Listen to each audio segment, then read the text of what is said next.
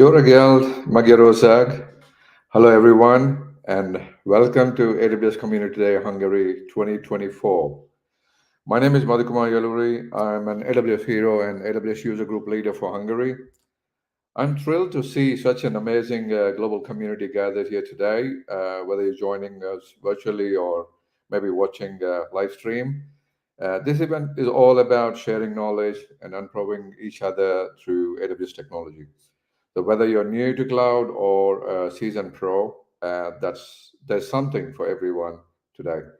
So we got an exciting lineup of speakers from around the world who will share their insights and experiences from AWS best practices to deep dives. Today is going to be a pack with value. But none of this would be possible without the support of our sponsors and, of course, you, our community members. Huge thank you to all of you who joined today, and many thanks to AWS for their continued support and offering, $1,000 AWS credits to help you take your community project to the next level. So that will be one of you who joined today. So many thanks to HashiCorp, Alexandra, Jasmine for providing the free exam vouchers to help you upskill in Terraform, Vault, and Console. Many thanks to PeopleSet, Helen, Christina, and team for offering the certification vouchers to accelerate your journey in AI.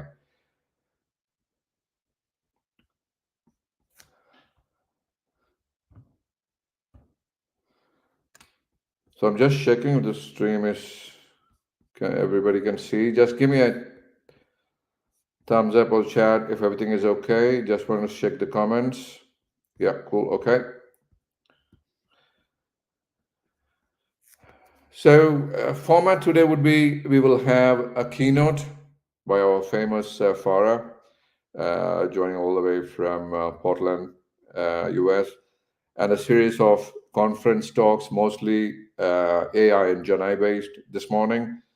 And then we will have a 30-minute lunch break, followed by a series of conference talks again on containers and other important topics on AWS. So you can be interactive on YouTube chat. To win the prizes, I would like to see more active in the chat and engage, ask more questions. Speakers will try to answer them in the chat. Most importantly, do not forget to fill the feedback form to win the prizes, because that's how I can reach you out. And thank you all for being here, for contributing to this vibrant AWS community. Let's make the most of it today, learn from one another, and most importantly, have fun. Enjoy the event. I'll bring our keynote speaker Farah on the stage now.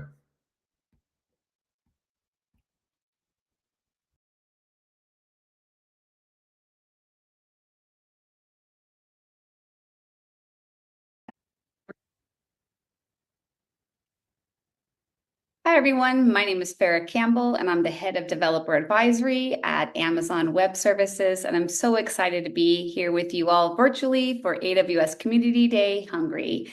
I want to thank the organizers for inviting me to attend, and mostly thank you to all of you for taking the time out of your day to spend with us to learn more about AWS and the cloud. I hope that you leave today feeling inspired and with a desire to do something new or to try something new. So let's get started. So we're going to talk about unlocking cloud career success and how bravery, connections, and positivity have really helped me in my career. But a bit about me, I have definitely made some choices in my life, some good, some not that good. When I was 18, my parents divorced, and I was enrolled in college, but I decided to go to a different college. I attended for a little bit, but ultimately did not graduate. I ended up married very early on and divorced by the time I was 24.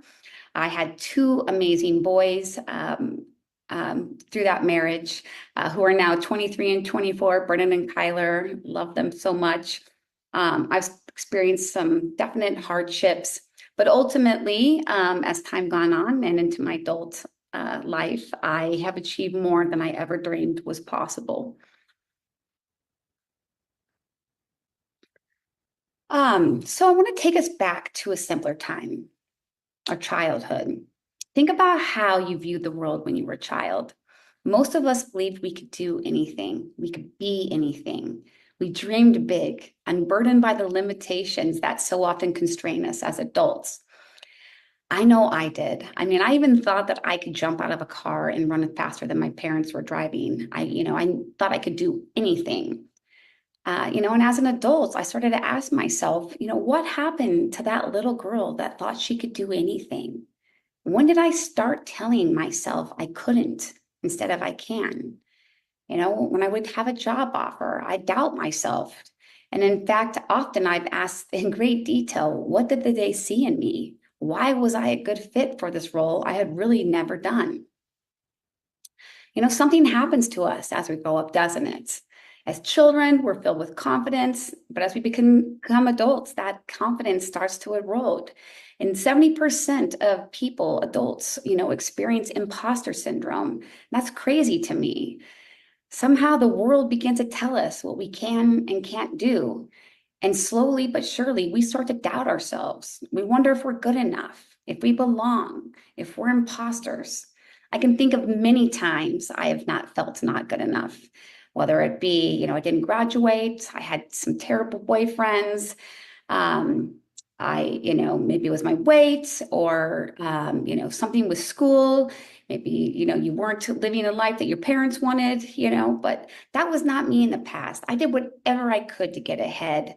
I was entered a kindergarten class late, and I did everything I could to get ahead and to end up being the star student. And what happens, as we grow up, these stories really start to shape our reality. And this imposter syndrome sets in. And imposter syndrome is more than just self-doubt. It's a fear that we're not as capable as others perceive us to be. It's a narrative that we start to believe about ourselves. It tells us that we're not as capable, we're not as powerful, we're not, going to get that job. But while these stories are powerful, they're not set in stone, and we have the ability to rewrite them at any moment. We have to be the creators of our own destiny. We have to shift from fear to courage, from doubt to confidence. And only then can we really unlock our true potential. And overcoming self-doubt isn't about pretending to be fearless. It's about acknowledging those fears and choosing to act anyway. And I really think that this is where bravery and connections and positivity have really come in for me. They're not just concepts, they're tools that I use to reclaim my narrative and tools that you can use too. So research has shown that professionals who embrace calculated risks are more often to be recognized for their contributions and advance in their careers. Bravery is a powerful trait that enables us to overcome these fears and take on new challenges, to step out of our comfort zone. And bravery, from my perspective, I was a divorced single mom, without a college degree. I quit my full-time job to take a part-time role at a startup when I desperately wanted to get into tech after, trying to apply for a year and not getting any, responses, and that came through networking. Bravery was, taking these roles that were definitely out of my comfort zone. And we'll see a little bit more about that on the next slide, and choosing to show up and keep trying daily. And also jumping out of a plane in 2022. I made a promise to my 15-year-old son. He wanted to go skydiving, and I told him when he was 18, we would go. I didn't think he was going to remember that, but he definitely did. I was crying the entire way up, but as you can see, once we pulled the chute, I had a smile on my face, and I was so proud of myself for doing something that I didn't think that I was going to be able to do. At that point, I knew I could do things. Okay. So I said we get into a little bit about my career. So that office manager at a small startup, 2015, this is that part-time role that I turned into a full-time role within, within 3 weeks to 4 weeks. And from there, I ended up as a director of operations, and then the director of customer and people operations. the ecosystems and alliance directory at Stackery, and now I'm in the front of the house. Previously the director of operations, you're in the back of the house, keeping the lights on, keeping the company running. And now I'm out to, build relationships with AWS and, developers across the globe. And then I became a serverless hero in 2019. And each one of these roles, had me nearly in a panic attack and wondering if I could succeed. How do I live up to this? 2021, I went from startups to a huge company, AWS, where I still am at today. And I never felt confident that I was going to succeed in any of these roles. Something that I had to continue to practice every day. Self-doubt continues. Even as I've made some great achievements in my career and done things that I didn't think I was possible, but that you're not good enough, I don't belong, that still happens to me, every day. But here's the thing, these are just thoughts, and they only have the power that I choose to give them. So I focus on what I can control, which is my attitude, my work ethic, my willingness to learn, my willingness to jump back up and try again. I was able to quiet that voice and I can continue to push forward. And practicing bravery, it's an ongoing journey. I have set up multiple reminders, through the week that keep this top of mind for me. Taking 20 minutes to set these up on my phone was one of the best decisions I've ever made. Some of the message I send to myself are about facing your fears, confronting the things that make me feel the most anxious and uncomfortable, and practice self-compassion.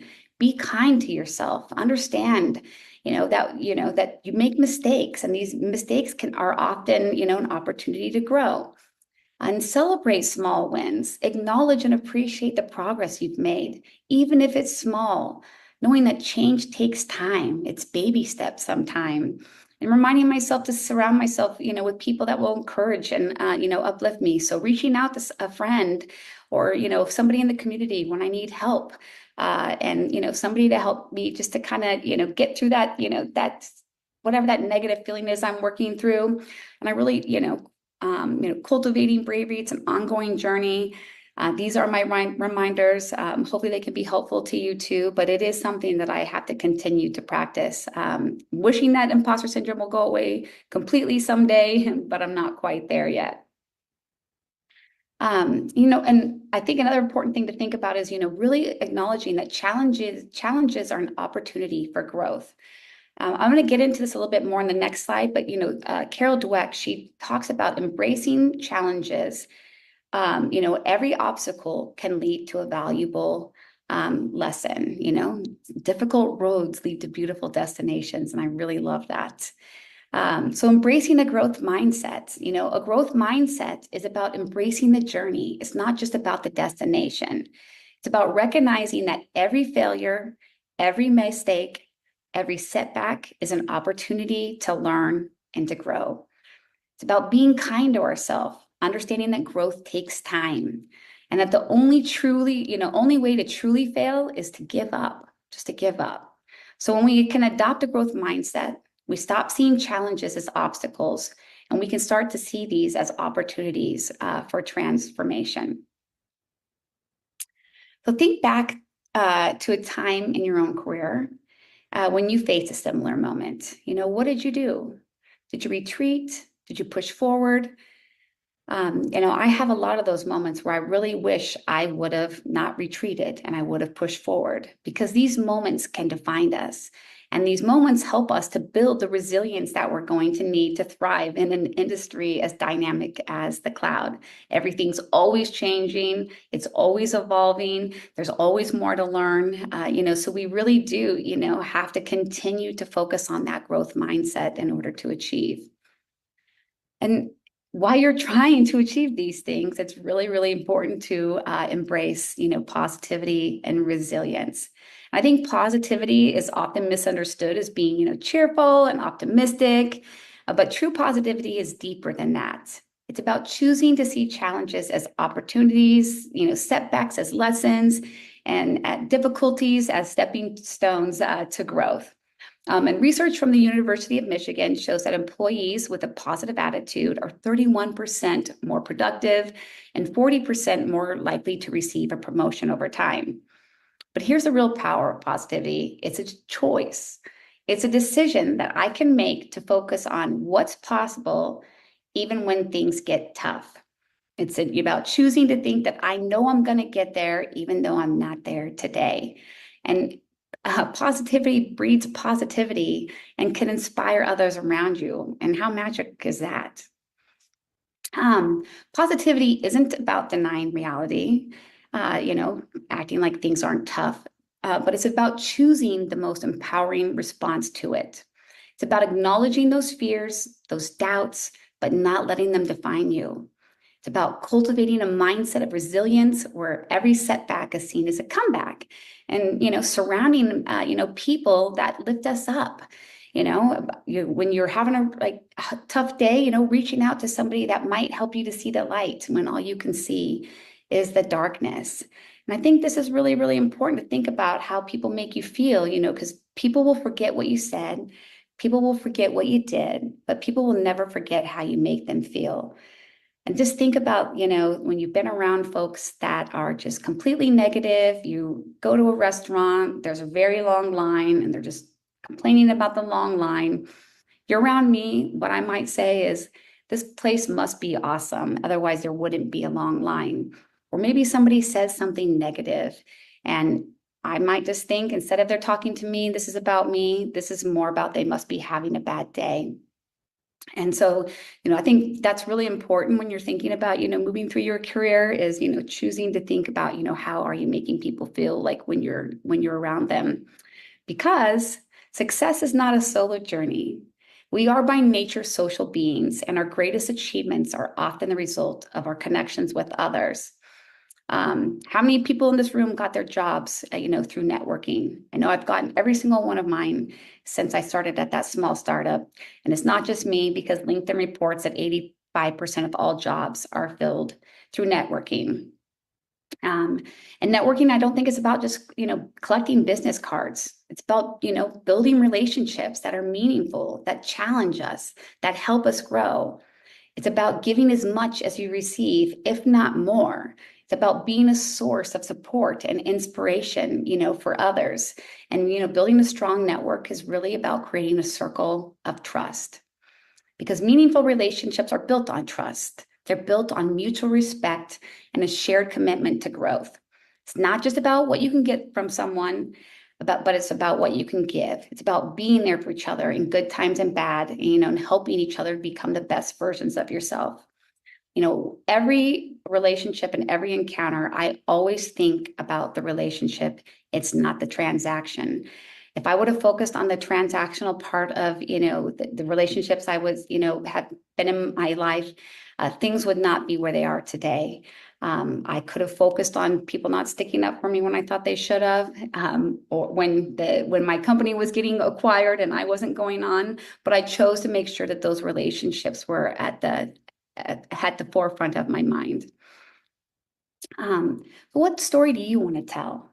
We all have a story we tell ourselves, a narrative that shapes our actions and our decisions. And for many of us, that story is filled with self-doubt and hesitation. But what if you rewrote that story? What if you start telling yourselves a possibility of strength, or I can, instead of I can't, or I don't know? Because these are really powerful. So I really want to make sure that, you start to become aware of these negative thoughts and this internal dialogue that can undermine your confidence and self-belief. One of the most profound changes in my career came when I stopped telling myself, I'm not sure if I can, and started saying I can. Simple shift had and my mindset had a ripple effect on everything in it. Everything I did. I began to see opportunities where I once saw obstacles, and I could believe in my own potential. Again, we can rewrite these stories at any moment. We can choose to be the creators of our destiny, shifting from a mindset of scarcity to abundance, from limitation to possibility, from fear to courage. But when we do that, we not only change our lives, but we can also, inspire those around us to do the same. And that's so powerful. And there's a phrase that has guided me through my journey. The harder I work, the luckier I get. This is a reminder that we can't control everything, but we can control our effort, our attitude, our actions. And when we do that consistently, opportunities seem to appear as if it was by magic. You're just so lucky. Lucky you got that job. But it's not luck, it's not magic. It's the result of showing up day after day with the belief that that hard work is going to pay off. I want to just pause for a second and make sure that everybody can take a screenshot of this. I really think these are really important. Success isn't just about what we achieve, it's about who we become in the process. It's about living a life that's aligned with our values, that's rich in relationships, filled with purpose. When we embrace bravery, positivity, and connections, you create success, significance, and can create a life that's not only successful, but also deeply meaningful. So take risks, step out of your comfort zone, embrace new challenges, explore those uncharted territories and discover new possibilities, learn something new, respond to those, obstacles with a positive, resilient mindset, bounce back from your setbacks, maintain a growth-oriented perspective, cultivate meaningful relationships and leverage collective knowledge, and really, tap into that expertise and support of the professional network. There's so many opportunities to learn from the AWS community. There's opportunities to learn on the AWS platform. I know that Madhu would be happy to point you to many of the things that he's done. I know he hosts user groups and other meetups, helping others to learn. So really take advantage of those. And then, maybe start to, share your experiences and what you've learned with others. So what will you do next? Each one of us has the potential to make a difference, not just in our own lives, but in the lives of others. So I challenge you, what will you do next? What are you going to learn? How are you going to, take that next brave step for something that you didn't think you could do? Maybe reach out and connect with somebody who could use your support, or maybe you could use theirs. The impact of these small actions really can end up to something greater than you imagined. And please connect with me. You can scan this QR code to get to my like LinkedIn, Twitter, and a few other things, because I do really think connection is the foundation of all great things. It's a spark that ignites the creativity that bonds us and strengthens us in times of difficulty. It helps to fuel us, drive us forward. And when we connect with others, we don't just exchange ideas, we exchange energy, inspiration, and possibility. So let's continue to connect, to learn from each other, and to grow with one another.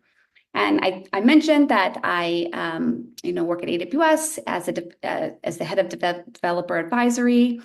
And so I really would love to know what's on the top of your AWS wish list. I'm going to take all these responses and go back to our service teams. And hopefully, I can start to catalog all these and, come back to so many of you and let you know what we've begun to work on. It does take a lot of time for us to get there. But we want to know what's on the top of your AWS wish list. Also, where are you finding, success? Where are the barriers you're running into? And then if there's anything else you want us to know, there's also a field for that. The only one that's required is what's on the top of your AWS wish list. And I really hope to hear from, at least half of you today. That would be amazing. And thank you. Thank you so much for having me. I hope that you found something useful out of my talk today. And please reach out if you have any questions or you want to talk through anything a little bit more. I'm definitely here. Thanks again, everybody. And I hope you enjoy the rest of your day. Bye. Cool. That was a lovely talk. Thanks, Farah, for joining us all the way from Portland. I know it's a little past midnight for you, so apologies if I have to disturb during the night. But yeah, I would like to see. You have any? I'm checking the chat. There are no questions as of now, but I definitely would like to ask you. Just share a few words about the community. I know you're the community champion, so yeah, please share your wisdom. I'm not sure if I have any wisdom. I just have to say how honored I am, to like be and like, I don't know, to feel so supported in such a just like the best community. There's so much enthusiasm and like collaboration and so many people just trying to learn and connect with others. I mean, it's so, I don't know, the AWS community really changed my life. And I'm so grateful for the opportunities that I have to connect with others. Yeah, I hope everybody has like an awesome day. I think it's going to be. I wish I could be there in person, maybe next year. We'll try next year. Yeah, sure. Thanks. Yeah. But anyways, no, I'm just the AWS community is by far the best. I never had friends from all over the world, and I'm just so grateful and honored. Cool. Thanks, Farah. Thanks for everything you're doing for the community. Farah is one of my favorite person in the community. I have a lot of favorite, but she's one of the best because that's how I jumped into community, and she helped me a lot throughout my journey, inspired me, many others in the community. So thanks, Farah, for everything you do to the community. Thank you very much. Well, thank you too. I mean, like I feel so bad when you say things like that because I feel like you do so many things to help like level people up, and you're involved in so many different communities, whether it's like AWS, like there's like HashiCorp. I mean, I know there's just so many things that you're doing consistently to help others. So I'm inspired by you all too. Oh, I'm trying my best. Thanks, Tara. Thank you for joining, and Yes. thanks for your sharing your knowledge and inspiring the community here. Yeah. Well, thanks so much, everybody. I hope you have the very best day. Thank you. All right. See ya. Cool. That was a lovely talk by Farah. So thanks, guys. If you have anything that you would like to share in the comments. But we'll quickly move on because there are so many talks for today. So I'll just bring down our next speaker, Renato. There we go. Let's go on.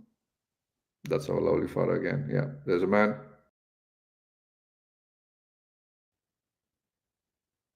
Hi, everyone. I'm really pleased to be here today at the AWS Community Day Hungary. My name is Renato Lozio, and today I would like to talk to you about one of my favorite services, Amazon S3. Couple of words about myself. I'm based in Berlin, in Germany. I've been working remotely as a cloud architect since 2008, so I'm old. I work currently as a cloud architect, as a principal cloud architect at Funable. I'm a recognized AWS data hero for the one familiar with the program. And I'm an editor at InfoQ, where I mostly cover cloud-related news and moderate roundtables on cloud topics. So let's start to dig with S3.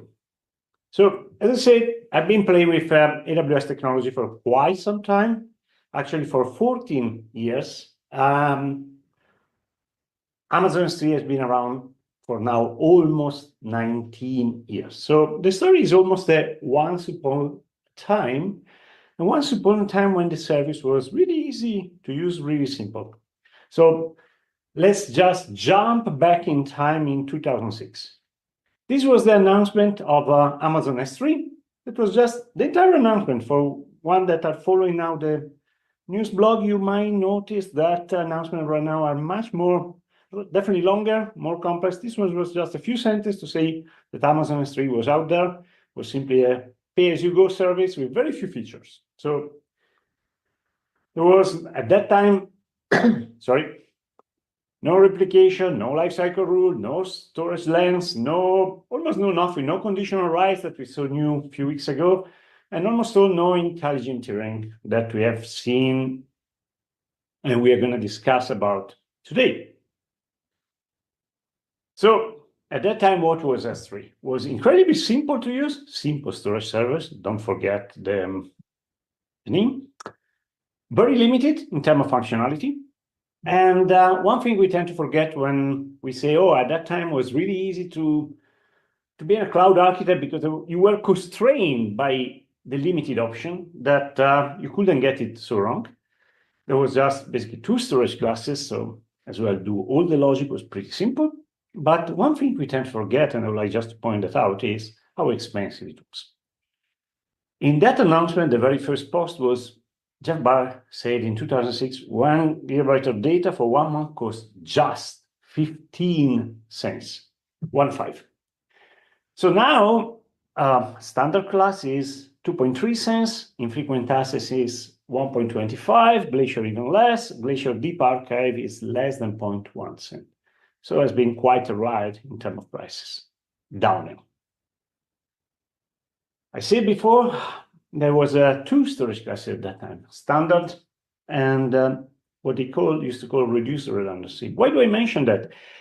It's not even anymore in the standard documentation of S3. Well, the reason I mentioned that, and I mentioned that up front, is that there are things Amazon sometimes deprecates, so get rid of them, and you get them mostly in the news. People talk about them, and some very opinionated news, very opinionated discussion about that. But there are things that Amazon doesn't really deprecate, but doesn't make them cheaper, doesn't have new functionality. So, for example, you can still use reduced redundancy today. We see them as well in the demo later on. But bottom line, right now, using a reduced redundancy storage class is costing you more than the standard class. So it's effectively the most expensive storage class. So the message here is you need to keep iterating. So what is good, what used to be good 3 years ago in terms of optimized storage deployment on S3 is very unlikely to be still optimized today. So the more Amazon announces new feature, new functionality, new storage classes, the more you have to think. Go back to your deployment and try to optimize it. That said, let's try to see what I'm saying by outsmarting S3 intelligent tiering. And we reached that going back a bit in time and see how you can store data on S3. S3 currently offers many different storage classes. Some are limited to specific buckets, like the new Express One Zone, but you have S3 Standard, S3 Infrequent Access, One Zone Infrequent Access, Glacier Instant Retrieval. I won't go to every single one of them, but the key message here is pretty simple. Different classes have different capability and different constraints. You might have a different retrieval fee, so you might pay more to retrieve a specific storage class than others. You have, of course, a different price for different storage classes. You might be a different minimum size for object that you pay for. You might have as well a minimum time. So certain storage classes, you pay at least a minimum of 30 days or 90 days. As well, availability is going to be different across storage classes. And as well, number of AZ. What's the message here is, usually the more you pay for storage, the more you pay, less you pay for retrieval. The less you pay for storage, the more you pay for retrieval, and you have more condition. How can you optimize that when you have many different classes? How can I choose my storage class? How can I choose what's the best for my deployment? Let's say I have I don't know, I have a Google Photo, or I have Dropbox, or I have whatever you want as an application to store your pictures, Amazon Photo. Think about a photo, a web application that stores pictures. Let's make it simple. How do you decide how to store data? What's the perfect storage class? Well, if I don't care about cost and I want to keep it simple, I can go for standard, but that will be incredibly expensive in the long run if I have petabyte of even more data. So, well, usually with very few exceptions, it depends on how you access your data. Usually, data is warm and then data is cold. You hardly access data. The more time passes, the less likely that you access data. So data you uploaded to your nice web application 1 day ago, there's very high chance that you do something with it. Data that you uploaded to your web application 2 years ago is very unlikely that in the next few days you're going to use it. That's not specific to the use scenario I have. I mean, that's we have no time to go through all the details, but this is an example from Dropbox. It's not even on AWS, it's not even on a public cloud provider. They're using their own implementation of exabyte storage. And what they show is that on Dropbox, the file age in days, well, is quite predictable. So you already know that most files that gets access in the very first few days when they're uploaded. How can I take advantage of that? One of the features of S3 that has been there for years, but it became more and more powerful the more storage classes, the more logic they made available, is are life cycle transitions. So let's say that I upload my data. We say, well, data I've just uploaded, I want to probably access this as well in the first few days in a predictable way.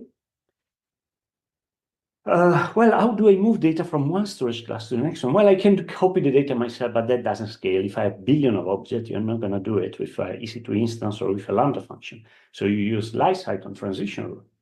And you basically tell Amazon, well, for this bucket, move this data from this storage class to that storage class after a certain amount of days. And as well, you can say as well, for example, as long as it's, I don't know, larger than 3 megabits, because maybe it's not worth to do it for smaller one. We see why.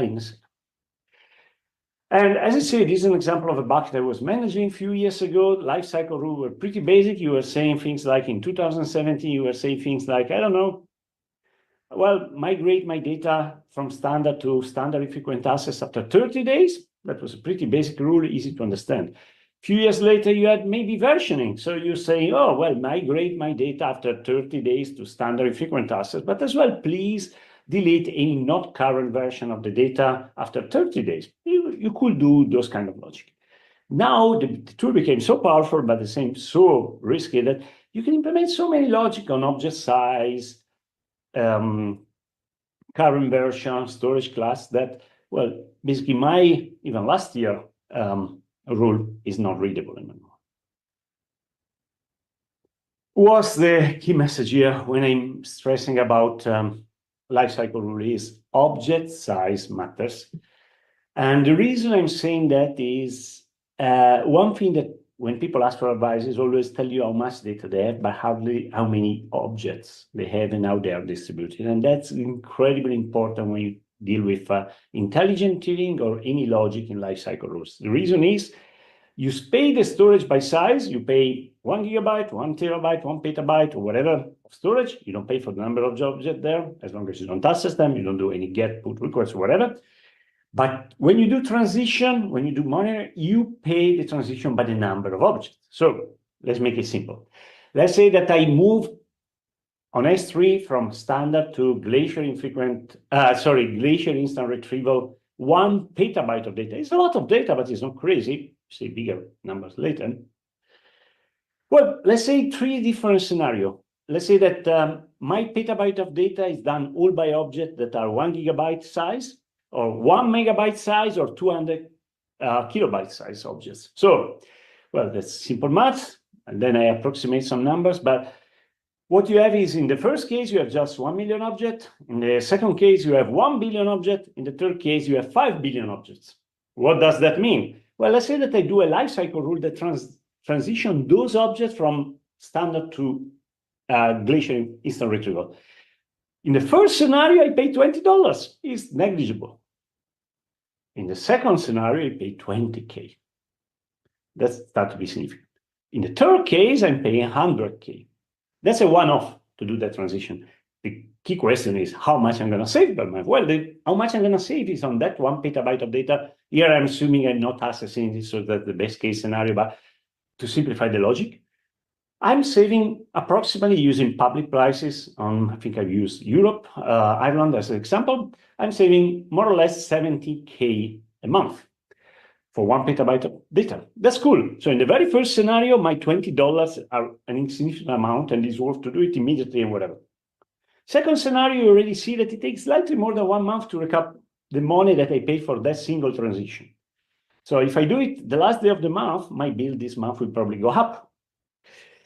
In the third scenario, it's going to take me about 6 months to recover that 100,000 one-off fee with all the other constraints of Glacier. And that's not just that it takes 6 months. It means that this month you're going to have a bill that is possibly very, very big. And that's something that you need to forecast. You need to take into consideration when you do those migrations. So size of object matters a lot. Storage length is the tool that gives you your crystal ball to understand where you're going, how you're going. So this is an example of a bucket, a production bucket with approximately, I'm saying there, 15 petabytes of data. So take the number of the previous slide, multiply by 15, you get the gist of how much money we're discussing here. And what you see is that what's the goal? The goal is to reach a scenario where most of my storage is cold and I pay less. So the storage is the blue line and is on a class like Glacier Instance Retrieval, pay less, but the number of objects in that class is reasonably small. The reason is I didn't transition that much. I didn't have to pay too much for transitions. How I do that? Second standard is middle ground, and standard frequent access middle ground. Standard is the less storage possible with the largest number of objects. How do we achieve that? Using object size and lifecycle rules. Another way to see it is to see that the average size of a Glacier Instance Retrieval object in the farthest corner right down is about 10 megabytes, while average size of standard object is in a few K, and average standard of standard frequent access object is about 400K. So, okay, you achieved that with a lot of work, but you might say, well, but Amazon introduced a few years ago intelligent tiering. Why shouldn't I do with that one? They can do it for me. Why should I do my own logic and implement it? For the one not with too much familiar with the tool, the way intelligent tiering works is basically you don't pay any retrieval fee, and they do the logic behind the scene for you. Every time you access every file you upload there, as long as it's not accessed, it moves from standard, that is considered frequent access tier, to infrequent access tier after 30 consecutive days of no access, so you're getting colder, and after when it's not being accessed for 90 consecutive days, you go to Glacier Instance Retrieval. Cool, so after 90 days, my item is really cold. That's great. Logic is amazing. So to say 2 years ago, even Amazon showed that AWS showed that Amazon Photo is built at least certain functionality on S3 intelligent tiering. So that's easy. Why shouldn't you use it? There's any drawback? There's really reason not to use it? Think about the benefits. No retrieval cost. You don't pay any retrieval by gigabyte. No transition cost. So when they move them, it's part of the storage class, of the spatial storage class, and no effort. You don't build your own logic. Now, the key is in the sentence then on the services. They tell you for a small monthly monitoring automation charge, they do that logic for you, moving them to infrequent access and moving them to Glacier after a specific number of days. The second key part, and the most important misunderstood part, is that the data is moved back to frequent access as soon as you access it. What does that mean? Let's go back to the small monthly charge. Let's go back to our example of 1 petabyte of data and the 3 scenario: 1 gigabyte size object, 1 megabyte, 200K. Again, 1 million object, 1 billion object, 5 billion object. Well, in the first scenario, that small monthly charge is negligible. $2.5 on a bill that is 5-6 digits. Well, it's irrelevant. Second case, 2,500, start to be quite a number. Third scenario, well, over 10K a month of a small monthly charge for any petabyte of data. I think that we saw before a bucket with 14 petabyte of data, that will be, well, close to $200,000. That's quite a significant amount of data. But the part that is really misunderstood is the second part, retrieving 1 terabyte of data. So let's say that now I have data on Glacier, and I'm gonna Glacier Instance Retrieval. And for some reason, I retrieve the data. Either the user accesses the data, download the zip, whatever, doesn't matter. Again, our 3 scenario. In this case, you pay by gigabyte. So that's irrelevant, the number of objects. So any size of object, the cost is the same. So my 1 terabyte of data is going to cost me $30 if I retrieve it from Glacier Instance Retrieval. That's, 3 cents per gigabyte. That's cool, not a big deal. That's easy. What about intelligent tiering? Shouldn't it be free? Well, yes, the retrieval part is free, but remember that now you're moving your data back for 30 days to standard infrequent access to frequent access class, or to standard, and it will take 30 days to go back to standard infrequent access, another 60 days to go back to Glacier, to the deep archive part, to the archive part. What does that mean? It means that your terabyte request effectively doesn't have a request fee, but you still pay almost $50 extra in the next 90 days because that object has been accessed. And so you went back to warmer classes.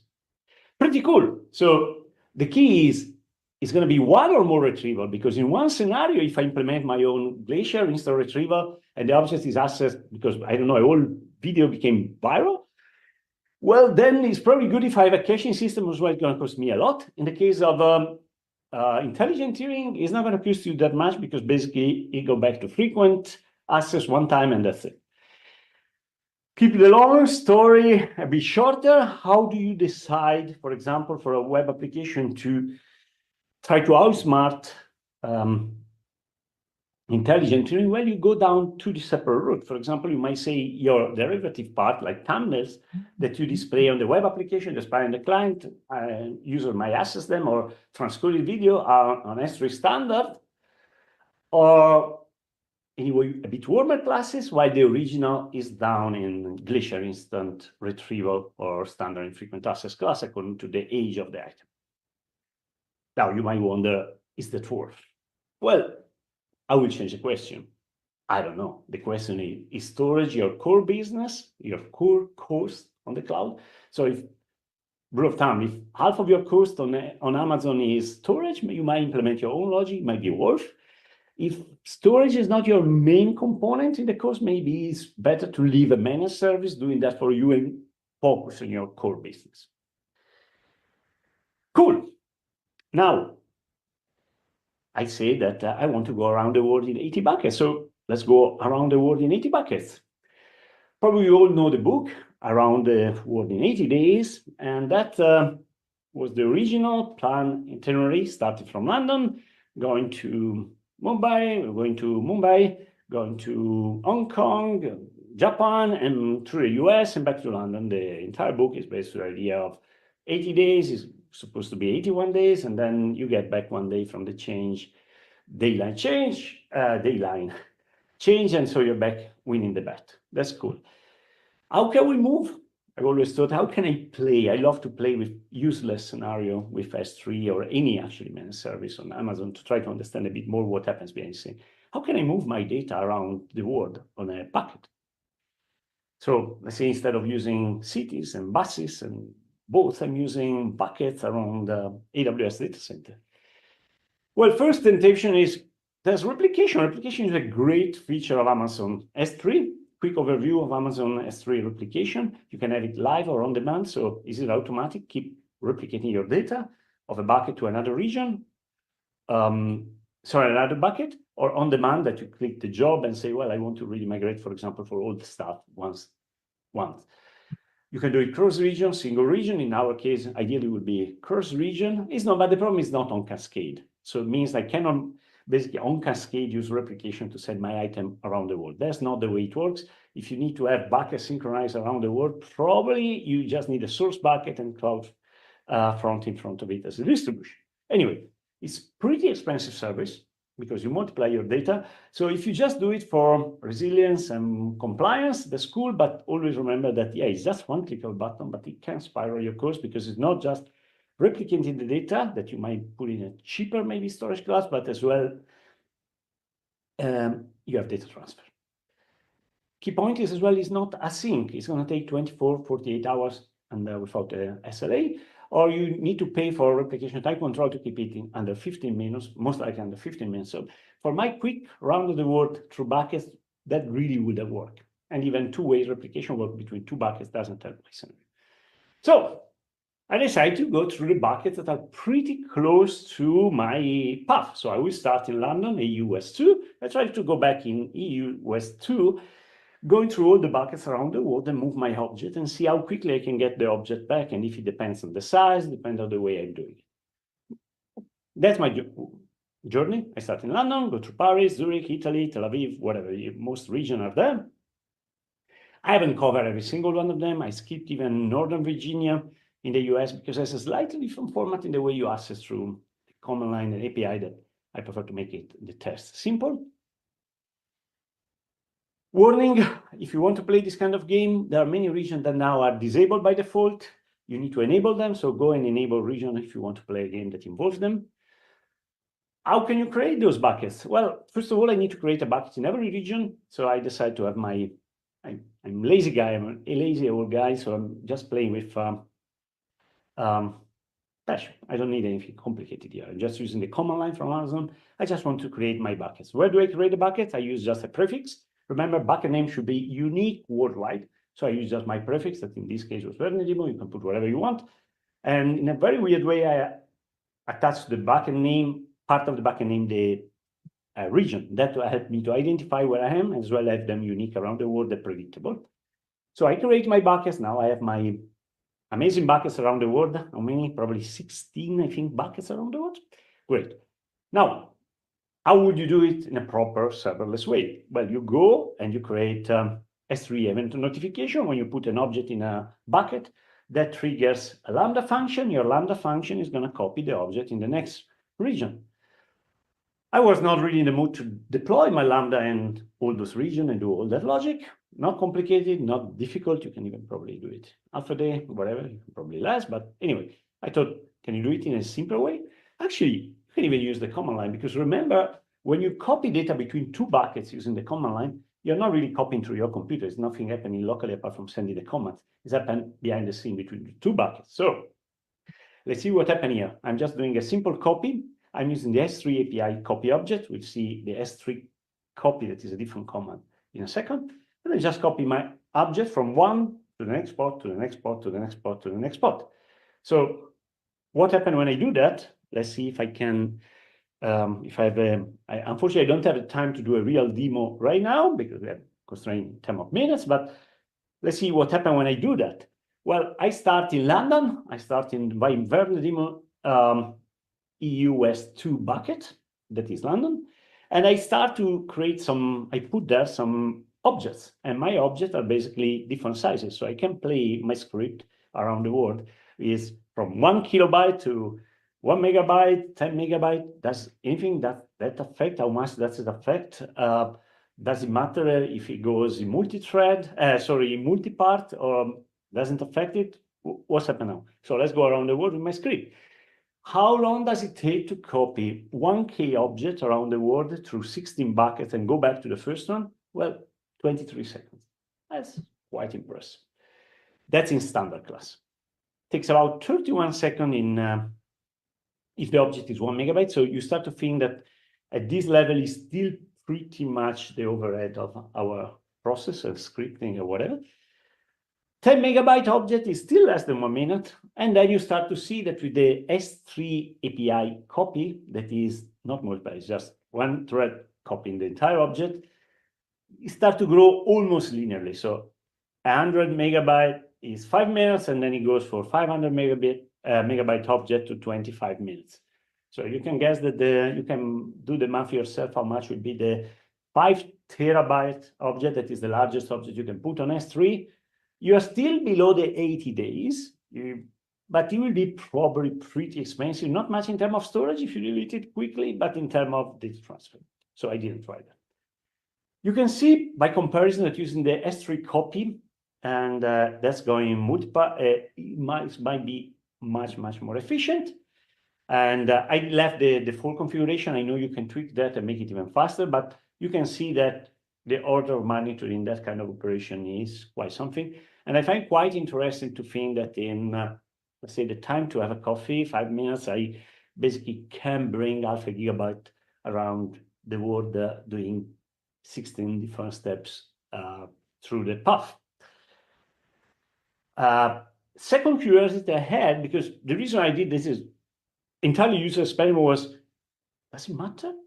I mean, that of course has no practical purpose.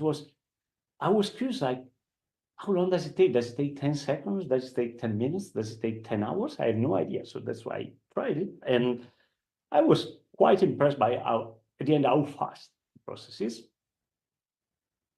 And much faster than, by the way, the automatic replication, that of course has many constraints in terms that doesn't guarantee you that it's less than 1 to 2 days to have all your bucket there. But that, of course, is when you think about bucket with petabyte of data and many concurrent uploads, that's a different significant challenge. Another curiosity I had was, does it really matter the storage class I'm using? So if you try to copy 1 mega object, I tried as well the experiment with 100 mega, doesn't really change.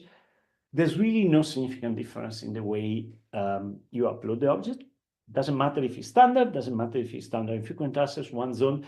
I will just highlight two particular classes, one zone infrequent access and reduce redundancy, because those are basically storing object in less than 3 availability zones. So you might have wondered, does it really make a huge difference then of copying the object? No, it doesn't. So that's it for my simple around the world tour. It's not really 80 buckets because there are no 80 buckets, 80 at least, there are no 80 regions, not even 80 AZ where I could play the game. So just a couple of quick key takeaways about what we discussed today before closing the session. First takeaway, life cycle rules are really, really powerful. So please go there and use them. Another very powerful tool is storage lens. It's your crystal ball. Avoid it at your peril. You need to see, if you do your own logic on how you store your data, you need to see how the data is distributed. You cannot just go with your feelings. Intelligent tiering is amazing, but is often misunderstood. The fact that there is no retrieval fee doesn't mean that you don't pay more for the object you retrieve. You pay more in the long term. One more note that we haven't discussed today is I always hear the topic of egress fees, cost of egress, zero cost when you close the account, blah, blah, blah. But remember that if you move data to colder storage classes, you pay as well a retrieval fee for the object. That might be even more significant for certain aspects because there's no benefit. There are no way to go around it, like, I don't know, using a cloud from distribution. There's nothing like that. You pay for the retrieval fee if you need the data.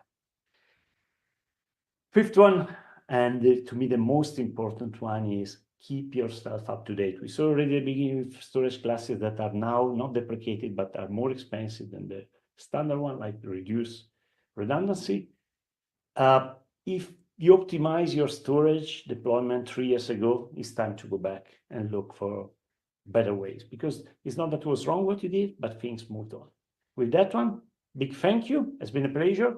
Connect with me on LinkedIn, send me an email, ask any question in chat. Have a great day. Cool. Thanks, Renato. That was a really great presentation. I will bring you, Renato, on the stage now. Hello. Hi, Madhu. Hi, everyone. Hi, everyone. Hi, Renato. I mean, those of you who don't know Renato, he's a AWS data hero. I'm pretty sure most of you might have known from the last year Community Day. He also presented. He's basically a data guru. He's very technical, very knowledgeable. He even challenges AWS as well in some solutions. I know it very well. So my pleasure to have you here, Renato. You're a great guy. Thanks for sharing everything. Thank you so much for having me. So I will just bring some questions for you if you would like to kindly address them. I know you already answered it, but do you want to share anything else? Sure. Questions? No, I didn't answer all of them. I saw a couple of questions. One was a third note. I used some abbreviation sometime in the slide, like LR. I actually meant lifecycle rule. My fault. There was as well a question about what I meant by not being able to do it on Cascade. You can set replication in different ways on S3, but you cannot simply say, I want to have my data go from bucket A to bucket B automatically to transition to bucket C to bucket D and whatever. Once it transitions automatically to bucket B, that's it for that object, regardless of what the rule is on bucket B. They are not nasty. They want to prevent as well that you do some loops that will be quite costly. I think that's the main challenge there. And then I think, what is your take on creating a static website with S3 buckets?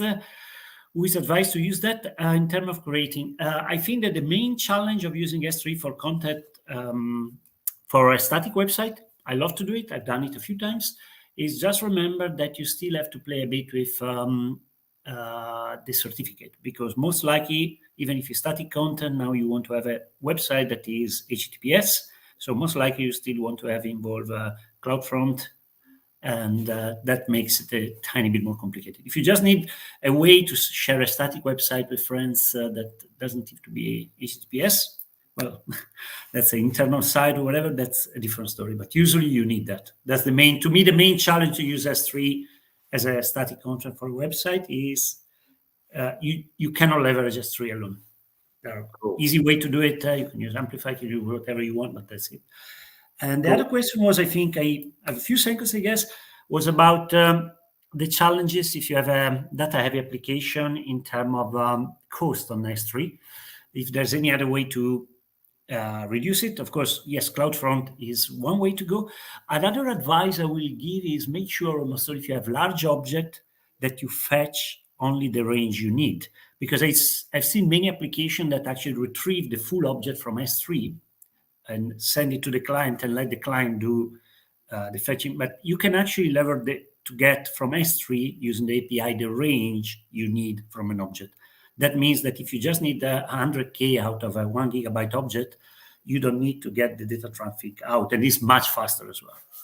And that's, I think, that's it. I want to leave time for all the other presentation. Yes, we have a lot of others coming in the way. So but feel free to contact me if you have questions. I mean, you find easily my contacts. Yes, he's a great guy. I'm sure, if you need any help on the data side, he's the man. So thanks, Renato. Thank you so much, Pedro, and enjoy the rest of the day. Thank you. Right, with that, let's get the ball rolling. So I'll invite our next talk, Mr. INR. Take your stage. Good day, team. Welcome to AWS Community Day, Budapest, Hungary. And thanks for joining today's session. I'm here myself, INR J. Krishnan. I also have Aditya with me on this session. Today, we are going to be discuss about unlocking AI potential. And we are going to touch upon multi-agent system design and how we can deploy using AWS Bedrock. And I just take a minute to introduce myself. I'm INR J. Krishnan. I'm AWS All Certified 15x, and I'm a ML community builder. I also get a chance to get a golden jacket. I'm a multi-cloud architect. I have around 19 years of experience, and I have 50 plus industry certification. I love to learn, unlearn, relearn, and motivate to share knowledge with my peers, community members, and also learn from them.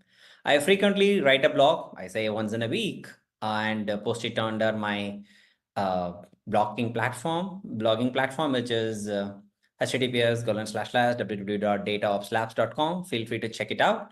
And I'm going to share it with my another co-speaker, Aditya, to introduce himself. Hello, I'm Aditya, and I'm currently working as an AI developer in Camu. And I have overall experience of around 3+ years, and I have been working in almost all the fields related to backend, frontend, AI, ML, blockchain. And I have been writing few blogs, and I have just now started to contribute to AWS, and I've been doing some free open source contributions as of now. So you can follow me on LinkedIn, and we'll be sharing the QR code later. That's all. Thank you. Without further ado, let's jump into the session. Today is our agenda. We are going to touch about what is AI, ML, Gen AI, and what is AGI. Just give a quick overview. I want to touch upon this topic so that you can understand where this agent and agentic AI fit into this design. And we also touch upon what is a agent design using a Bedrock or options we have. We go through a couple of demos, and Adi will walk through how we can leverage multi-agent orchestrator, and we have built on a UI on top of the open source multi-agent orchestrator. We will definitely dive deep into this. At the end of the session, you have better understanding of what is agentic AI, and it is not complex. It is easy to understand, and we can happily implement in our lot of use cases. And let's dive into it. Just give a head start. People who are not working in AI/ML, just give a quick start with the single slide. And it's all comes under the big umbrella of artificial intelligence. I just want to give an example on your day-to-day life example, like a personal assistant, like a Siri, Google Assistant, where you have a natural interaction using your voice, where it will take your input as a voice, convert into the text, and check on the relevant used on the given the context, and it will respond back with the voice. Okay. Under that, we have under this umbrella of artificial intelligence, we have different subset where the machine learning comes under that So this is a very classical use case where we use a linear regression, logistic regression, unsupervised learning, supervised learning, and mostly it's the data is much of in a structured format where we can make a decision. It doesn't demand much of a compute. Yeah, it demand compute, but it doesn't demand much of the compute. But the biggest challenge is that we cannot use a classic machine learning to using unstructured data like an image, text, or audio. That's where the deep learning come into the picture. The core portals are using a neural network with the backward propagation and with adding a multiple layers. It's resembles our human brain like perceptions and multiple architecture like a CNN, RNN, or LSTM, like which try to do the image recognition, cat or dog, image segmentation, like in the picture, where does the car exist, where that the human standing, where the traffic light. This is very interesting neural net concept. But the challenge in the deep learning, right? There is a point in time for the image. We have created some AlexNet where we can use this model, change the particular layer and do the prediction. But if you, for the text level, every use case, you end up in building a separate model or architecture for it. Okay, that's where this Gen AI era form, where the transformer model came into the picture. So under the transformer, I would say we have a large language model and widely used image or video. So the large language model follow the transformer architecture, where the image like a stable diffusion use the diffusion model architecture. The idea is very simple. You use this architecture, train with the vast amount of the data, and create the model with a multiple, which is going to be a large model. The training is also a very expensive operation. With that, then you can interact with the model in a human language, so natural language, using which we call as a prompting. We use a prompting and create a novel content. So it will create, in a large language model, create a token by token with the probabilistic nature of what would be the next token in a faster manner. So you won't see it if you're using a Bedrock or a ChatGPT, but that's what the idea behind it. I'm just giving a quick primer on it. Okay. And why do we need to know about it? It all leads to the next slide. Where are we on AI? AI is ongoing. It's been there for the last more than 50 decades, but we are on mostly scratching the surface. Currently, whatever the biggest thing which we say is that a voice assistant or Siri or Alexa we are talking about, still it fit into the narrow intelligence where we have limited adaptability on based on it only live within that particular specialized task. Okay. And if you go and ask Alexa, which the data is not trained on, the backend model, which the data is not trained upon, means it says, I don't know. You would have seen it multiple times. And currently we are talking about artificial general intelligence, where it will think like human and give a response accordingly. Take example, if I'm say talking to my friend, I want to go for a vacation to certain country on so and so month, and this is my budget. How do we think about it? What would be our flight cost? How many members are traveling? And what kind of place I'm going to stay based on that, how the budget is. So I can, the moment I say vacation, I'm going so on, so places, we end up in thinking about all those things, logical steps. Okay. Using an agentic AI, which can think like that, based on your simple prompt, it can think like that and make a action accordingly. Okay, that's what we called as a artificial general intelligence. Currently, we are in this era. It's a very interesting one. So that's what we are going to be touch upon some use cases. The next level is the artificial super intelligence, which we are worried as well as it's in a theoretical part. Think of like a Terminator, which have a potential risk. We are not touching on that part. Okay, it's a high debatable topic, but we are going to be focused on this area now. Okay, what is the agentic? What is the agentic AI? Very simple thing is you give a prompt or create an instruction for your large language model. It think autonomously, take the complex tasks, chunk it out, and make a decision. So there's a 5 stages. The stage 1 comes into the human text input, or I call it as an instruction. Then it take the instruction, this is the task I'm going to do. I can say my instruction to my large language agentic is, you are a travel agent. You are you need to help me on giving me the budget, flight, what is the best place to visit, all the travel itinerary. I'm just giving us an instruction. We will walk through this case. Then that is the instruction.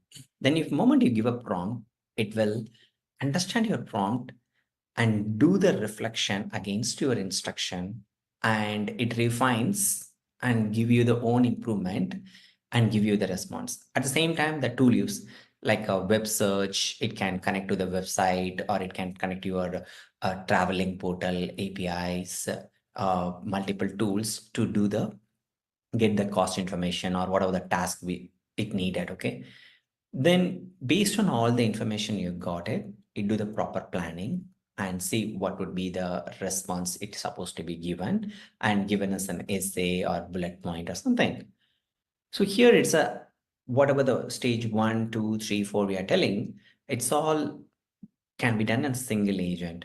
There is a multi-agent which we are going to touch upon, where it can work with the multiple agent. You may have one traveling agent, and you can say one booking agent, and you can say cost conversion forex agent. So based on your requirement, it will call the particular agent and give you the response. So that is more of the multi-agent collaboration. Okay. And what is the agent design using a Bedrock? First, AWS Bedrock provide, as of now, I'm speaking, it's a 36 foundation model available. So if you want to summarize, it will use a different task. If you want to do the one-liner, you can use a different model. Based on your use case, you can do it, okay?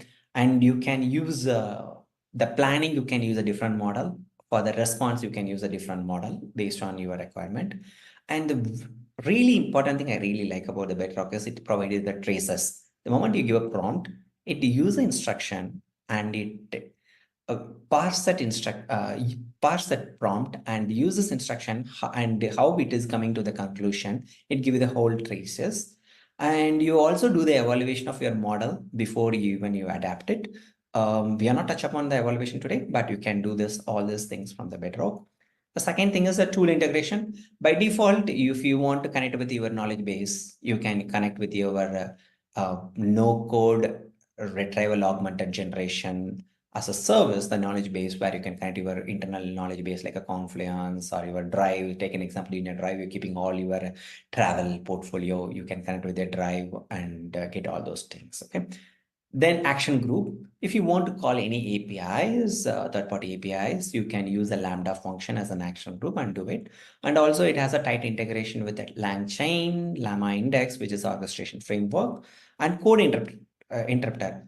Let's say if you want to do some calculation, okay, we are going to touch upon that particular part. You can use the code interpreter and do this calculation also. Okay. Then multi-agent orchestrator, that's where we touch upon. We can use a different agent and how we can call those different agents to make a decision. We have option to do that in Bedrock. And the agent memory, when you are connecting with the agent, it will hold out all the memory information, because the large language model by itself, it is a stateless, so it will not keep all your history. So agent will keep a history, so it will give you the instruction, whatever the instruction, the communication you're doing, it will append as additional context and give you the response.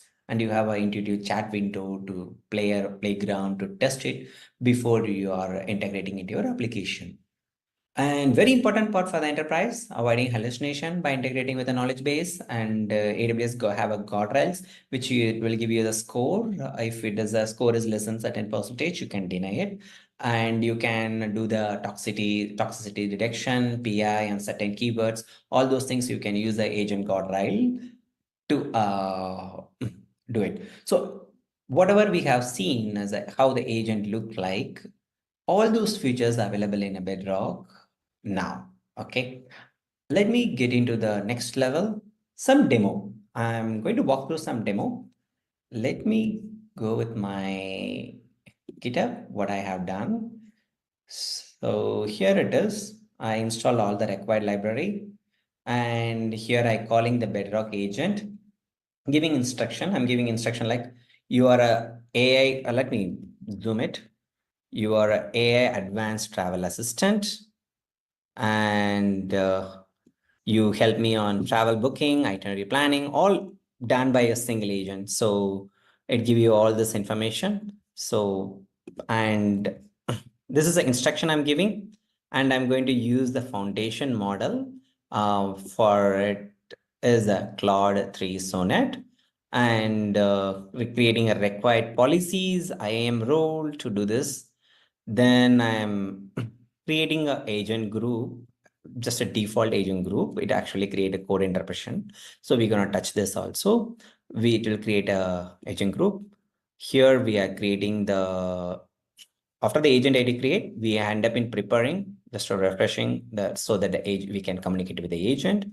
Then we enabling the action group status, action group, and that's all. So you can create alias where you can have multiple version. If you are making some changes, you can create a new version. So you can test with your instruction. If you're fine tuning instruction between the instruction, how it is going to be, or if you are enabling a knowledge base, how with the knowledge base, without knowledge base, each version is going to be looks like. So it's a version control of it. Okay. So let me get into the UI because I love to show in a UI so that you can have a better understanding. Okay, let me bring down the UI here.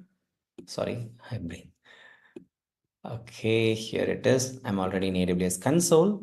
I have created a Bedrock agent, whatever I have shown you before. Same thing I created. If you want, you can edit in a one, and you can see the instruction of the agent. And this is the Anthropic model I'm using. So you can select any of this model. The latest model from the Anthropic 3.5 Sonnet is also available. Feel free to check it out. Then I enabling the memory, and I enable the knowledge base. What I will do is I will delete for now. I'm able to use. Okay, let me delete this knowledge base because I want to demo it how it look like without the knowledge base. And I'm not enabling the guardrail. And one more important information I want to do is the code interpreter. And also, if you are not giving enough information for the agent to make a decision, it will give you the pre-built input. Okay, if I'm saying that book me a vacation. So I'm not saying which country it is, where am I going, when am I going, then it automatically asks, give me more information to make a decision. That is what it is. Okay. So here I'm saving because I just now removed the knowledge base, and I'm clicking on prepare so that refresh this. Let me refresh. Okay. So good. Now let me take up my prompt. Okay, I have some typo, but give me a vacation travel itinerary for family of 5 members. This is what I'm asking. So it is taking a step. You can see this is the traces I'm talking about, and it will take all this information. And it says, I recall from a previous conversation, you're planning to, I was testing. So do you have any preferences? It is asking, or do you want to go for all-inclusive resort, or what are the sports and everything it is asking. Let me clear up this so I can see. And because I'm not given the much information, it is asking me to provide more information. Okay.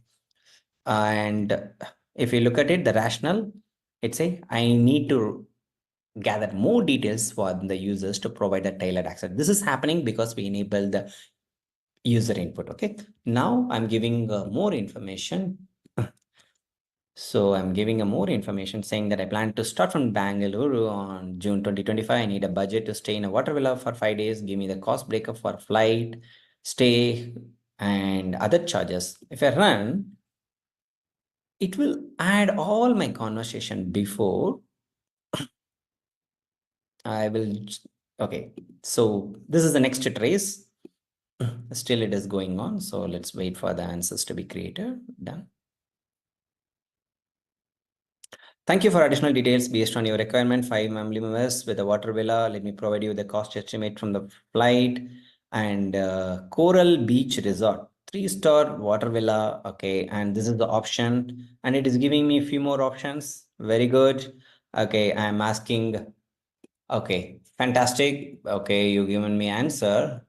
give me the expense details so I can plan. So it given information, I feel it okay.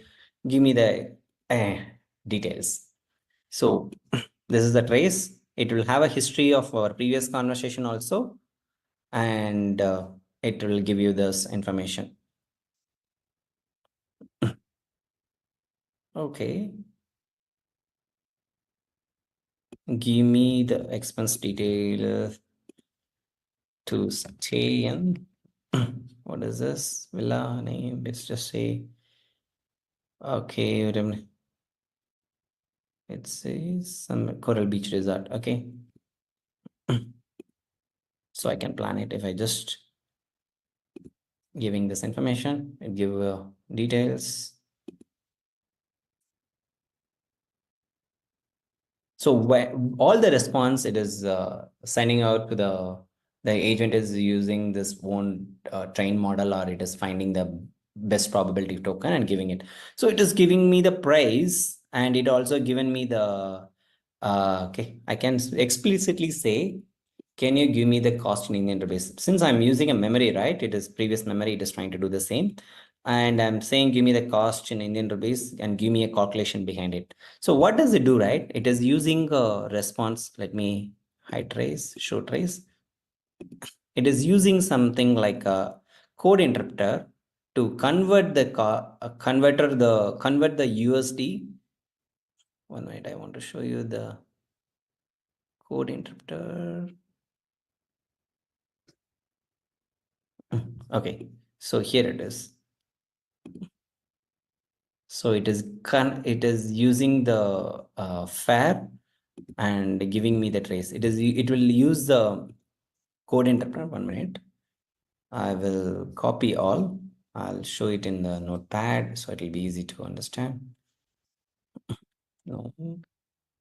Control F, code interpreter. See, it is calling this code interpreter, and to convert the interpreter,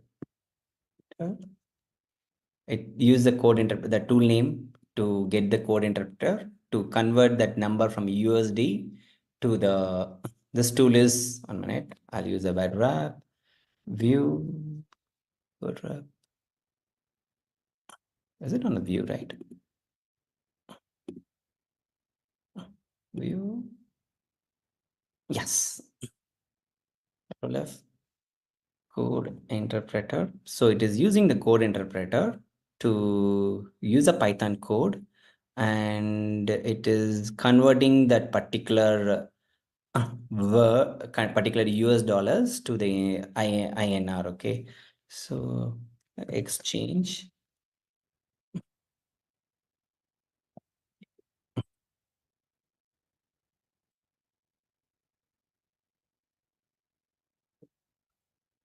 Interpreter, it will execute this tool code interpreter, where it will launch the tool to convert the USD to INR. Okay, so that is about the code interpreter. Let me take it to the next one. So this is an agent. So currently it is giving me the villa like this, but we are not sure how authentic it is. Okay. So if I go and check Coral Beach Resort, Coral Beach Resort, Maldives. It is not the exact result which it is. But if you want this not to hallucinate and want to live within your data, all you need to do is you can come back to the agent, edit the agent, and bind this with your knowledge base. I have created a knowledge base. Nothing but we have a give me the response only based on the result available in knowledge base. If it is not available, kindly mention that result that this information It's not available. Okay, this is we are just enabling this Blue A Holidays as an knowledge base. What is knowledge base? It's a RAG, retrieval augmented generation, which is using, we created this particular one. We have a spreadsheet which has the 50 plus resort, and we added those resort into the spreadsheet, which is on S3 bucket.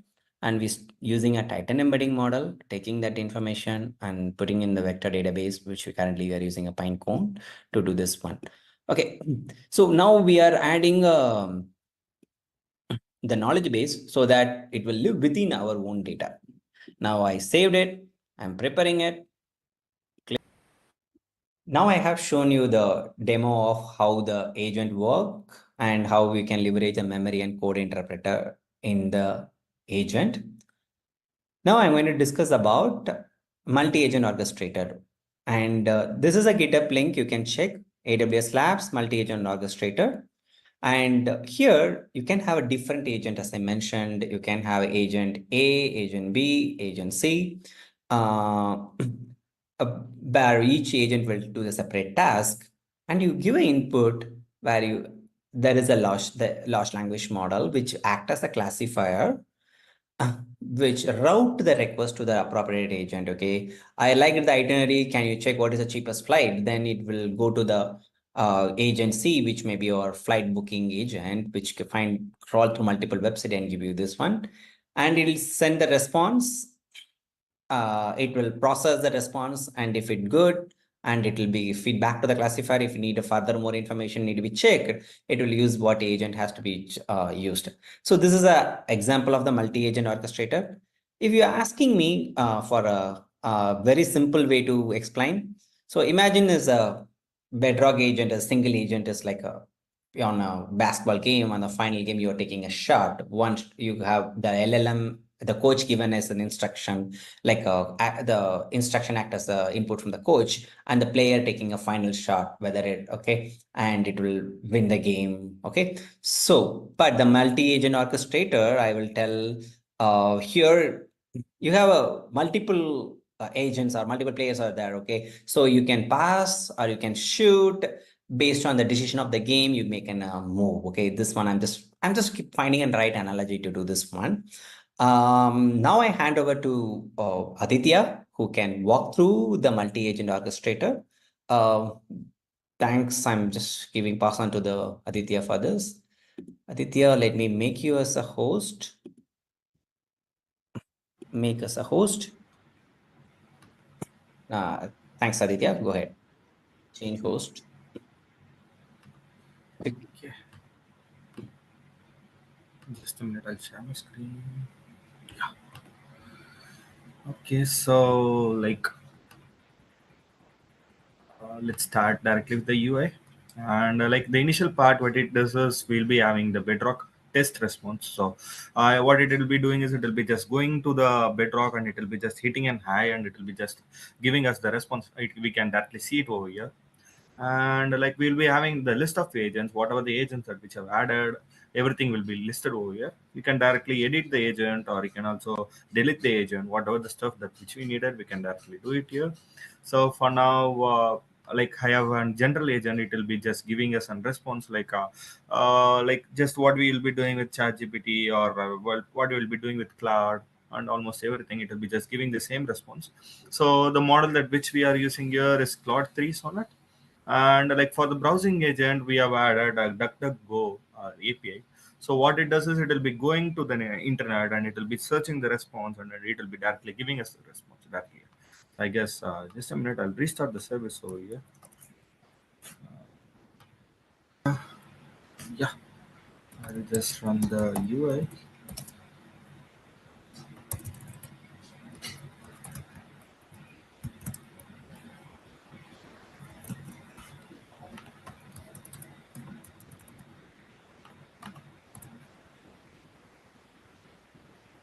Yeah, so what happens is it will be installing almost all the dependencies, including the front end dependencies, backend dependencies, and like it will be directly running the UI. And yeah, so we have the UI here, and it will be listing down all the agents that which we have currently in the backend, and it just gives a test response over here.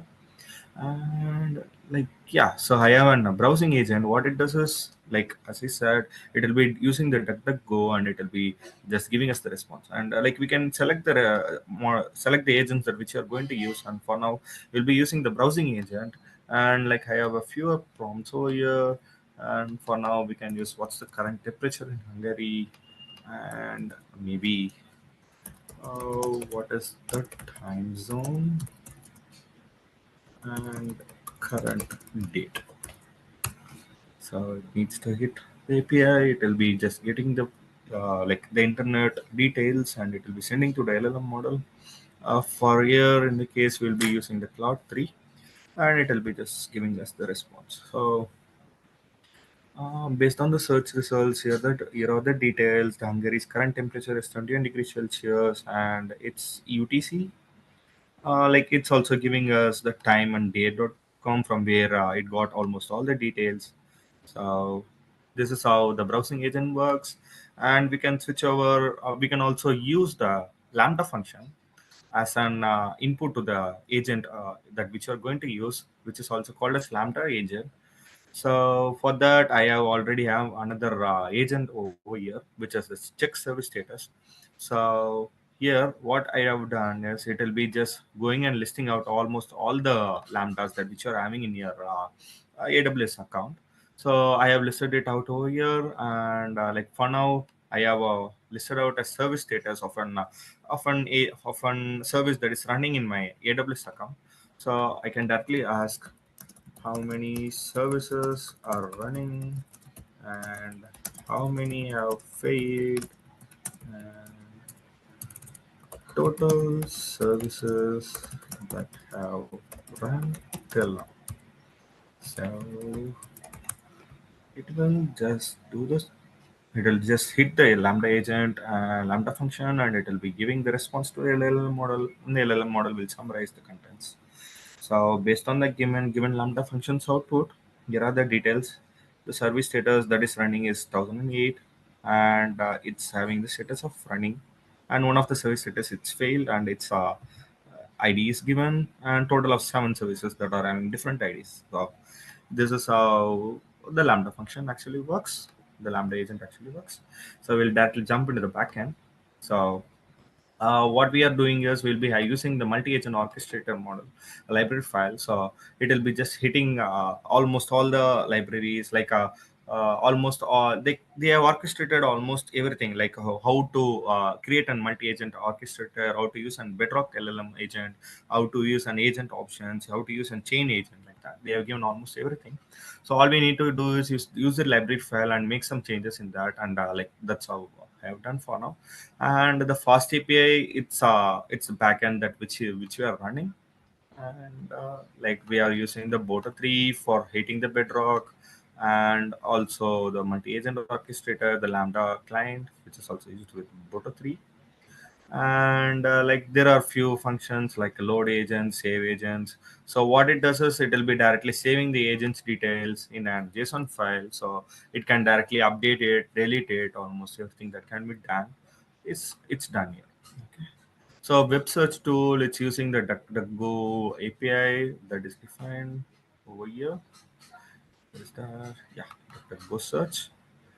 And that's how the web search tool actually works. And the weather tool, it's still a work in progress, and it's using the open weather map, and it will be directly giving when we give the location to the API, and the API key it's in the env file, in the .env file, in the name of like this. We'll be giving the open weather map underscore API key. It will be directly like changed in here, and it will be giving you the weather details, the temperature details, and everything directly over here. So it's just an add-on tool, like it will be giving you an accurate detail. So that's why we are using that. Other than that, if you turned on the browser tool, it will be directly doing the web search and giving you the details. So the Lambda agent, what it does is it will be just hitting the Lambda, and it will be giving you the response, and the response is directly sent into the Bedrock LLM agent. So it will be giving you the output, like the Lambda agent's output will be giving as an input to the LLM model, and from there you will be getting your output. in the UI that which you are seeing there. So other than that, the APIs that I've been using, it's the agent which we are directly hitting it, and it will be needing the. These are the things that are already defined by the library file that which we are using, which is the multi-agent orchestrator. Right. So other than that, we have the chat model, which the chat function. It will be just giving you the details that which you see in the UI. We will be giving the response, and we will be just getting it in the UI. So other than that, we have the chat UI, which is in TypeScript. Uh, these are the things that have been created for now. So you can directly see the UI, and you can see the code over here in this repository, and it's in the examples folder, multi-agent. So this is the thing. All you need to do is just follow this readme.com readme.md file, and you need python 3.12. So other than that, all you need to do is run this. That's the only thing you need to do. Before that, you need to configure the AWS configure, and you need to request the models that which you're going to use. So once you get the access for that, then you can directly run almost everything like this. So all you need to do is run this sh file, and it will be running you the UI and the backend, and you can directly play around with that. So this is now. I'll hand over to Einar, and you can proceed with that. Thanks. Thanks, Aditya. Let me check our let me make. Are you able to see my screen? Good. Yeah. So very good. Okay, in a single agent, it's more as a one task. We will able to do that, and multi-agent, you can use a Lambda as an one layer, and you can use a um, different agent call for the different use cases. Okay, but you know what? Everything is handwritten, and we all know this artificial intelligence AI was the ideal thing to do the repetitive task and manual task in a better manner. That's where I want to talk about the new architecture, which was presented in the white paper. And feel free to explore. This is automatic design of the agentic system. It's very to make it very simple. You have a three component, which is a meta agent based on your request or the prompt. It will identify what would be using a search, which is the all the agent which was written in a code. It will find out what would be the right approach for your use case and automatically create the agent. As simple as it automatically create the agent for your use case using a discover mechanism. And it's very interesting, and it helps on expediting your cycle on building the agent. Currently, we have seen one agent or two agent, the multi-agent, we have seen two agents now. But in a real time, if you are building a lot of agents, and in handwritten, it is going to be challenging. That's where this agentic ADAS, like automatic design of agentic system, will come into the picture. It's still in a theoretical stage, and feel free to explore this. Since we are talking about agentic AI, I want to touch upon this. That's all from us. Thanks for connecting with us on AWS Community Day from the Hungary 2024. And feel free to connect with us and myself, Aina J. Krishnan, and Aditya. Cool. Thanks, Aina. That was an Aditya. There was a really impressive presentation. I see some questions in the chat, so I'll bring Aina on the stage if you want to say a few words, Aina, or any other questions you would like to add. Sure, thank you. Are you able to hear me? Yeah. Okay, thanks everyone for joining this community day. And this agentic work, I will share the GitHub code with Madhu. Feel free to have a look at it. We've taken some open source code from the multi-agent orchestrator, and we're creating a UI with few functionality. Feel free to share more on this one. And I saw a few questions regarding to what are the models available for the Bedrock. Currently, there are two models. One is from Anthropic. There are 6 variants you can see, and another one is from the Titan model. These are the models available for the agent instruction. Then I saw a few questions about the playground. Yes, if you want to do the playground, You can Playground is more as a intuitive for Playground, but if you are building an application, you end up in doing on with your APIs or SDKs. Okay, so that's all the two question I saw. And Yeah, most of the question I answered. yeah, I think you Um, answered. Yeah. Cool. Thanks, Aina. That was a lovely, fantastic presentation. I learned every time, whenever I see your talk. I know you're very popular in India, I guess, for the AI talks and all. Those of you who don't know, here, this is very popular in the community builder side as part of AWS community. So I think you gave your talk last year as well. So I got a lot of positive feedback. So I brought him this year as well. So thanks, yeah, both of you, Aina and Aditya. So yeah, thank you guys. Thanks. Thanks. Cool. So let's move on. I'm pleased to invite us last next speaker, Daria. Stage is yours.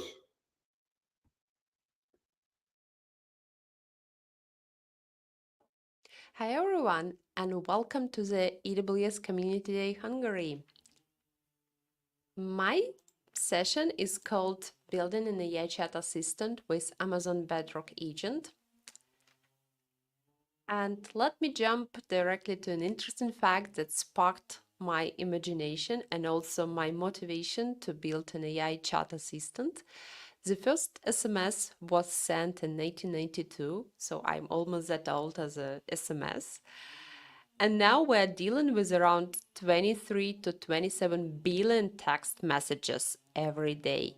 And this is only about text messages, about SMS, not counting our social media, emails. So the amount of information we're being bombarded with is very, very large. A little bit about me. My name is Daria, and I work as a data scientist at SLB. Now I work mostly with generative AI, with large language models. I'm also an AWS community builder, and I love AWS.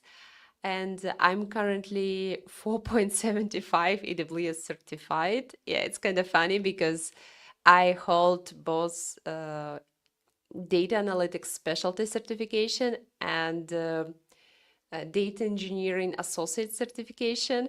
They kind of similar, and one is going to replace fully another.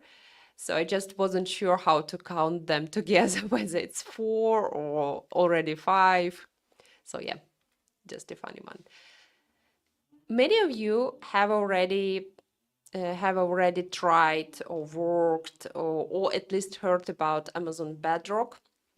It's a AWS service for foundation model, fully managed with a wide choice of high-performing foundation models. You can access them via single API, models by top companies. You can use stable diffusion models. You can use Mistral, command models by Cohere. You can use Claude family models by Anthropic, Titan by Amazon, and famous Llama models by Meta, and other models. You can experiment, evaluate, and customize models, accessing them via a single API. Last year, Amazon introduced a new feature, I would say a new component even, yeah, Amazon Bedrock Agent. What is an agent if we think in general? Agent is an orchestration software that guides the workflows between user request, foundation model, external data sources, and applications. So it's kind of conductor in an orchestra which guides which instruments you need to play this or that moment, and just combining and collecting this all together. And as a reasoning brain, as a reasoning heart of the agent, serves foundation model. So it's actually makes it happen to have this all complex reasoning chain of thoughts. So, and by the way, under the hood, the reasoning technique is called React, from reasoning and action. And what it does, for example, I have a user requested task to solve. Yeah, I want to book my holiday somewhere in, I don't know, maybe I would like to go to Spain this autumn. So I asked an agent, please provide me with holiday this autumn somewhere in Spain. And agent just, this is a pretty big task. And as a human, I would like to divide it and split it into subtasks.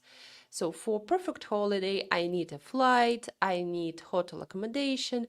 I also need to provide some recommendations, which places to visit, what are the best restaurants in the area, what are additional activities like maybe surfing or hiking. So all of these are split, and actions are accomplished step by step. So it looks like this. First, agent is going to ask, is going to reason and think. So maybe she definitely requires a flight. So the question is to find a flight. As a thought would be, I'm going to go to Skyscanner and search for flights for this October. And action is calling the API, and the observation API was called successfully. And here are like top 10 cheapest and fastest flights returned. And now I'm going to use these dates to book an hotel and to look for an accommodation. So the output of the first step is being used as input to the next step. And this is being like accomplished step by step till the goal is met, till the whole holiday is planned and a result is returned to me as user.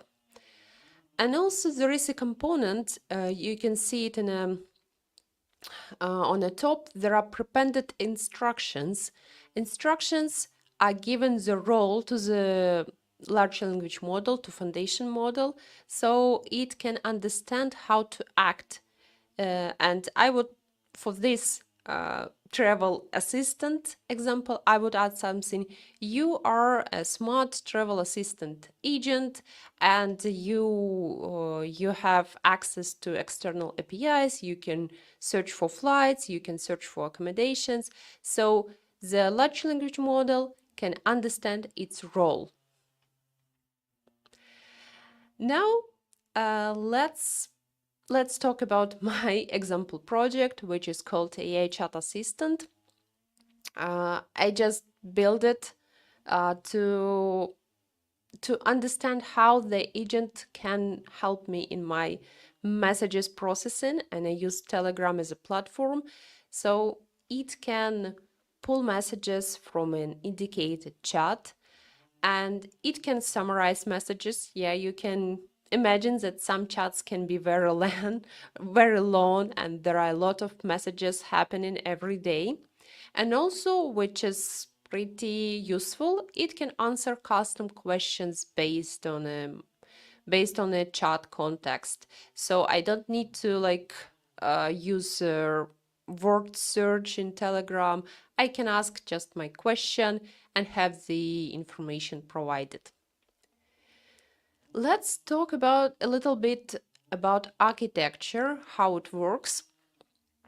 As a core interaction is happening between me as user and Amazon Bedrock agent with the chat. And a toolbox and these actions that it can accomplish are placed in a wrapped and placed as a Lambda function. Lambda function is just a code with Python functions which can be called as APIs. And there are several different APIs.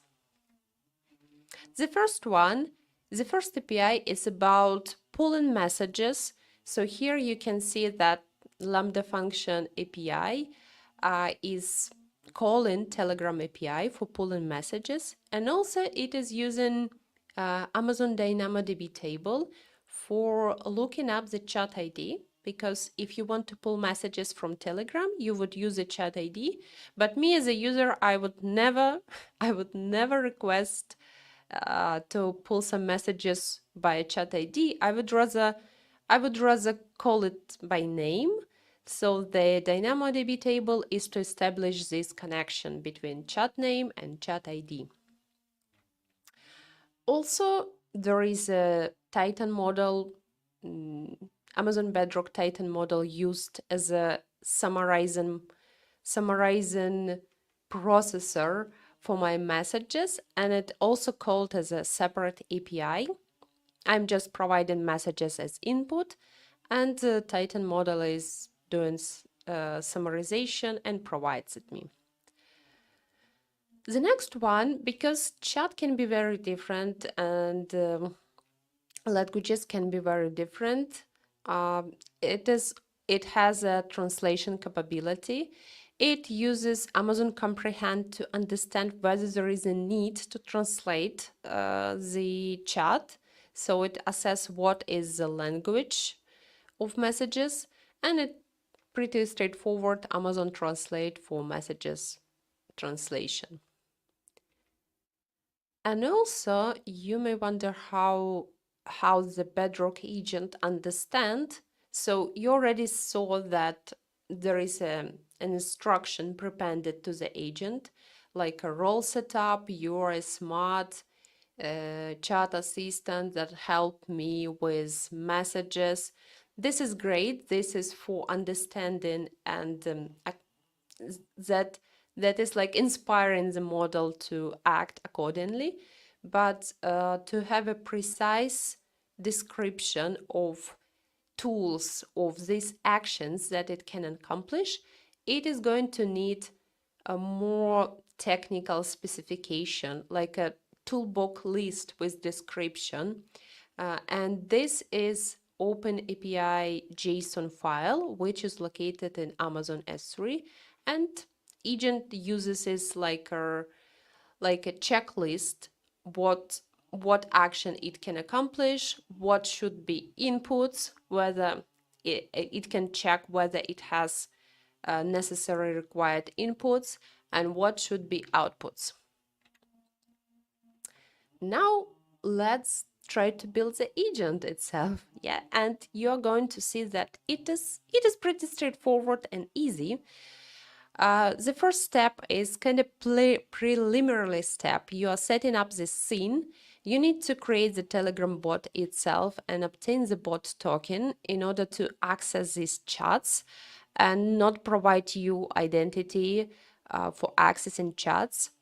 And also you need to set up a DynamoDB table to store these chat IDs and chat names, so the agent can do a lookup or like close fuzzy search lookup by chat name, retrieving the chat ID. So the next one, you want to create a toolbox to create a Lambda function that will contain tools. And afterwards, you will have a link to my GitHub repo where I have the whole code already created and set up. You can use it as your reference, as your starting point. And here, yeah, it's just Lambda function written in Python. Different actions, different tools are wrapped as separate APIs. So the agent can call that APIs one by one in the required order to accomplish the whole task. And the agent creation itself, it is very easy. In Amazon Bedrock console, you need to choose agent from the navigation pane and then hit create agent. You need to provide its name and optionally some description. So congratulations, your agent is already created. But it cannot do pretty much, yeah, because you need to empower it with different actions. So how we are going to empower it? We're going to go into the agent builder and change some settings. You may want to select different models. Currently, Claude family models, like several Claude family models are available at this reasoning foundation model, and also Amazon Titan model is available. I guess more models will be added in the future. Also, you need to provide these instructions that are setting up the scene and giving the agent its understanding of its role. And you can see here on the screen, I'm guiding my agent to be my smart chat assistant, which is designed to facilitate and help me with chat analysis. And also there are additional settings. For example, you can choose whether user input is enabled or disabled. You can also choose whether code interpreter will be enabled or disabled, but we are leaving this as default for the moment. Later on, you can play with them and see what additional capabilities it can bring. And okay, our agent is created, but what about actions? We need to provide these actions. We need to enable our agent to act. So we are going to create an action group. Action group is something that will be processed and called. To create action group itself, you need to provide it name, optionally some description, and select an action group type. So previously there was only one way to specify action group with open API schema, which is JSON file with API's description. But now you can also create it like an UI. You can have your functions formed as tables. You can specify their input parameters and add some description. But in this example, since we already have this JSON file created, we are going to use API schema, and we are going to select path to this schema. The schema resides in an S3 bucket. And next, we are connecting our Lambda function. Do you remember we created an step number 2 our Lambda function? So we are connecting this action group with actual tools. So it can call Lambda function and accomplish those tasks. And by the way, don't forget to, when you create Lambda function, don't forget to establish required permissions. For this example, your Lambda function need to be able to call DynamoDB table, need to be able to call Titan model and Amazon Comprehend, Amazon Translate. Don't forget to establish required permissions. So here we connected Lambda functions to the agent itself, and it is already empowered. It can call different actions from there one. And next, there is optional step for this project. It is really not required, but it is good to know that you can connect knowledge bases to your agent. So if there are additional data sources and your agent can query these additional data sources. Maybe you think about some big data sets or something, but in reality, there could be like simple PDF files, and this can be really powerful because you can have your personal data stored as PDFs or docs documents, and you can put them all together in a S3 bucket and create knowledge base out of it. And your agent can be connected to the knowledge base and retrieve your information based on your input, based on your request. Some considerations and limitations. It is very important to remember that you need to secure access to your APIs and data. And and also provide input validation and sanitization.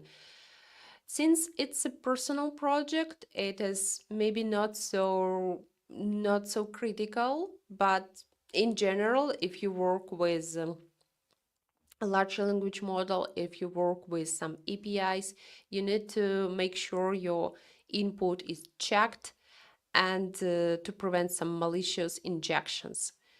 Also, yeah, it's a general principle to create to control access for agent management and testing, and do not provide more permissions that is required.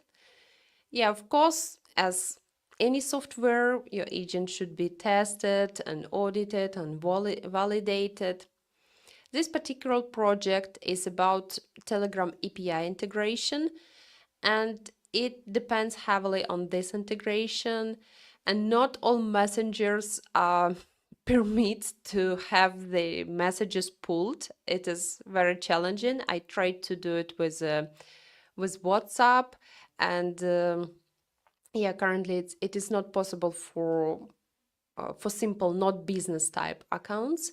So this rely heavily on this API integration and can be changed in every moment. So we are dependent on messengers APIs in that sense. Also, for the agent, for the Bedrock agent, you need to, as for now, you need to be prepared for limited types of input modalities. Or you can use text as input. You can also from now on in preview, you can upload different files and have a code interpreter there. But these features are in preview. If you want to have, for example, voice input to say some user request using your voicing, it requires additional workarounds. Yeah, it is not possible out of the box at the moment. And also, this architecture is for reasoning. If you want something more simple, more like running on the trigger when you want to have your messages, no matter what, pulled up every evening and automatically summarized and delivered, I don't know, to your separate chat or some other place, it is pretty straightforward, and non-reasoning and non-decision is required, not really required here. So this would be a simple trigger response architecture, some event bridge rules, Lambda invocation, and you can call foundation model out of the Lambda. So the agent is not required here. Agent is required when the reasoning is critical. You're asking some questions. You can be flexible in your request. So this is the main purpose of the agent. And also, it is also worth to know, since this feature is pretty fresh, pretty young, pretty new, it is constantly developing, and some features, yeah, it is developing rapidly, and new regions, new models are being added. Also, some different parameters like as I said, code interpreter or files upload I also added. Maybe we will see voice input in the nearest future, and I would be very curious to see it. And also, you can fully use AWS infrastructure with Bedrock agent.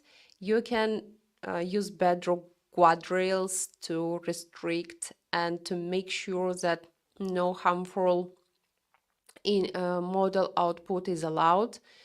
So yeah, it is pretty flexible, and it is rapidly developing, so it worth to consider agents. And that leads us to the conclusion that Bedrock agents can assist in various tasks. They can be really smart, really flexible, really creative. And building an agent is relatively easy. You just go to the AWS Management Console and you can build them in several clicks. You don't need to have a specific data science knowledge or to write these long prompts to orchestrate all the steps interaction. This is already done. And also agents are use case specific. And if your task is pretty straightforward, no extra reasoning is required. This is a trigger response architecture, and agents are more smart and more flexible. And here is a QR code to my GitHub repo where I provided code for Lambda, for Open API JSON file, and also detailed instructions on how to build the agent. Feel free to use it as a starting point. I will be very happy to see what you can build with agent. And thank you very much. It was a great pleasure. Thanks, Daria. That was amazing talk. I learned something new personally. But yeah, it's beautiful. Let me bring you on main stage. Hi, Daria. How you doing? Hi, Madhu. Yeah, hi, community. I'm doing good. Yeah, thank you. It was a Cool. great pleasure for me to be a part of a community day. Yeah, thanks a lot. I'm looking for some questions in the chat. So I think apart from Endo on 4.75 certification, need some explanation, I guess. But I know you responded back here. But anything that you would like to share, Daria, to the community? I just would like to encourage everyone to try out new AI features on AWS. And I really appreciate that AWS makes it easy with Bedrock to play with new models, with new features. So yeah, and the community is so supportive, and you can find already new examples and templates project. So yeah, it's a great place to start. Thank you. Cool. Thanks, Daria, for being part of the community day today. And yeah, thank you. Thank you. Cheers. All right. So let's roll on to our next tab with Arun and team. Welcome. Hello everyone, good evening. Welcome you all to the session on Beyond Pixels, exploring the stable diffusion revolution in AI. Before starting the session, we'd like to thank Madhu and team for selecting our topic. Let's introduce ourselves. I'm Divya, working as engineer at Presidio with 2 years of experience, passionate about exploring new technologies and advancements in AI. Hi, I'm Arun Kumar Nagraj, working as a lead engineer at Presidio. I have around 8 years of experience and I'm interested in Gen AI, data, and I'm a blockchain enthusiast. Hi everyone, I'm Jennifer, working as a software engineer at Presidio with experience in end-to-end development and have worked on building and managing applications focusing on app dev, data, and cloud. Once again, welcome you all to the session on Beyond Pixels, exploring the stable diffusion revolution in AI. The session starts with image generation, how computer understand images, what is stable diffusion model, the key terminologies involved in it, intro to stable diffusion, its architecture, and a brief note about the key terminologies, the steps involved to build a Gen AI based application on stable diffusion model available in Amazon Bedrock, how Guardrails plays a role in safe image generations and safe prompts. Then we'll go to demo and Q&A session. Let's start with a thought. When I asked to generate a picture with a prompt, a funny carrot sitting on a duck, it generates the below image. Would wonder and curious to know what's happening behind the scenes and how the image has been generated. Let's deep dive into it. Moving on to the next slide. What's come to our mind when you hear the word image? Let's give a 10-second intentional break and let's put our thought in the chat.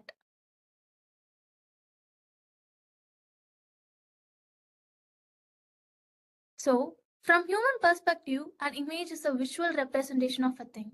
For a computer, it understands image with the tiny dots named as pixels, each with its own value that indicates the color and resolution of an image.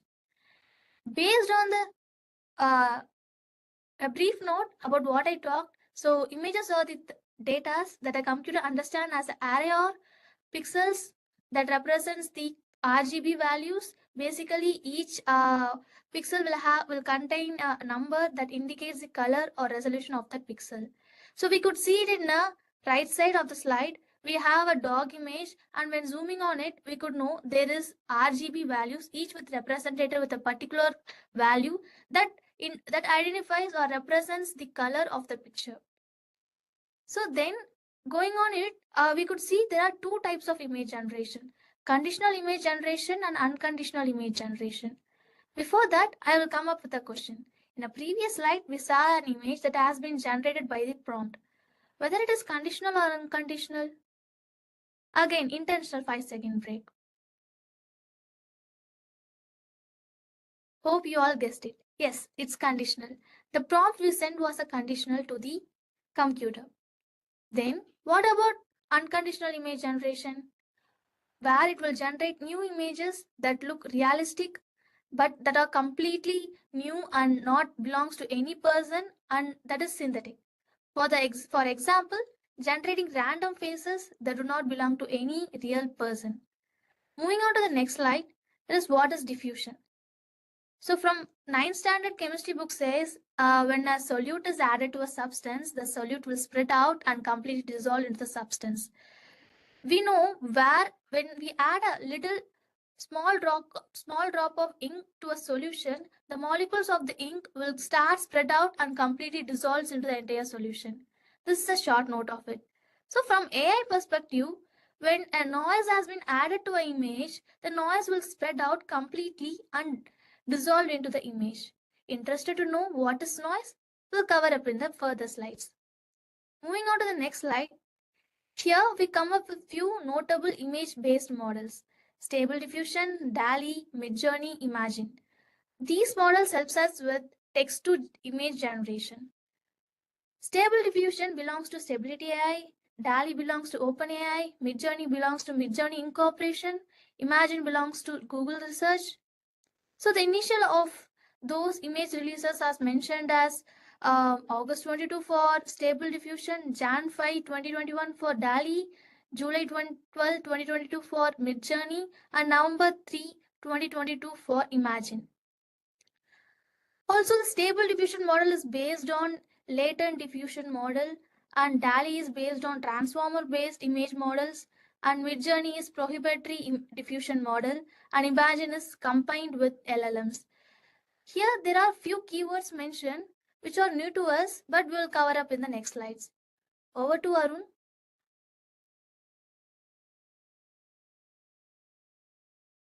Yeah, thank you, Divya. Divya gave an intro about image generation, diffusion, and diffusion models available in the market.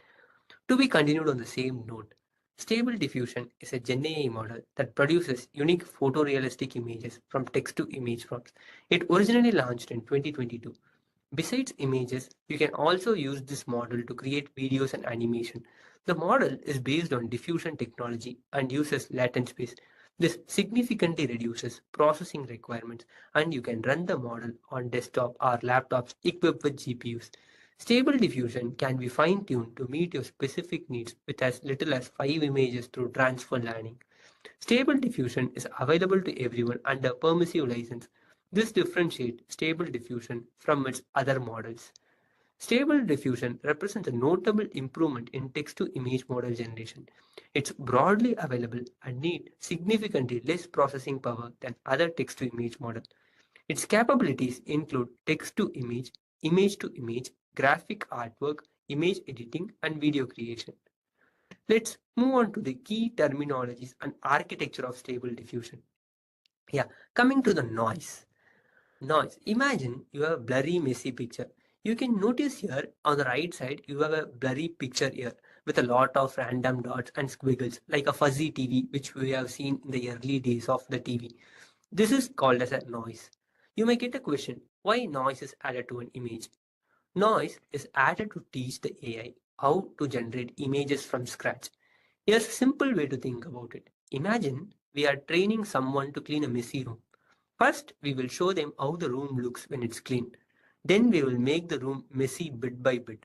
And the job is to learn how to clean it up step by step until it looks like the original. In stable diffusion, the AI sees clear images. Then the noise is added to make them messy. By learning how to clean up that mess, the AI becomes good at starting from noise and building a new clear image. This is how it learns to generate realistic images from random noise. So the noise is added as a way to help the AI learn how to reverse the mess and create images. Coming to the second keyword, latent diffusion model. Divya covered that stable diffusion is dependent on latent diffusion model. Latent diffusion model is an AI model used to create images from text. Instead of working directly with full detailed images, it works in a latent or simplified space. This will be a kind of a vector space. There are two processes in diffusion. They are forward diffusion and reverse diffusion. Forward diffusion is also called as a noising process. In forward diffusion, the process starts with a clear image and gradually adds noise, making it messier and messier over time. By the end, the image becomes almost pure noise or static. Stable diffusion adds Gaussian noise to an image as a part of this process. Reverse diffusion. This is called as a denoising process. This is just opposite to the forward diffusion. It starts with a noisy, messy image and gradually removes the noise step by step to reveal a clear and recognizable image. Yeah, moving to the next keyword, latent space. Latent space is like a simplified hidden version of data. Imagine you are looking at a very detailed picture, but don't need every detail to understand what it shows. In this case, latent space is like taking that picture and boiling it down to just the most important features or patterns. In the latent space of models like stable diffusion, the image dimensions are typically much smaller than the original image. The latent space represents a compressed version of the image. You could notice in the right side an image, you could notice the latent space is comprises of a very small image. The original image is passed to an encoder and the latent space has compressed a compressed version. In latent space, the image is typically represented in three dimensions. These three dimensions are height, width, channel. We are very well aware about what is height and width and what is a channel. Channel refers to a component of image data that holds specific information about the image features such as color or texture. Moving on to the next keyword, variational autoencoder. This variational autoencoder has two parts. One is an encoder and another is a decoder. The encoder compresses an image to a lower dimensional representation. This is called a latent space. The decoder restores the image from the latent space. Variational autoencoder transforms the image to and from the latent space.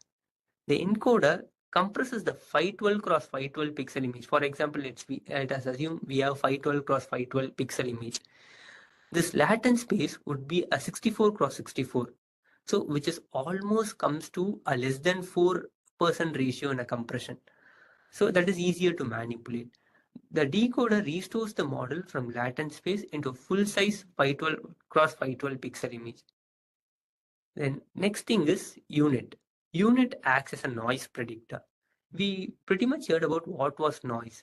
So this is the amount of how much noise needs to be added or how much noise needs to be removed from the image. There comes the unit. Unit job is to determine how much noise should be removed at each step to reveal the final clear image.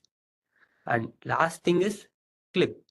Clip is nothing but clip stands for contrastive language image pre-training. This is a model, is to understand both the images and text together. Generally, we on the first slide we have seen a funny carrot sitting on deck. We passed as a prompt, but how the prompt has been converted to image. This clip plays a vital role in matching the image with the correct descriptions. And moving on to the next slide, how stable diffusion plays a vital role in Amazon Bedrock. First, what is a Bedrock? Bedrock is a fully managed service in AWS that allows users to build GenAI application.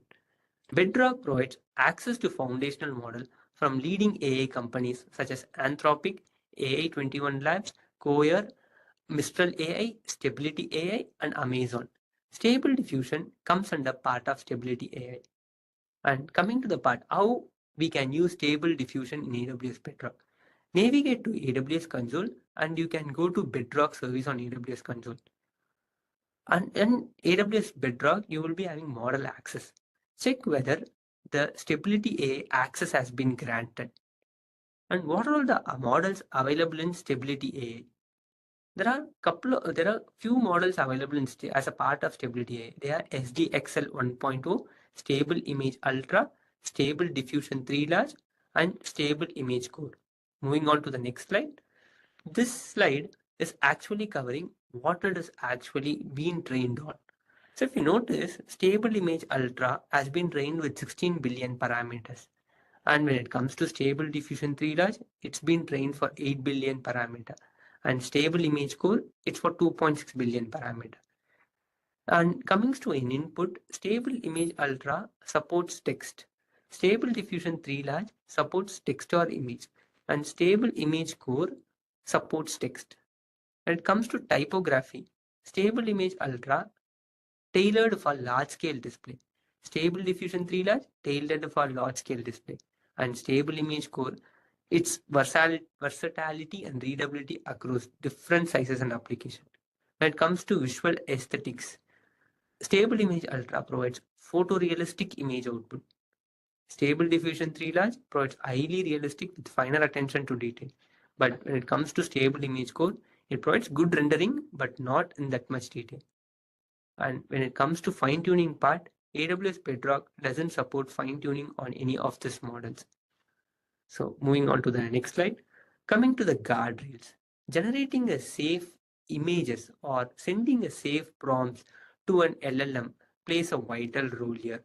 Because let's say I am sending in some different prompt, let's say. In that case, what I'll be doing is I need to filter out the prompt. So we can set up a guardrails within our Amazon Bedrock and where we can set the moderations in the prompt and the LLM response. This guardrails does a filtration on certain sections. They are hate, insults, sexual, violence, misconduct. So this is how we can configure the guardrails. Apart from this, we can set our guardrails using other AWS tools as well. So that part will be covered by Jenny. Thank you. Thanks, Arun and Divya. Now we have got an idea about the stable diffusion. Next, let's dive into the architecture that we have used in one of our projects where we implemented a serverless backend API to generate images from descriptive prompts. So this solution utilizes Amazon Bedrock along with the stable diffusion model. So the architecture diagram here illustrates the components used. Firstly, the API gateway exposes the API endpoint for the clients to submit their image prompts. Next, we have AWS Lambda, which contains the code logic for image generation via Amazon Bedrock and handles the uploading of images to S3. And thirdly, we have Amazon Bedrock, which powers the image generation process based on various inference parameters utilizing the stable diffusion model. And finally, the Amazon S3 is used to store the images generated as output. You can also include custom guardrails using Amazon Comprehend. The input prompt can be classified using sentimental analysis and can prevent vulnerabilities and offensive contents. Now, let's look into the workflow for generating images with the help of stable diffusion model. So first, the client sends a request to the API gateway endpoint. So this request includes various inference parameters such as the prompt for the image, a seed value, etc. So we will be looking into the parameters in the upcoming slides. So upon receiving the request, the API gateway triggers a Lambda function. The Lambda function will process the request and prepares the request model specific to the stable diffusion model using the Bedrock API. So this involves structuring the data in a format that Bedrock can interpret and act upon. Next, the Lambda function then invokes the Bedrock API to generate the image based on the parameters provided. So the Bedrock takes the input data and uses the Stable Diffusion model to create the visual content. Once the Bedrock API completes the image generation, it returns the image data in base64 format to the Lambda function. So the Lambda function will generate a pre-signed URL for the image file and uses it to upload the base64 encoded image to an S3 bucket. So we all know that the pre-signed URL provides the temporary access to the S3 bucket objects, facilitating secure uploads. So after the upload is complete, the Lambda function sends a response to the API gateway. So this response contains a pre-signed URL of the uploaded image, and the URL allows the client to retrieve the images directly from S3. So finally, the client retrieves the pre-signed URL from the API gateway and uses it to access the images directly from the S3 bucket. So as you can see, we have used a serverless components in this solution. So this approach automatically scales to handle changing workloads, eliminating the need for infrastructure management. It also comes with built-in security, access control, and storage through AWS services.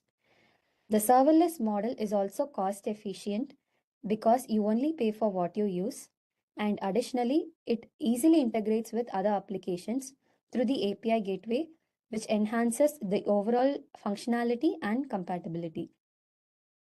So moving on to the next slide, we will be looking into the code implementation for interacting with the AWS Bedrock. So first, we start by creating a client for the Bedrock runtime service with Boto3. So Boto3 is a AWS SDK used in Python. So next, we set up the model we want to use. So here we assign the identifier of the model we want to invoke to the variable model ID. So in this case, we are using the Stable Diffusion Excel model. So finally, we use this client to invoke the model. The invoke model action sends a request to the Bedrock runtime service by providing the input data along with the chosen model. So below is an example of the request body that is passed in the body field of the request to the invoke model API. So the request body is a JSON object with parameters including prompt, seed, etc. as you see here. So let me explain some of the key parameters used here. So text prompts, so this parameter is a required field and it contains an array of text prompts to be used for generation. So each element in this array is a JSON object that contains a prompt and wait for that prompt. So the wait prompt parameter determines whether the prompt is a positive or a negative prompt. And next we have CFG scale. So this parameter determines the degree of randomness in the image generation. A lower number has higher randomness in the generation. So it determines whether the model should be more creative or should stick to the prompt. And next we have a parameter called seed. So seed is a number which decides the initial random noise. So the random noise is what determines the final image. So it is the reason for generating a different image each time we run the same prompt multiple times. So steps is another parameter. So Stable Diffusion creates an image by starting with a canvas full of noise and denoise it gradually to reach the final output. So this parameter controls the number of these denoising steps. Usually higher is better, but to a certain degree. And next we have style present, which is an optional parameter. So this parameter guides the image model towards a particular style. So it is basically a enum value. So we need to choose the preferred style from the list of styles. So we have a 3D model, anime, cinematic, comic book, photographic, such kind of enum values in style preset. And then we have a parameter called samples. So this is also an optional parameter. So this specifies the number of images to generate for a prompt. Currently, Amazon Bedrock supports generating one image. If you supply a value for samples, the value must always be 1. And then we have height and width for the as one of the parameters. So this will be the height of the image and the width of the image that should be generated by the model. So this is basically represented as pixels. Yeah, so here we can see a prompt for the model.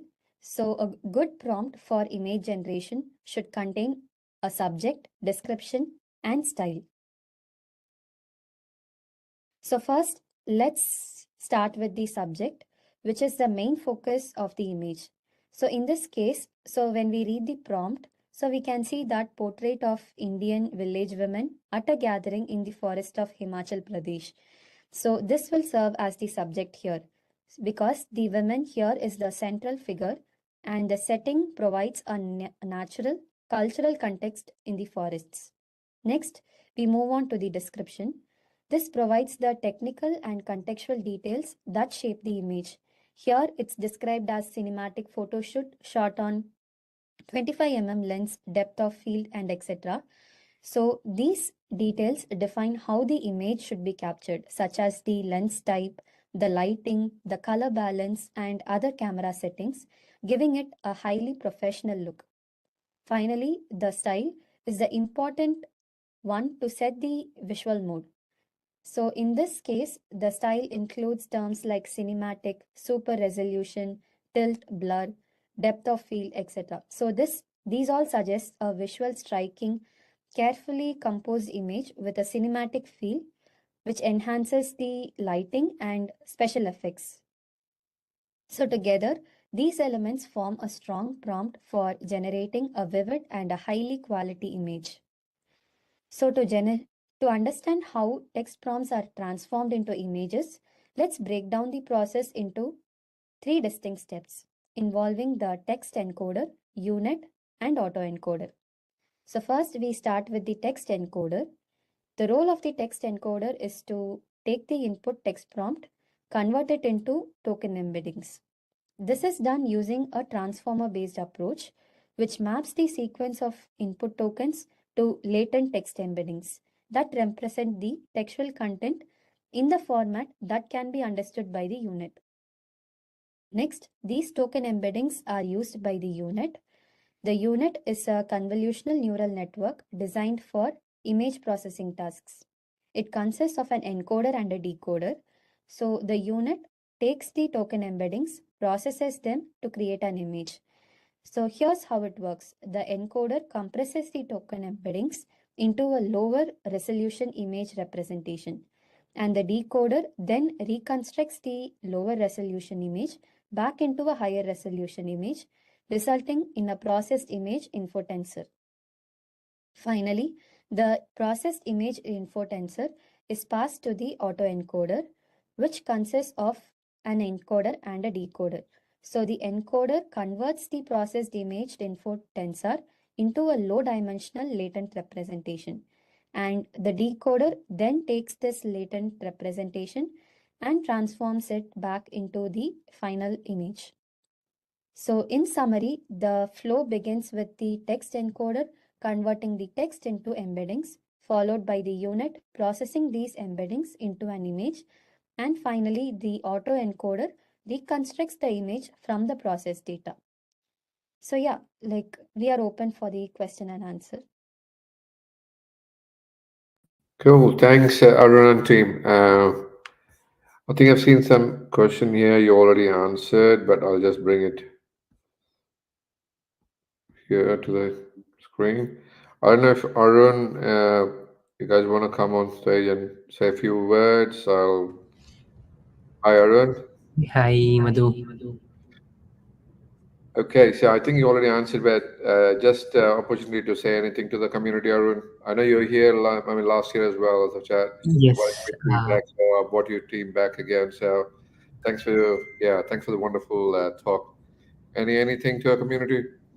Yeah, Madhu. Actually, I thought of posting some interesting links on this chat window, but unfortunately, it is not getting posted. So one thing is the entire thing have been documented as a blog over here. I am thought of adding it over here, but the link is not getting posted. It seems. That's fine. If you can share with me, I will share with the audience later on after the event, so I email them. Yeah, sure. Absolutely. Madhu. Yeah. So one is another interesting thing we found is the stable diffusion was used in Coca-Cola ad. So even I am sharing that YouTube link as well. How stable diffusion plays a vital role in most of the places. Yeah. And Sure. coming to the other thing, the entire talk have been available as a blog over here. Maybe if anyone wants to utilize it, they can use that as well. Yeah, I just shared this as a private chat to you, Madhu. Yeah. Yeah. Sure. I will post them. Thank you. Yeah, definitely. Thanks, Arun. Thanks you. Thanks, Divya. Thanks, Jennifer. It's a great talk. I enjoyed it personally. I hope, yeah, the audience enjoyed it. Thanks for joining, Arun. Yeah, thank you so much, Madhu. Cool. Yeah, thank you. Yep. Sorry, I cut you off. Yeah, I was just saying, have a great day, Madhu. Yeah, that's it. Okay. Thanks, Arun. Cool. Let's get the ball rolling. We have our very own Chaba next. So let's roll it. Hey, Chaba, the stage is yours now.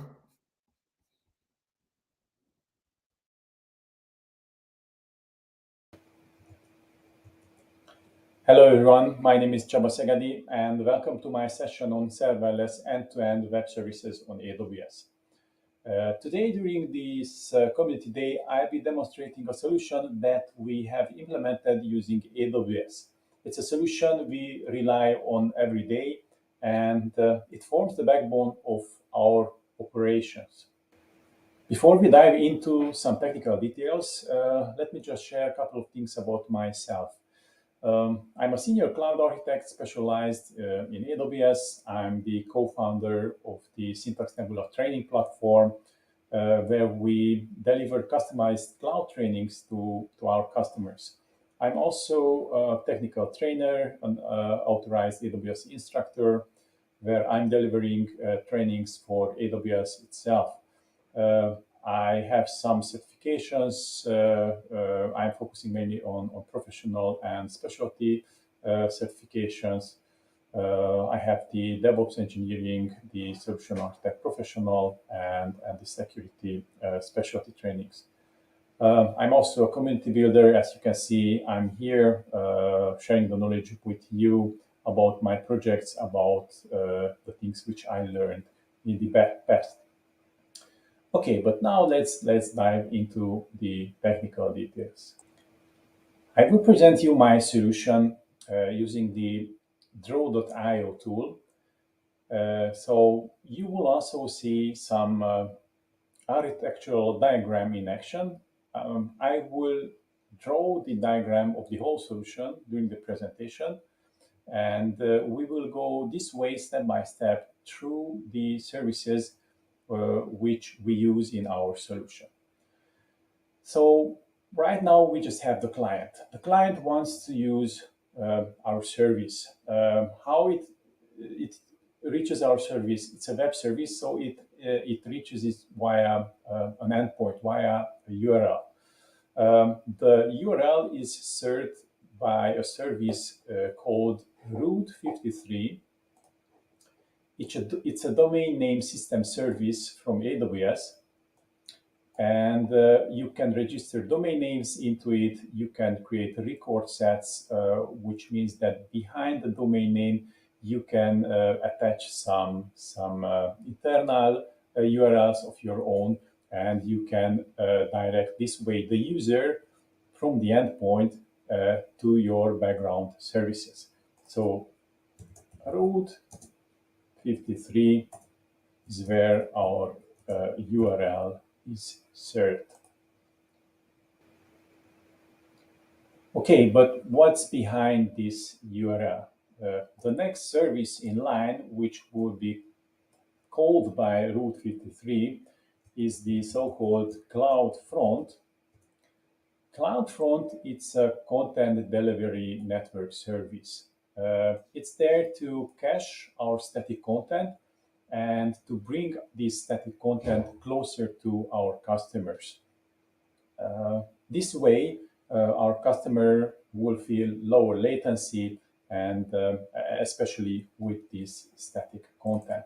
So CloudFront is our CDN where the static content is cached. So this is the cache. All right, but from where do we have our static content? What is the origin of our static content? Our media is served from S3. S3, also called as simple storage service, it's an object storage where we can upload these objects. These objects are composed from files and some metadata. These files can be video files, image files, log files like txt files, and actually anything. It's a flat file structure which we have in S3, and the files are stored as objects. Okay, it's not a block storage; it's an object storage. So S3, where we have our media, and the content delivery network is serving the content from this location. But it's not only static content what we have, we also have some dynamic content. The dynamic content is served out by the service called Amplify. In Amplify, our server-side rendering solution is stored. So we have a React application in Amplify, and our dynamic content, the web page itself, so the JavaScripts, HTML5, CSS, etc., is stored in here. These are actually, there are some static content here too, so it's also not bad to have this content behind a content delivery network. But the dynamic content, where does that come from? Just a quick fix here. So it's Amplify, it's not Amplify. So the dynamic content comes from the backend. The backend is reached via the API gateway service, which will be the front door between the front end and the backend. It's a thin layer where we can publish APIs via the API gateway. We can use REST, WebSockets, HTTP APIs. These different APIs are available. In our solution, we use REST APIs because that's a bit smarter, more features than in the HTTP API of the AWS. So we have the API gateway with REST. That's the front door, the next step, which will serve, will help to serve the backend.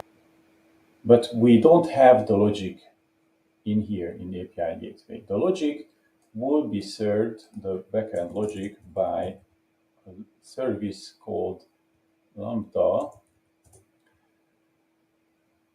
which is a serverless function, is triggered by events, and each and every time the event which triggers, the service which triggers the Lambda function via these events will send some payload to this Lambda function. So the Lambda function receives something, based on that will do something else. In our case, we'll retrieve the training content, which will eventually be served back to the client. So Lambda will receive this invocation from API gateway. API gateway can be one of these services which can trigger Lambda. But many other services, databases, storages, direct invocation can be done to access our Lambda function. So Lambda is the one which is serving as our backend. Now I mentioned this content which will be delivered back to the client. Is the content stored in Lambda? No, it's not in Lambda. It wouldn't be wise because Lambda is not there to store data. It's there to run your code, execute your code, but not storing data. So the data is stored outside of Lambda. So we already have that service used once. This is for the media, S3 media, but we also use it for the training material. So S3 is used once more. So we have another bucket here, which is accessed by Lambda itself. And this is where we have the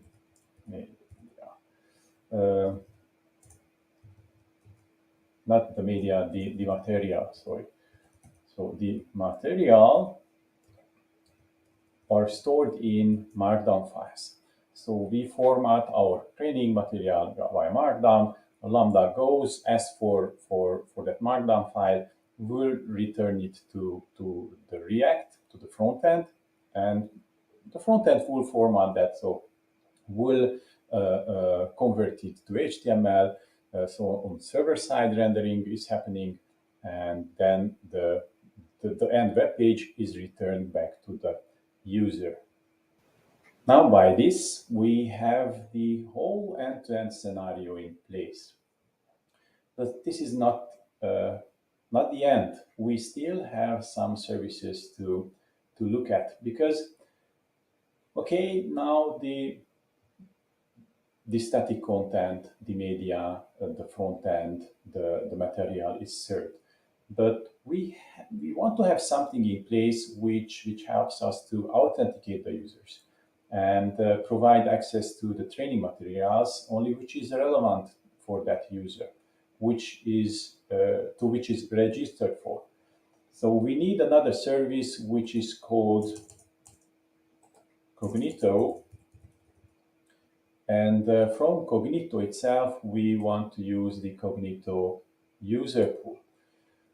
Cognito user pool is a managed service from AWS, which can store users, can provide you with some UI where your users can authenticate, can register. This is served out of the box, and we use this out of the box solution. So Cognito user pool is used by us, is used by our front end to authenticate the users and also to register the users. And by this, we can manage which content we provide to the specific users. These users are assigned to groups, so we can use groups in Cognito. And if the user is part of a specific group, then Lambda will serve the content. So Lambda is also communicating with Cognito via its APIs. So Lambda, when first of all user is authenticated, will be able to call the API gateway, which will call the Lambda, and Lambda will double check, okay, this user is authenticated, that's correct, but is it allowed to access this content? So we'll check if the user is part of the relevant group, and if yes, then we'll go to S3, we'll get the Markdown content, and we'll serve it back to the front end, and the front end then will visualize that content to the user. Okay, so end-to-end scenario with security in place. But that's not all. I want to show you one more thing, but that's not related to the user. that's related to the developers. Developers are also interacting with this environment, but in a different way. They are deploying, they are implementing these services. How they are interacting with the Amplify, Lambda, where are they working with these solutions. So the developer is working locally, Visual Studio Code, for example. The Amplify service itself has a command line interface solution provided by AWS. So the Amplify can be used locally. And using these Amplify CLI or Amplify UI itself, you can easily deploy your React application into Amplify. In our case, I only use the front end to be delivered to Amplify itself. It's also possible to deploy backend services, backend solutions also. Amplify can work or can grab source code content from different providers. Can work with GitHub, GitLab, can also work with Cognito, an AWS solution. We store our source code in not Cognito. Sorry, it's code commit. Code commit. It's a solution from AWS provided for these version control service. It's based on Git, so you can easily use your old Git command. So code commit, it's our Git repository. That's where the developer will store the front end code, but also the backend code. So, but it's a different repository. The front end code, first of all, then will be automatically deployed to the Amplify. So whenever I push a code to code commit repository, Amplify service itself will see that and will deploy the changes automatically to the deployment, to the dev, to the prod, wherever that change was done. What about the other services? How do we deploy them? The other services are not handled by the Amplify deployment itself. For those services, we need another tool, which is the code build. Code build, another service from AWS, which can do build and of course also deployments. It depends what do you implement in your builds or deployment script. There is also a service called Code Deploy from AWS, which can use like infrastructure as a code solutions with CloudFormation. But we are not using CloudFormation. We are using the serverless application model for the deployment of the API gateway, of the Lambda, of the Cognito services. So we use code build for deployment.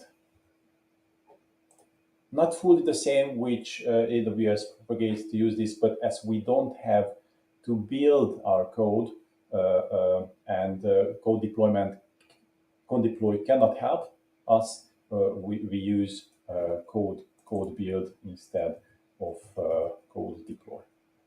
Okay, so code build then will do the deployment. For these services, which I will just select now. Let's just drop you in the background and move you up here. So API gateway Lambda and Cognito will be deployed by code build. Okay.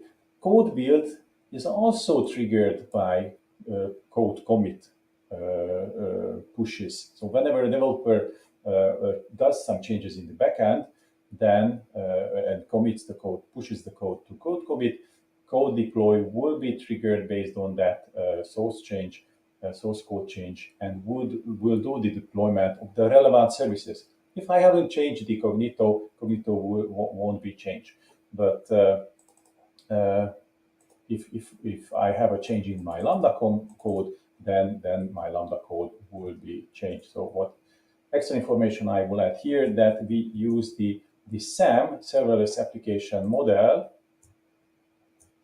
I don't know if we have icon. We don't have icon for that in Draw.io. So Serverless Application Model, it's another command line interface tool from AWS, which can help you to deploy serverless services, Lambda, API gateway, test them locally, and easily create these deploy scripts, deploy scripts for it. Okay. One more thing regarding the developer. So code commit, code build, to work together, they need another service. This other service is the code pipeline.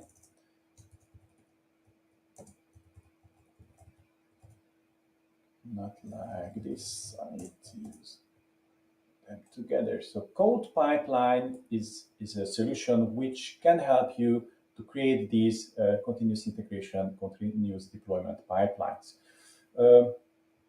Amplify doesn't need a code pipeline, but code build, if we want to build our pipeline for backend, then we need to use code pipeline. Okay, and then that's the service which will build the code commit and code build together. So code pipeline, that's something which is required. So our backend deployment is triggered. Now, what is common in these services? Why did I show you all these services? Lots of times I was mentioning this keyword, serverless. Now imagine all these services are serverless services, which means that you don't have to deal with the servers. You don't have to go and grab some virtual machine, install some software on that, patch your operating system, manage services, storages, etc., etc. These are all managed by AWS. So serverless means that you don't care about the servers. You would like to focus only on your business logic, on your front-end logic, back-end logic, on your deployments. Just give me the service and I want to use that. That's because I want to reduce my deployment times, and it's really easy to use that once you get familiar with the AWS ecosystem. After that, it's really easy to create these services. For me, who is working with a startup, don't have too many customers, I don't want to invest much into these servers. That's why it's also good. So from pricing perspective, it's easy to use, and it's cheap. Still, if I want to grow, I don't want to deal with the services itself. I don't want to manage the high availability. And it's good because these services which you see here, these managed services from AWS, they all are providing these high availability out of the box for you. If I have multiple users invoking my service simultaneously, it won't be any problem because Lambda can scale, can run concurrently. Amplify will scale automatically. API Gateway can serve hundreds of thousands of users parallelly. Even developers, if they work parallelly, they push something, then code commit will trigger the builds, so that will stand in the line and will do these deployments automatically. S3 itself is highly available, highly durable, will be able to serve your clients, the media, by scaling automatically. The high durability means that your data is stored redundantly in different data centers, which are isolated from each other, so in different availability zones. Fully isolated means that if one of the AZs goes down because of some natural disaster, the other won't be affected. So no power connection, so there is network connection, of course, but it will not affect the other availability zone with that. And that's how the other services also are built up with high availability. Route 33 itself is the service which will provide you 100% SLA. So that's the service which AWS says that will always be there to provide the access to the registered domain names, and will route the incoming traffic to the configured services. In our case, CloudFront. And yeah, I have like 60 users right now. My monthly cost with these services is below $1. It will grow as my user base will grow. But the good thing is that if I have more customer, it means that I have more income. So even if my infrastructure cost will raise, that won't be a problem because I have that covered. So, all right, this was the topic which I wanted to share with you. I hope that you learned from these, but if you still have some questions, let's have those questions right now. If you have the questions later, then you can connect via LinkedIn with me. You have the QR code here. Just grab that, and you will find my profile there. Let's have this discussion further there. But the questions, if you have right now, then let's see them, and I will answer them. Cool. Thanks, Shaba. That was great. And yeah, fantastic how you do that. It's pretty hard to draw this, bring the services there and draw and explain things. But that's why I think you're expert AWS trainer, I guess, right? Yeah, actually, that's true. How you said, Madhu. So yeah, during our trainings, we have to do the explanation and draw the diagrams simultaneously, which it's not easy. Yeah, it comes with time. Yeah. Yes. Those of you who don't know Chaba, I know him for a couple of years. From T Systems, he used to be part of a team. We did amazing things together. Help a lot of customers around Europe. So it was amazing. Yeah. So I think you started a new gig. You want to talk about something, Chaba? I mean, I have seen no questions in the chat. So you want to say something to the community? You want to share something? Yeah. First of all, I would like to thank you, Madhu, for providing me this opportunity in this community day. It was a pleasure to be here. Hope that I could provide things from which you can learn. And yeah, you could see a solution which is a really cheap solution. And like I said, it's easy to scale because you don't have to deal with that. It will automatically scale. So yeah, you can learn lots of stuff also on our page, which I was demonstrating. This Syntax Nebula is our platform.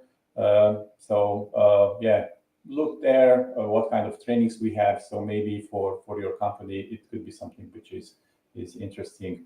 I will share the link in the chat, so you can have a look on that. And guess who is in the chat? Mr. Stefan Mazanek. Yes, Stefan. Thank you, Stefan, Stefan. for joining. He's our mentor in T-System, those of you don't know, but I think he's at a new gig now. But Stefan, yeah, we always remember you. Yeah, Cool. yeah, Stefan, you also changed your role, so good luck with that. Yes, yes. Thanks, Shaba, for joining. Thanks for sharing your knowledge. You're amazing as usual. So thanks, Shaba. Yeah, share the links. If you can't, just give me a private chat, so I will share it to the audience. Thanks, Shaba. I will share it now in YouTube. Thank you, Mark. Cool. So we have one more talk before we wrap up for lunch. So let's get it rolling. We have Lau and Sandeep for the next talk. There we go. Let's bring it on. Okay.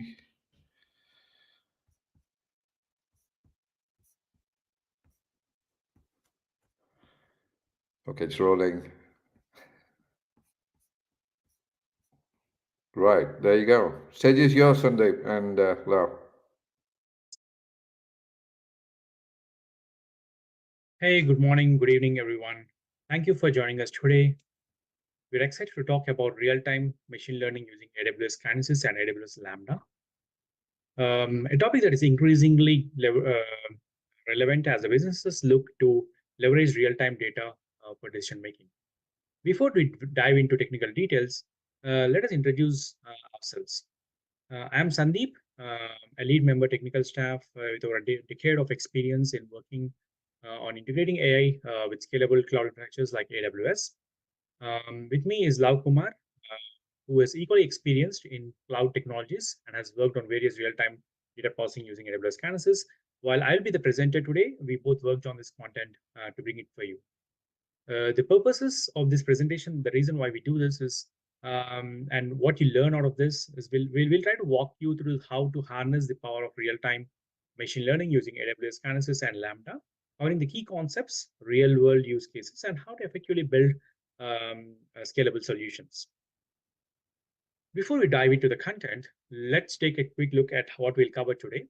First, we'll start with the introduction to real-time machine learning. We'll explain what it means, why it is important, how it differs from traditional batch processing methods. The technologies that are used here are AWS Lambda, Kinesis, and SageMaker. We'll also talk about the real-time example of a fraud detection pipeline, benefits of RTML with AWS. After that, we'll highlight a key benefit of implementing real-time machine learning using AWS services, including scalability, flexibility, and cost effectiveness. Next, we'll talk about optimizing the performance of RTML, which is like deep diving into the real-time machine learning performance analytics. This section will also provide the practical tips and techniques for ensuring your system runs effectively and reliably. What are the competitors? We'll then take a brief look at competitors in the space and how AWS stacks up against them. This will help us understand why AWS remains a top choice for real-time machine learning. Finally, we'll open up the floor for questions, so feel free to join any thoughts or inquiries as we go along. This slide highlights a critical concept of real-time data processing. The value of data diminishes over time. It becomes evident why real-time analytics and streaming are increasingly important in modern business applications. On the left side of the graph, we see that the data is in the real-time form is most valuable for making predictive or preventive decisions. These decisions allow businesses to avoid potential issues or capitalize on emerging opportunities. This is where machine learning and automation can play a transformative role. For example, real-time fraud detection systems can predict and prevent fraudulent transactions before they occur, maximizing the value of data. As we move on further to the right, into the seconds and minutes range, the value of data is still actionable but becomes reactive. At this stage, Decisions are based on reacting to events that have already occurred. For instance, if you receive a customer feedback report in real time, you can immediately respond to concerns or issues before they escalate. In the minutes to hours range, we enter a time-critical decision zone. The value is still significant, but delayed responses can impact how effective those decisions are. In this phase, traditional batch systems struggle to keep up, which is why we need technologies like AWS Kinesis for real-time streaming. Traditional batch business intelligence, finally on the far right, we see the realm of historical data spanning days to months. This is where traditional business intelligence operate, which, while still useful for trend analysis, lacks the immediate actionable needed for time-sensitive decisions. In this zone, data is typically used for reports and trends, but it's too late to respond to the actual event in a meaningful way. The key takeaway here is the sooner data can be processed and acted upon, the greater its value. This is why real-time analytics powered by AWS Kinesis and Lambda is crucial for industries where speed and accuracy is crucial. Now, in the introduction to RTML, real-time machine learning refers to the process of analyzing and acting on the data as soon as it is received, rather than processing it in batches. This capability is critical in modern applications where immediate insights are required. Some typical examples like I was talking about is fraud detection, real-time recommendation systems, or monitoring Internet of Things devices. Real-time versus batch processing, right? In this, traditionally, businesses have relied on batch processing where data is collected over a period of time, processed in chunks. While this method works for historical data trends analysis, it introduces delay between data collection and decision making. On the other hand, real-time machine learning continuously processes data as it arrives, eliminates the delay, and enabling instant decisions based on the information. Why RTML is important? RTML is particularly available in scenarios where speed is critical, and here are the primary reasons why it's important. Low latency. First, it offers low latency, meaning you can react quickly to events, for example, in a fraud detection system. It's essential to stop fraudulent transactions in real time before they can be completed. Real-time personalization. Second, real-time personalization allows businesses to customize user experience instance. Take streaming platforms, for instance, the real-time ML recommend content based on what user is watching at that moment. Lastly, IoT monitoring is crucial for managing devices like machinery or smart appliances. Real-time data from sensors can trigger immediate actions, such as adjusting performance or shutting down equipment to prevent failures. Now, transitioning to the next topic.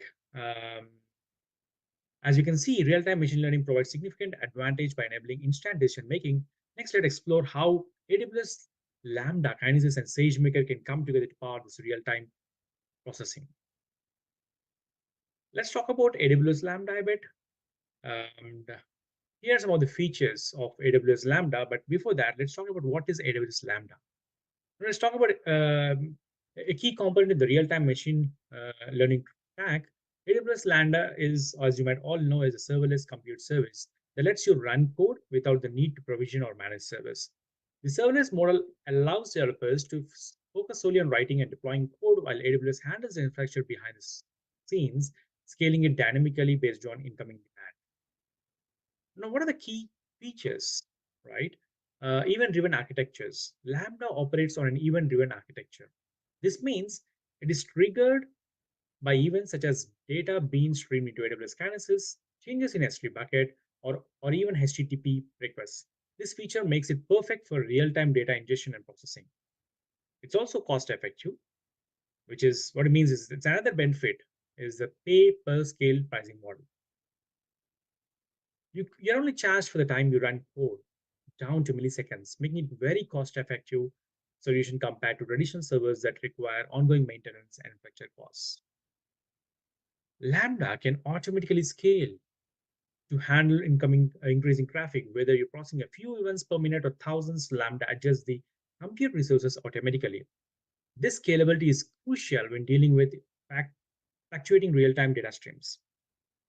No need to manage underlying infrastructure, allowing focus on code and development. Some of the use cases of AWS Lambda: real-time data processing, web service backends, triggering ML models, automation tasks such as reporting, responding to data changes, or performing system maintenance in real time.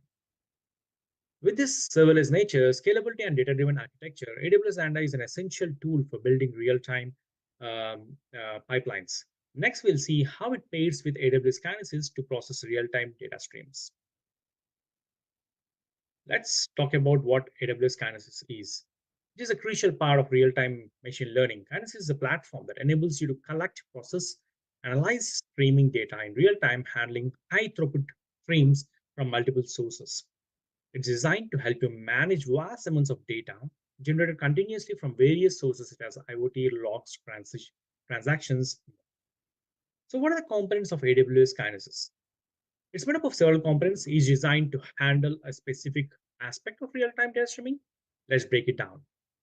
Kinesis data streams provide capability of real-time data processing. Users can push data from multiple sources such as IoT devices, transaction logs, or click streams into the stream.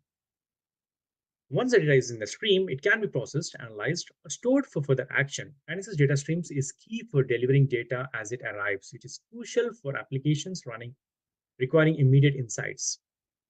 Next is the data firehouse, Kinesis data firehouse, which is responsible for loading streaming data to process destinations such as AWS S3, Redshift, and Elasticsearch. This service is often used when you need to store or transform the streaming data before analyzing it further or moving into data warehouse for long-term use. Now, next is the Kinesis data analytics. It allows to run real-time SQL-based queries on streaming data. This component is powerful for deriving insights on the fly, whether you're calculating metrics, triggering alarms, or identifying trends. The beauty of this service is that you can start analyzing your data immediately without needing to store it first. So some of the common use cases of Kinesis are real-time logging, machine learning models interfere on live data, real-time data warehousing, fraud detection, and sensor data processing from IoT devices. Okay, with its suite of services, data streams, firehouses, and analytics, AWS Kinesis provides a robust platform for handling real-time, making it excellent fit for real-time machine learning workflows.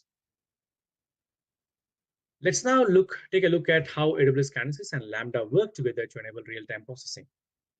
In this typical architecture, AWS Kinesis is responsible for ingesting real-time data from various sources such as IoT devices, web applications, logs, or user interactions. This data flow into Kinesis data streams, which provide a scalable pipeline for real-time processing. On the data, and once data enters the streams, it's ready for next processing. Event-driven processing. This is where AWS Lambda comes into play. Kinesis and Lambda operate together in event-driven architecture. As new data arrives in the Kinesis stream, Lambda functions are automatically triggered to process the incoming data in real time. For example, if you're monitoring a web application for security logs, Lambda can invoke the moment some suspicious activity is detected in the stream, enabling immediate response for alerting. It can also be used for machine learning model inference. Let's look at what it means. So Lambda's powers is amplified when integrated with machine learning models. Lambda can invoke machine learning models hosted in Amazon SageMaker or other services to perform real-time inferences on the ingested data. Data storage after processing, right? After processing in the data in real time, Lambda can pass this enriched or transformed data to other AWS services for long-term processing or further storage. For instance, the processed data can be stored in S3 for archiving, or it can be sent to Amazon Redshift for additional analysis. Lambda can also trigger further workflows, including streaming the result to various warehouses for reporting, initializing downstream processes.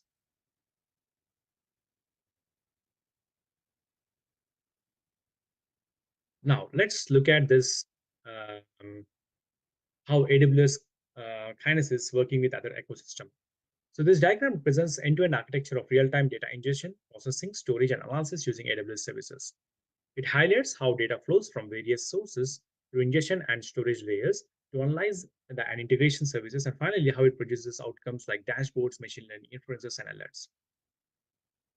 Stream sources. On the leftmost section, the source of data, we begin with various data sources that produce streaming data. They include IoT sensors, enterprise applications, social media platforms, logs.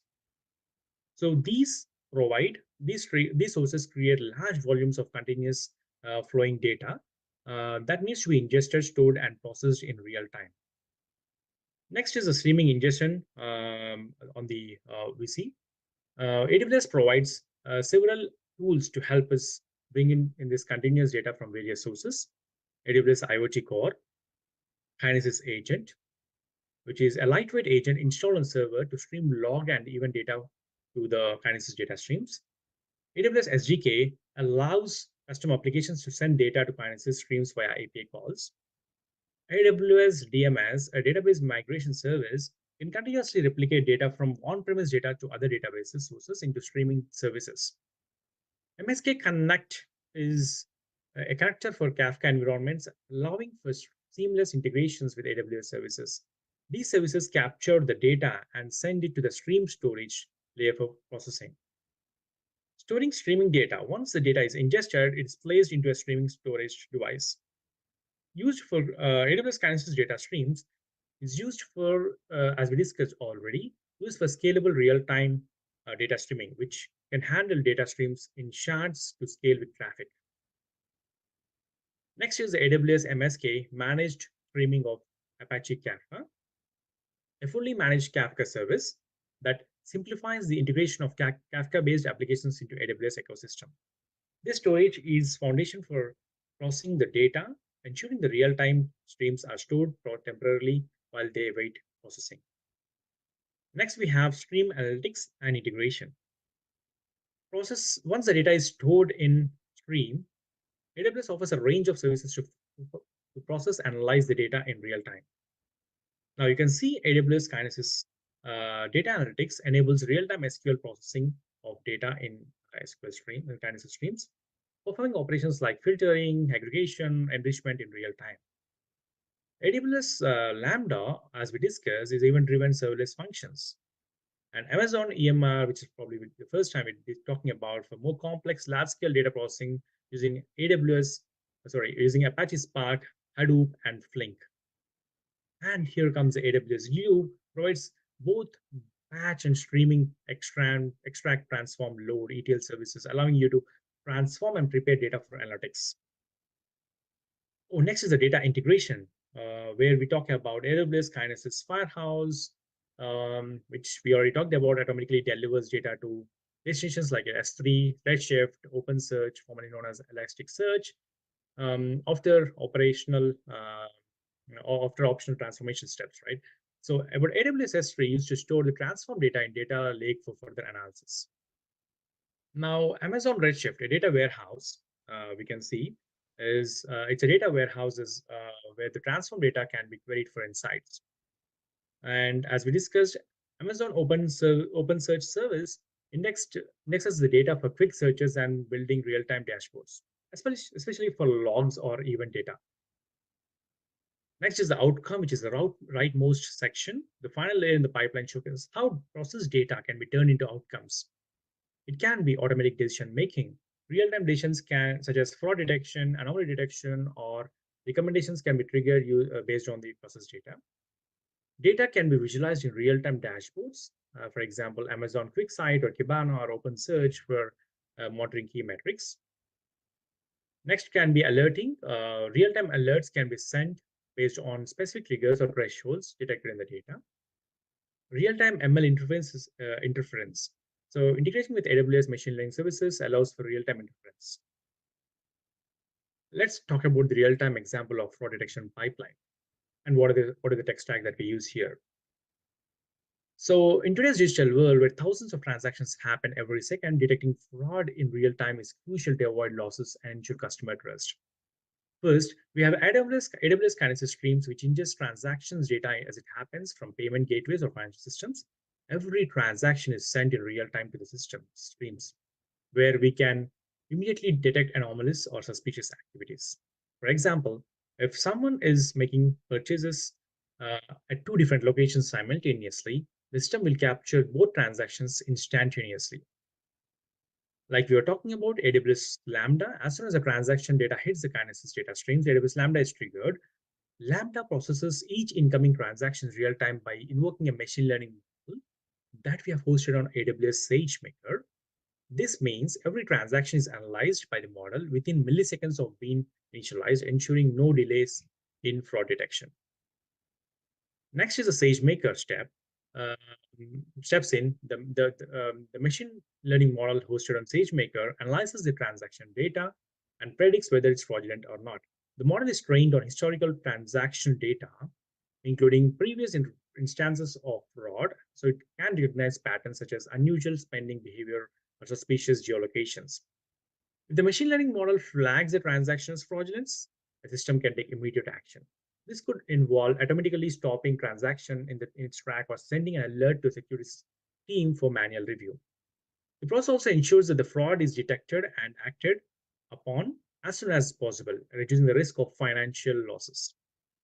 So benefits of this architecture is a low latency, which is one of the main benefits of this setup. The entire pipeline from data ingestion to machine learning model inference for decision making happens in milliseconds, making it extremely effective in high stakes scenarios like fraud detection. Another advantage is the scalability. The architecture can easily scale up during traffic spikes such as holidays, shopping seasons, when transactions volumes increases dramatically. AWS Lambdas and Kinesis automatically handle this, ensuring the data can be kept within the demand. Let's look at the real-time ML complete flow. Like we'll get a complete picture of how they're organized usually. So first on the left side, we have Kinesis data generator, a data source. It can be a sensor telemetry data, right? Which will actually send the sensor telemetry data. The process starts with real-time data generations from sources like sensors, which is IoT devices. Here we are using the Kinesis data generators to simulate incoming streaming data. This data cloud includes reading from various sensors such as traffic, temperature, humidity, or any kind of IoT telemetry data. Now, next is the Amazon Kinesis data streams. So there's a streaming ingestion that happens here. The raw sensor data is continuously ingested into Amazon Kinesis data stream. The Kinesis is used here to handle high throughput streaming data. It partitions the data into shards for scalable processing. The stream is crucial for handling the volume and velocity of the data, real-time data, and ensuring that the data system can process it efficiently. We also have AWS Glue, which we touch based upon a bit, but in this overall complete flow, we'll try to see how it makes sense next.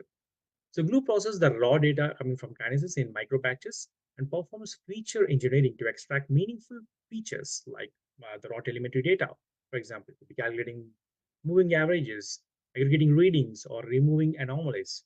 Glue streaming ensures the data is transformed into usable format for machine learning. AWS Glue also maintains the Glue data catalog, which manages metadata about the processed features, enabling easy querying and data management. Next is the AWS storage. So as you can see, after the Glue processes the raw data, it stores the processed data in AWS S3 as micro batches. S3 acts as the intermediate storage for the processed features that can be used for machine learning model inferences.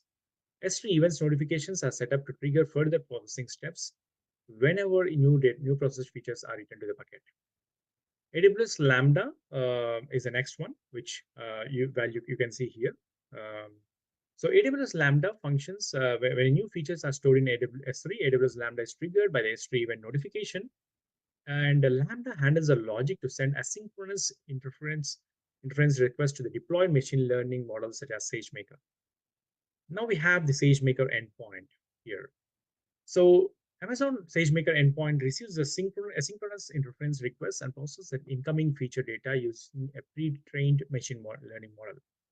This endpoint is designed to scale with traffic and provides predictions in real time. From here, you can see that storing generated interferences, which is using S3, the results from SageMaker predictions, you can see are The results from the SageMaker predictions are stored back in the Amazon S3. These results are used by downstream applications or archived for further inference or batch analytics. So we can see here. Next is the notifications via Amazon SNS. So Amazon SNS is a simple notification service, and it's used for any significant events such as completion of inference request or there are any issues, sends notifications. SNS informs users or applications about the status of the request in real time, right? And then we have users and applications of it. I mean, which is towards the bottom end of in here. So the generated inferences such as real-time anomaly detection or prediction results are consumed by users or applications. These users or applications may take actions based on the machine learning predictions. SageMaker training is something that happens.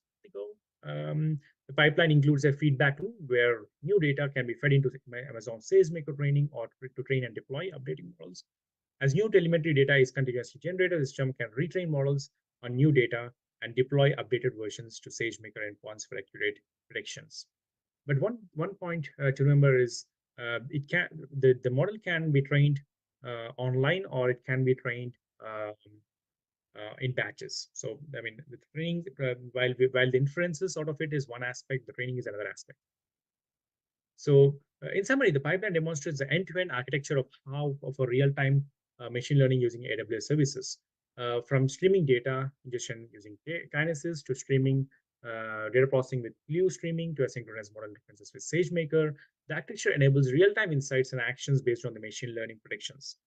This type of architecture is applicable to use cases such as predictive maintenance, real-time anomaly detections, and IoT telemetry data processing. Now let's talk about what are the benefits of real-time ML with AWS.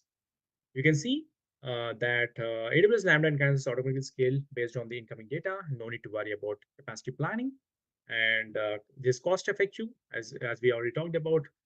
This is pay as you go. Just a second. Okay. AWS Lambda is cost-effective. It means your pay per model use. You're only charged for the time your code runs, making it more cost-effective for intermittent workloads. And it's very low latency. Like real-time machine learning pipelines built with AWS services processes data in milliseconds, enabling immediate actions. And there's a seamless integration across AWS services like Lambda, Kinesis, SageMaker. They integrate smoothly. And yeah, there's also managed services like Kinesis, managed Kinesis services where you can also use Apache Kafka as a managed service in AWS. So you have a very good integrations with other service providers as well. And then last but not the least, the security. AWS services offer built-in security features like encryption, access control, and monitoring via CloudTrail and CloudWatch. Let's talk about optimizing performance in real-time machine learning. So like we would have seen like Lambda provisioned concurrency using the provisioned accuracy concurrency in AWS Lambda to ensure that functions are always ready to process incoming data with minimal latency. Optimizing Kinesis shards. Proper shared allocation is key to distributing AWS data across Kinesis streams and ensuring that data is processed without delays or bottlenecks. Like one of the things is handling the errors, setting up retries, dead letter queues in AWS Lambda to handle errors gracefully. When a function fails, this ensures the data is reprocessed or logged for further investigation. So use AWS CloudWatch to monitor the performance of both Lambda and functions like AWS charts.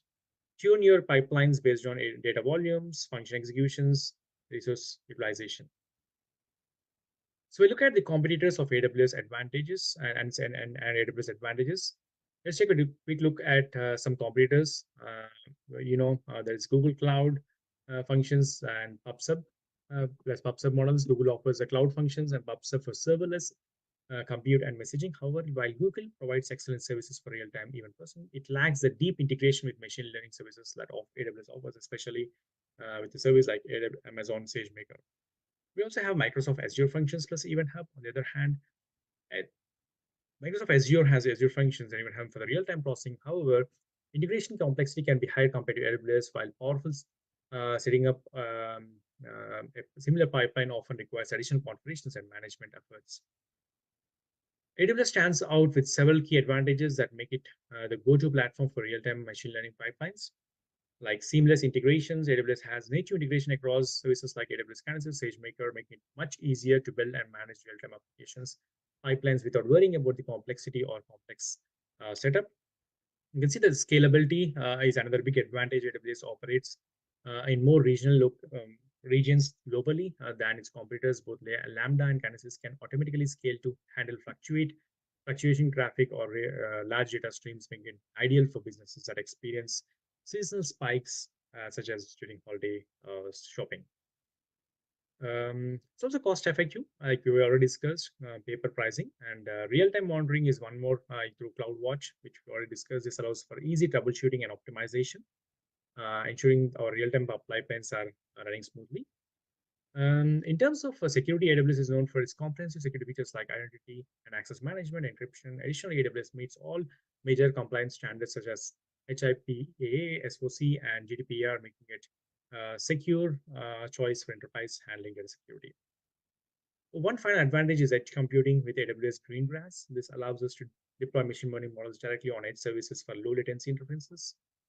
This is particularly beneficial for remote or IoT applications where immediate processing is needed, even without a strong internet connections. So all these advantages make AWS a real platform for real-time processing, offers a seamless, scalable, and efficient, secure environment for building machine learning pipelines. And now we open up this. Cool. Thanks, Sandeep and Vlad. That's a fantastic talk. Thank you, guys. I can't bring them on live because they've joined the stream. So hopefully, if you have any questions, just post them on the chat. I will feed them back to them. So now we'll have a quick lunch break. Back, and I think we're 5 minutes past. So 25 minutes we have, or 24. So back at 1 o'clock Central European time. All right, let's have a lunch break. Just half an hour from now, just 25 minutes from now. Thank you.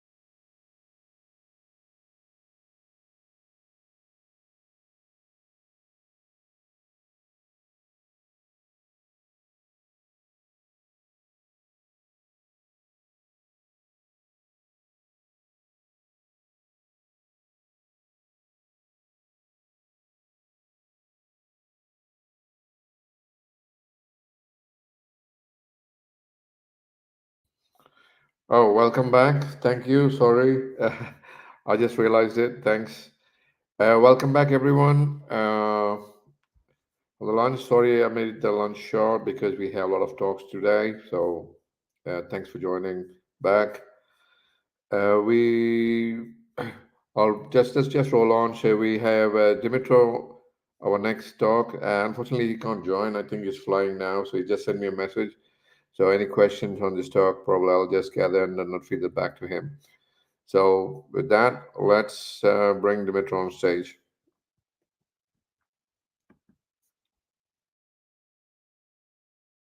To keep the solutions running and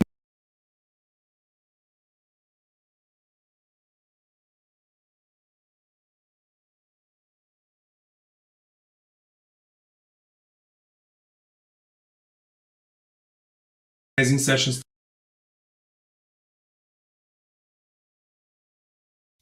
So give me a second. I just want to start from the beginning. So 1 second.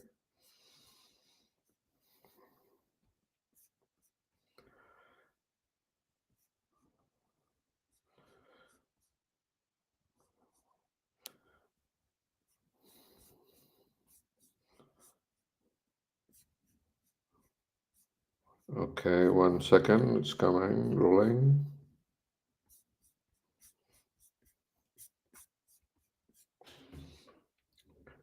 Yeah, anytime now, I think.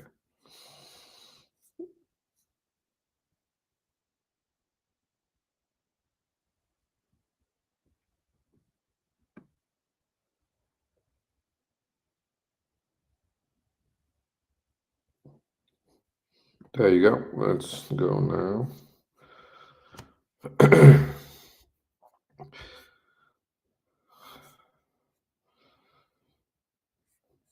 There you go. Thanks, Dimitro. Stage is yours. Hello and welcome. I'm pleased to have you on my session at AWS Community Day Hungary. Despite it's a virtual event, we have an exciting line of the speakers. We have lots of amazing sessions today and I really hope you enjoy it. And with the next half an hour, I'm pleased to have you with me and I'm pleased to have you together at my AWS quest for the excellence, and I will share some AWS insights with you and how we were maintaining different exciting things. So let's go here. Journey Beyond AWS Quest for the Excellence. It's a real life story, how we were managing different processes in the company, how we were adapting processes, and how we were building things on AWS to keep the solutions running and match our targets, and how to align the things in our organization. So, just a short introduction of me. I'm Dmitry Hlatenko. I am cloud engineer at UpIT. I'm AWS community builder, and also I am AWS user group leader in Vienna and in Leeds. I have two degrees. I'm master in telecommunications. I'm bachelor in business management. I have 4 AWS certifications, and currently for the last few years, I'm fully focused on the cloud topics, and all my professional activities are related to AWS. Servus by Win, by the way, is very important. So tonight, as I already mentioned, we will talk today how you can adapt your company processes and integrate AWS services with the different systems, with the different processes. And I will bring you 4 inspiring examples, what we have already done with absolutely different use cases that show you that you have lots of different opportunities. And all you have to do is just come and architect. And just a quick introduction about the APA. APA it's an Austrian press agency. We are having a huge crew of the journalists, but APA Tech themselves, we are creating, running, and maintaining solutions for the biggest Austrian and not only Austrian media companies. We are doing lots of different things, but we are making the media in the Austria running. And what do we do in AWS? Also, actually, cloud brings us lots of opportunities, starting from the data analytics, data processing. We run important systems, we do system integrations, and etc. etc. But today I would like to focus is more about general things, how I was aligning the whole cloud topic to already things that were developed during the long period of time. So let's talk about the general things first of all. When we are coming to something, I would like to start with the story. Currently, you can see a huge diagram, and you would probably ask me like, why are we already jumping to the things that directly? And this is actually the first bird, the first fly, and it was re-architecture of one of our solutions that we are providing to the customers. It's a media contact class. It was the first product that we developed with a cloud orientation in mind that is powered by Amazon, SaaS, and the core. But why is it important today? It was the first project when I tried to automate and align the existence of this thing to the overall livelihood in the company, because the target was to first of all do the interaction between our company systems, comply with the inventory management, ISO standards, and also we wanted to have a change process automated. We wanted to do better maintenance, be more agile, and remove as much manual steps as we could. And it was like the first project when I tried to automate it. Was the first time when we were just pushing a new version, we were just receiving an approval without any interruption from our team, and it was already redeployed by schedule. But it's a huge complex part, and actually what was also important for me in this thing, that the project might align with the non-technical people who have never touched the cloud. So here it was the first try to align the tech with the people, because here we have people are not touching the cloud, so they don't know anything about what is happening about AWS, and AWS are coming to them. And it was my main inspiration, because I wanted to make it more closer to the colleagues. And so what with this, I'm going to the idea that you must come and see what kind of processes you already have. Maybe if you see any potential for the improvement, and if you see any opportunity to redevelop something or already reuse the existing project, because in the whole situation, you must not create the technical debt from the beginning. You must be focused on being maximum agile and be on the market first, faster than your competitors. Because if you lose the time just because of some processors that you were not with your team, with anyone, it must be your main focus when you're planning system integrations. Despite if it's, I don't know, automatic, not automatic, for this another application or person, the most important is to be creative, because we are working with AWS. It brings lots of opportunities, lots of services. So there are lots of things to do. And what I would like to focus about, then when you're planning, you must avoid the fragmentation. You want to reuse already existing things, and please relate to what you are doing, like building blocks. And as I already said, you are investing in the future, because you are laying down the baseline and you are adapting the things to bring the people in your company to use the cloud, even if they are not engineers.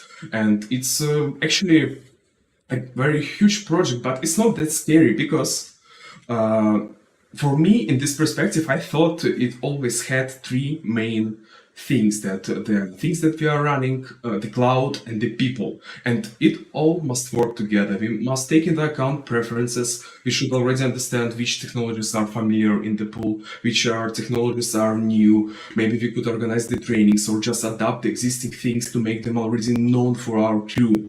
And applications, they should also take the best from the cloud, because then you must use the benefits. You must be more agile. You must be more cost effective. You can offer more to your customers. And if your team is working productively with the cloud, then you can be also productive with your product. And this is why I would like to focus on the main thing of the cloud process formation for your company, that first of all, you must analyze and understand. Don't start building before you don't know what to build. So you have already information from the application, talk to your team, review the documentation, try the products themselves and see how does it behave. To just look at it not from position from the engineer, but also like a customer. And you can talk to your people, find out why they took such decision, why this process built like this. Come with a proposal, be open and discuss it. And if you're already running the application, you have data from lots of AWS resources and services out of the box. Just come to the CloudWatch and analyze the behavior, maybe correlate with the data that you can receive from your product owner and the different things. And of course, don't forget about well architected, because there are lots of different best practices. Because if you have an optimized deployment of your application, then you can potentially then think about the teams and how to get maximum that you are already on the cloud, and you must prioritize different things. So you should not lose the time, because then you can invest this time to architecting of the better things. And yeah, so main focus that you are performing the transformation. For App-Attack, we are a service provider, and we have 2 data centers in Vienna. We have a software development team, but people are eager for the new things. And my task as a cloud engineer was to bring them opportunity to try it, but cause the minimum risk, minimum stress, and also make it in the best reaction response time for the business. And this is what you must be targeting when you are introducing cloud to the company, because you cannot do the cloud transformation that fast, unfortunately. Greenfields are great, but on the practice, from my personal background, it's always the brownfield. Yeah, and since we already see the background that we are dealing with different things, you would ask me, okay, so we know what to do. We have the business targets. We have different things. And what's next? Okay, then we are coming to AWS Console, or you are coming to Visual Studio Code, Vim, whatever you like. Sadly, you can post in the comment or write to me on LinkedIn. I would really appreciate it. Just tell me what are your favorite AWS services. Okay, I think you wrote it, and we are just going next. So I would say that if you are working with the cloud and you're a solutions architect, you definitely must know how to work with things like simple notification service, SQS, Lambda, event bridge pipes. It's a very amazing thing because it can be part of your step functions, automations. CloudWatch is important because it gives you those data that you value to optimize your things that you're running. It gives you the sight of the things that you are doing. SNS and SQS let you couple the things. Lambda is powering what you need in the way how you need to do it. And this is why my opinion is solution architect must understand how to program, because then you have the open heads and you can do lots of amazing things. And to be honest, Event Bridge, it's not only the delivery of the events, because it also takes part in the different system couple and for example, pipes, they amazing because you can perform the conversion of the different data sources and unify, because as I said, we are avoiding the fragmentation, we can streamline the things. And if you can handle step functions, if you are working with the DynamoDB, and if you are not afraid of S3 buckets, which is actually the most used service, you are already the king, because you are not afraid of the cloud. You can just come, you have the business task, and you can deliver the value and customer satisfaction. Yeah, but if we just look at overall, okay, we have the services, but what to do? Of course, there are challenges, but we are here to resolve the challenges.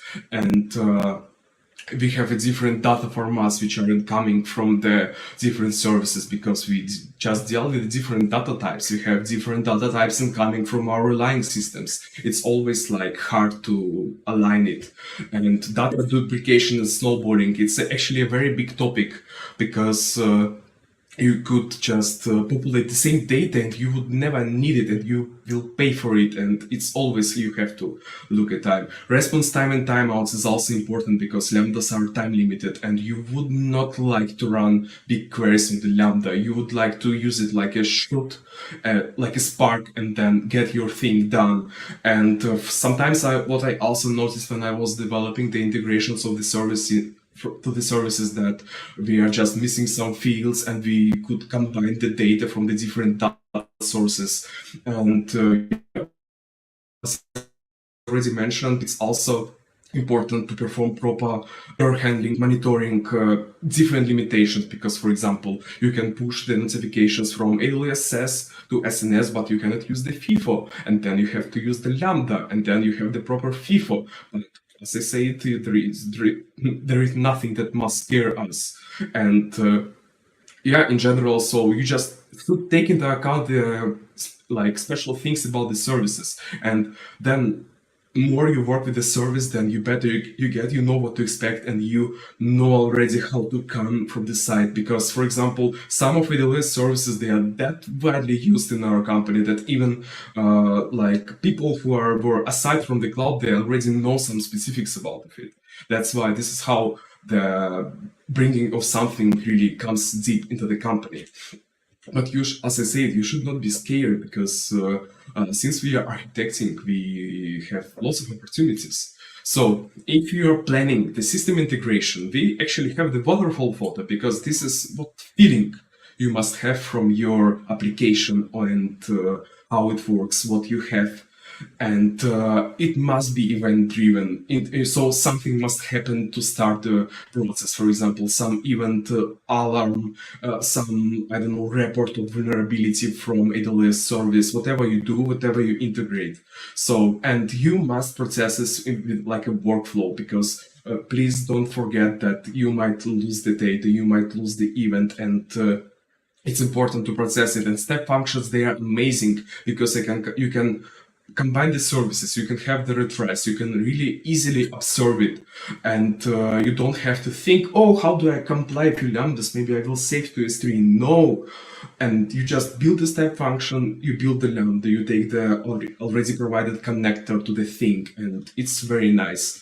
Retentions are friends, because both at S3 and please use TTL at DynamoDB. And despite having different data formats, data duplication, Glue really helps it out, because you can have a registry of the things, and you can avoid duplication also with the Glue, and just to keep the data which is essential for your task. And also, if you are doing the organization, of course you're doing the organization, please use the aggregators, because then it's also important from the security perspective that you have everything in one place, and yeah, so, and everything comes to it, and you're just coming to the single point to take data about all your organization. And please do the tagging policy in your organization. It's a really lifesaver, because it will save you hundreds of hours sorting out the things, and it will keep just your organization clean and steady, starting from the billing tasks when you're programming something or you're organizing, because tagging really helps. And if you will start with the tagging policy, you will really get a huge benefits out of it over the time. Yeah, and when you're constructing, so also see what you already have. Maybe your team already has any kind of automation tool or any kind of integrations. Maybe you can already point to them without making this custom link from AWS or whatever you're doing. And for example, if I have some, I don't know, templates, architectures, I'm just reusing the building blocks, use the service catalog, just don't make the waste, and think about your cloud environment like about the kitchen. And the next thing, why I really like AppSync, that it removes the need in Lambda authenticator. It gives the really nice GraalVM out of the box, and it's a very nice bridge, and I really like. There are actually lots of reasons why it's cooler than API gateway, and you don't have to manage different WebSockets. It automatically scales, so it's very cool.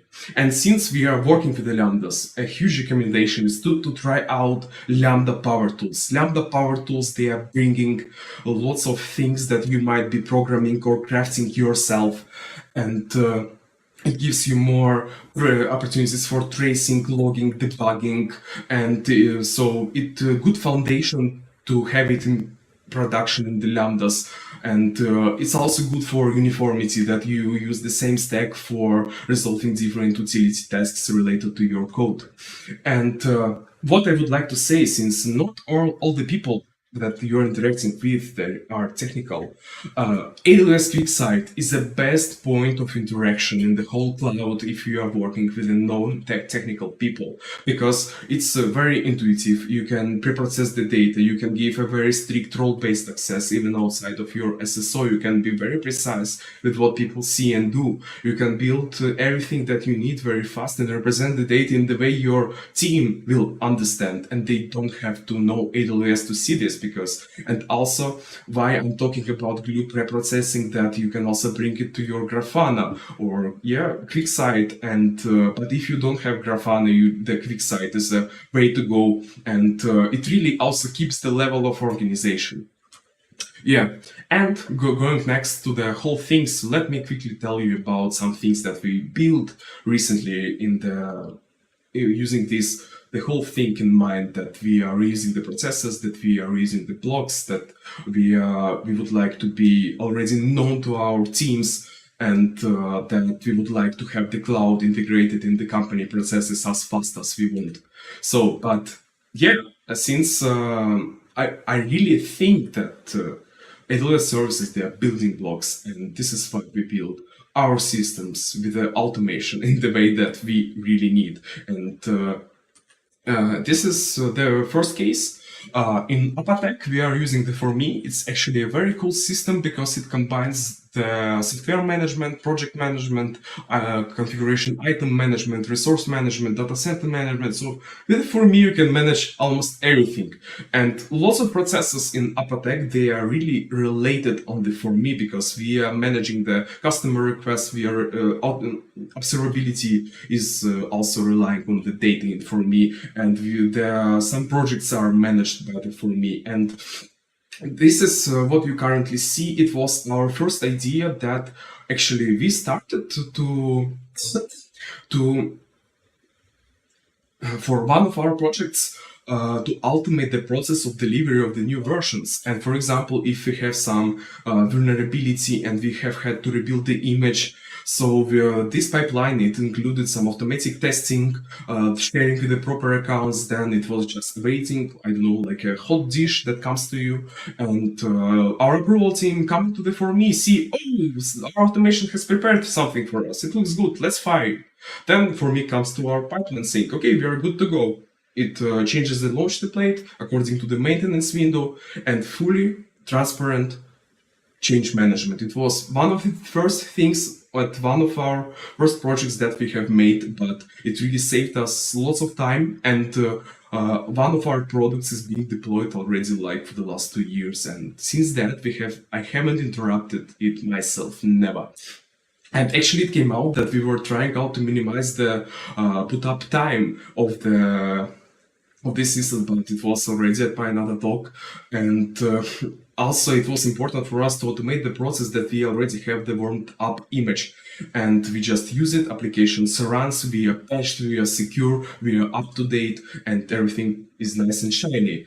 And then this concept came out into the whole delivery system. So we thought, what from AWS requires our interaction from our side.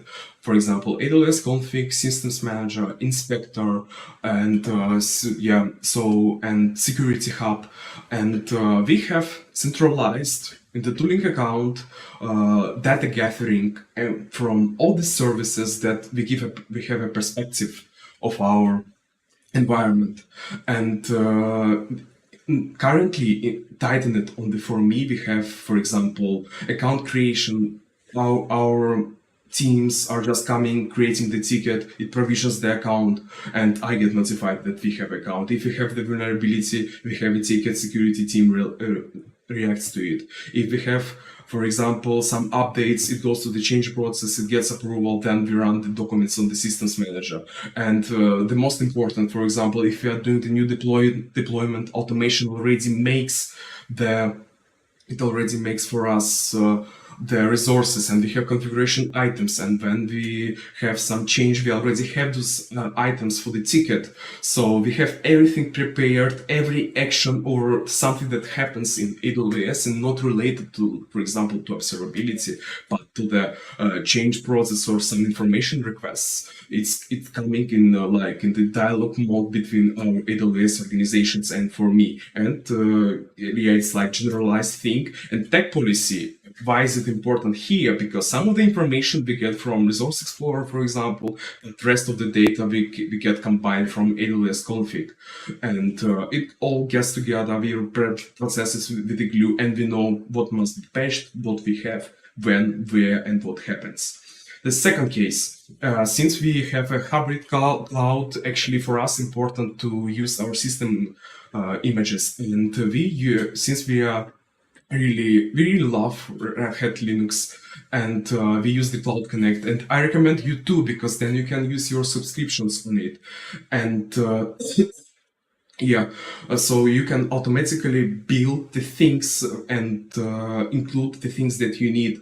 For example, I don't know, agents for monitoring or some specific configurations, repos. And our images that we use in the service catalog when somebody would like to provision EC2 instance, it already includes our XDR agent, it includes observability plugin, it registers in the host management system, which is completely a responsibility of another department. I just bring the things to them transparently. They don't think that it's somewhere in AWS.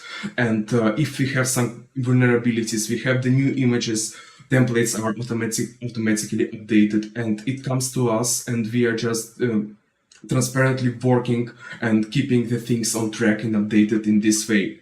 And the third case that I would like to tell you about, so we really like SaaS, we use it pretty a lot, but it's a simple email service, and it does not give to us the thing that you just open the box and you have it. You have to think. You are sending the emails, it's great, this is what it intended to do, but if you need more, then please architect.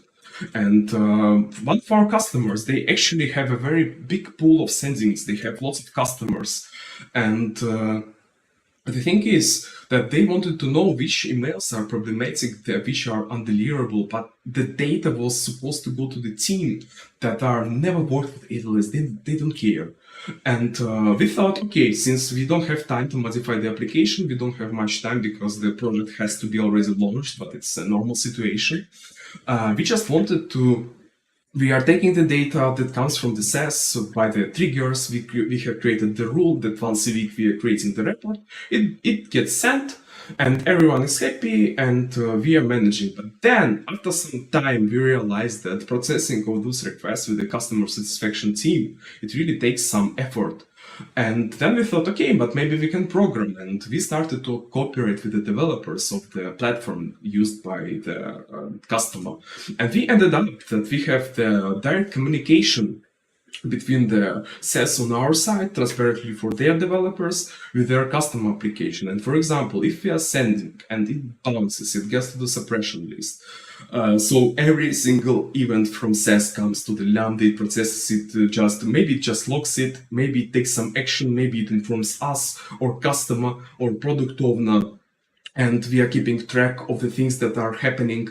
And for example, if we know that this email is faulty and we are checking with our logs that they were already failed deliveries, then we are coming back and we are sending the request to our application, and it already knows, oh, for example, I don't know, Jeff Barr has a wrong email in our system. Let's please inform him. And when he comes to the application, he will see a banner that, hey, please actualize your data because your email is wrong.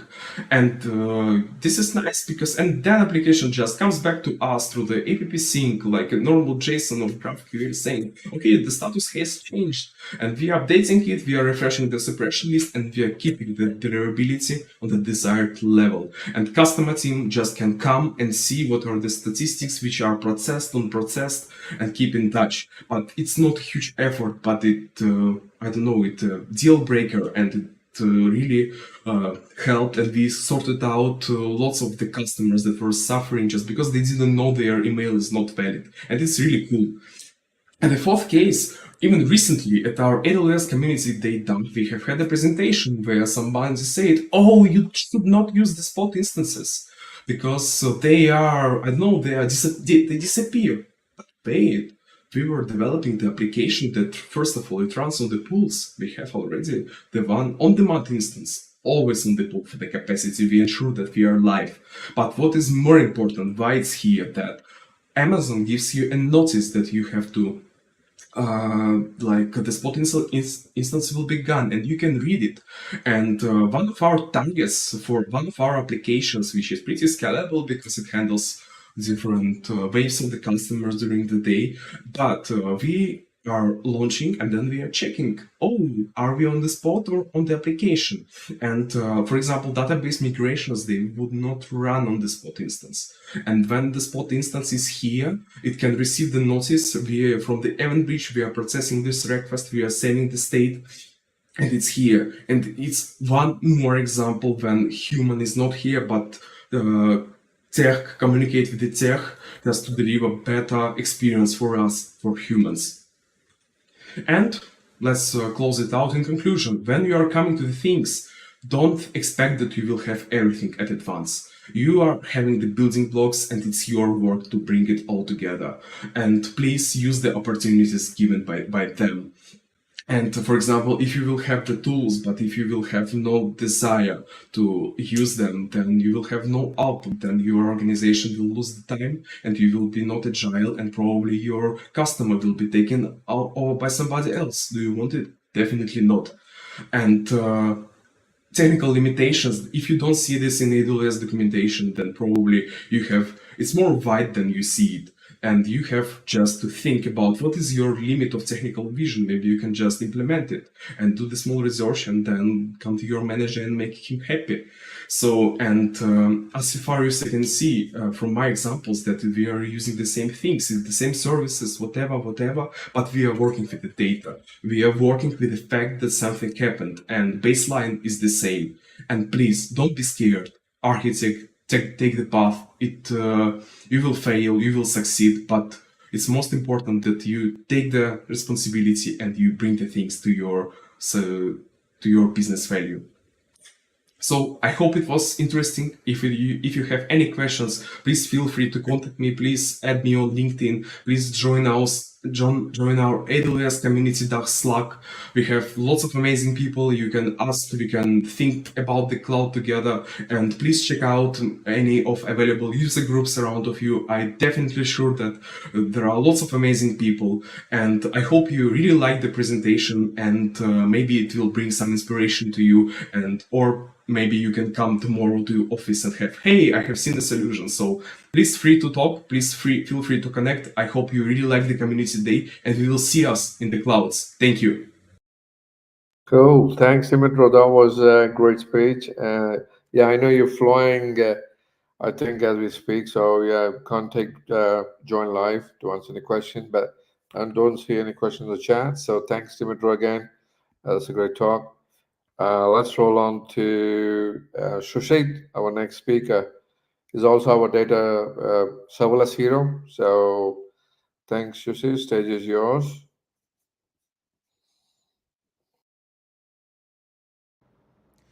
Hello, everyone. A very warm welcome to all of you joining us virtually for the AWS Community Day Budapest in Hungary. So today I will be talking about how we scaled our application from 80,000 users by doing nothing.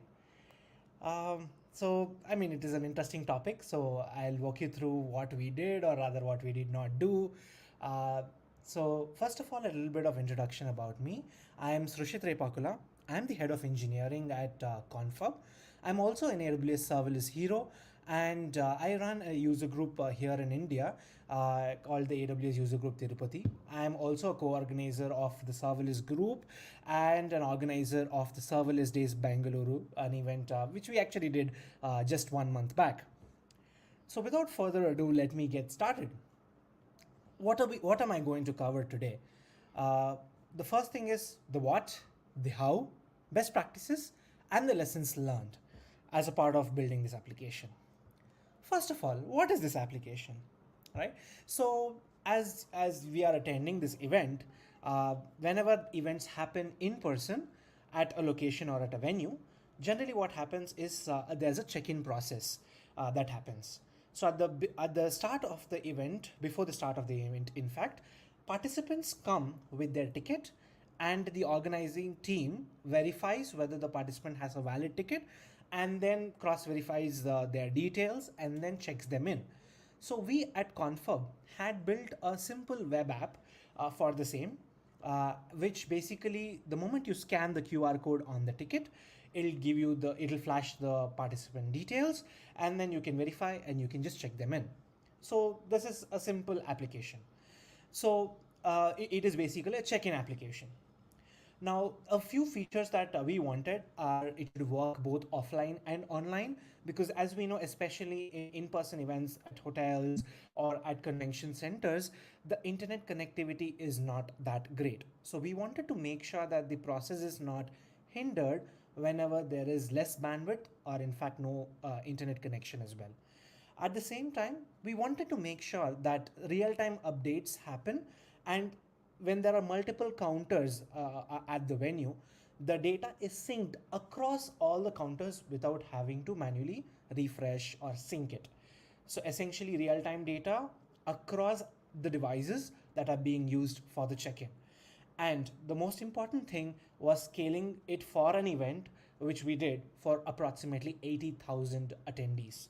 So it was a huge event, some 80,000 registrations for the event, and approximately 50,000 to 60,000 people were expected to come at the beginning of the event in a span of 10-15 minutes. As you know, generally at the beginning of the event, half an hour or 45 minutes prior to the event is when there's a huge rush. So we had to make sure that the app works and does not break or does not hang as well. So this session is all about what are the various aspects that we had to take into consideration while architecting the backend for this application. As you all might have already guessed, it is a completely serverless application. So what did we do? As I said, we did not do anything, but still, all what we actually did was sit and pray. We prayed that everything goes well, goes smooth, because it is 80,000. It's quite a big scale for especially a startup like us. And given that it is a short period of time, as I said, a good 15-minute period when a huge amount of participants are expected to check in. So we thought, serverless is the best way, because this is a sudden huge spike going to be there in the workload for the application. So at a very high level, this is the architecture that we had in place. So we leveraged, of course, Lambda functions, the center, the hero of the entire application, but there are various other AWS services involved. The other prominent one is AppSync. I'll be talking about AppSync a little bit, why we chose AppSync, what are the various features and advantages that it gave us. We leveraged Cognito for authentication and authorization. We used CloudWatch for logging, monitoring. We built a few dashboards to make sure we are always aware of what is happening with the application. We leveraged EventBridge for certain internal updates that need to happen within Confab as a platform.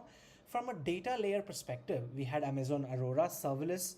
We had DynamoDB, which was the main source of for the application. And then we leveraged SES for sending welcome email for people who sign up for using the application. On the front end, we used AWS Amplify, and with Amplify we use and on the, as I said, this is a web app, not a mobile native app. So we had a browser storage available as well. So on a very high level, this is the architecture. So we used DynamoDB streams as well, and we used global tables. I'll be talking about both of them in a little bit. The how, as I said, we went ahead and used AppSync instead of API Gateway for the very basic reason, as I mentioned in the beginning, is that we wanted real-time updates. And we saw that AppSync subscriptions are available out of the box. The GraphQL subscriptions are available out of the box with AppSync. And we thought, yes, this is the best for us. And we started building GraphQL APIs leveraging AppSync. And the other biggest advantage that it gave was offline data synchronization.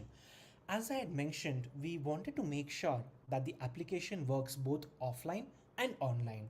So what we did was Amplify has something called as a data store.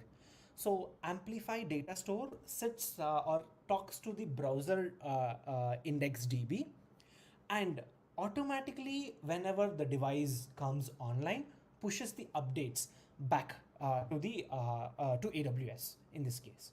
So the entire offline, online switching, synchronization, conflict resolution, all of those things were taken care out of the box by Amplified Data Store. The next thing that we did was Lambda-less integration. So the other thing that, as I said, there's a huge amount of scale that we are expecting. So we wanted to make sure that we have as many less components as possible between the client, which is the browser, and our backend database. So what we did was essentially we made sure that we have lambda-less integration using AppSync, where what we did was we had our resolvers directly talking to DynamoDB instead of having a Lambda function. In a lot of applications, we use Lambda functions for transporting and transforming data. Sometimes there's no business logic per se. It is all about, okay, manipulating, I'm getting the input in this format. Now the database expects it in this format. So we use Lambda functions to transform and transport the data. So we can get rid of the Lambda functions and directly have AppSync talk to DynamoDB and RDS also if required. And we leveraged the data API for the same. So the advantage that this gave us was we did not have to worry about Lambda functions at all, because again, there's going to be throttling limits, concurrency, everything, all those things I'll be talking about in a little bit. That comes into picture when there's Lambda functions. And the second thing is the cost involved.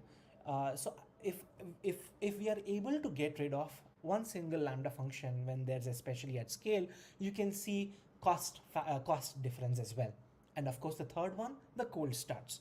Now, since this is a direct integration, there is no cold start. So obviously, the GraphQL APIs will be much quicker and helps in the performance, overall performance as well.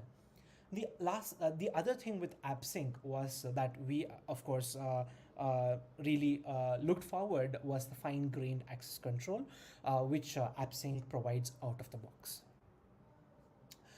To give you a few metrics of what happened during the event day, as you can see, these are some graphs between the number of requests across a period of time and the number of invocations as well. This is for the Lambda functions, of course.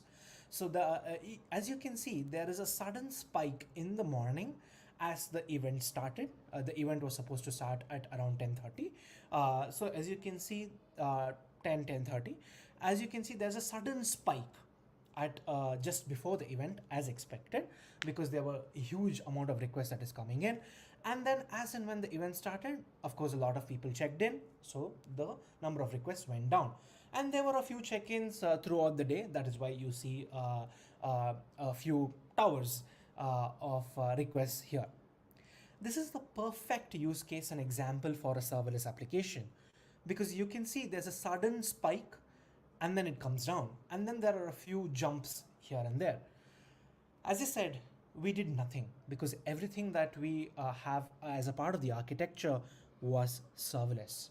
So all we did was sit back, hope, and pray that nothing breaks. Now coming to the how part, the second part of the how, which is the DynamoDB global tables.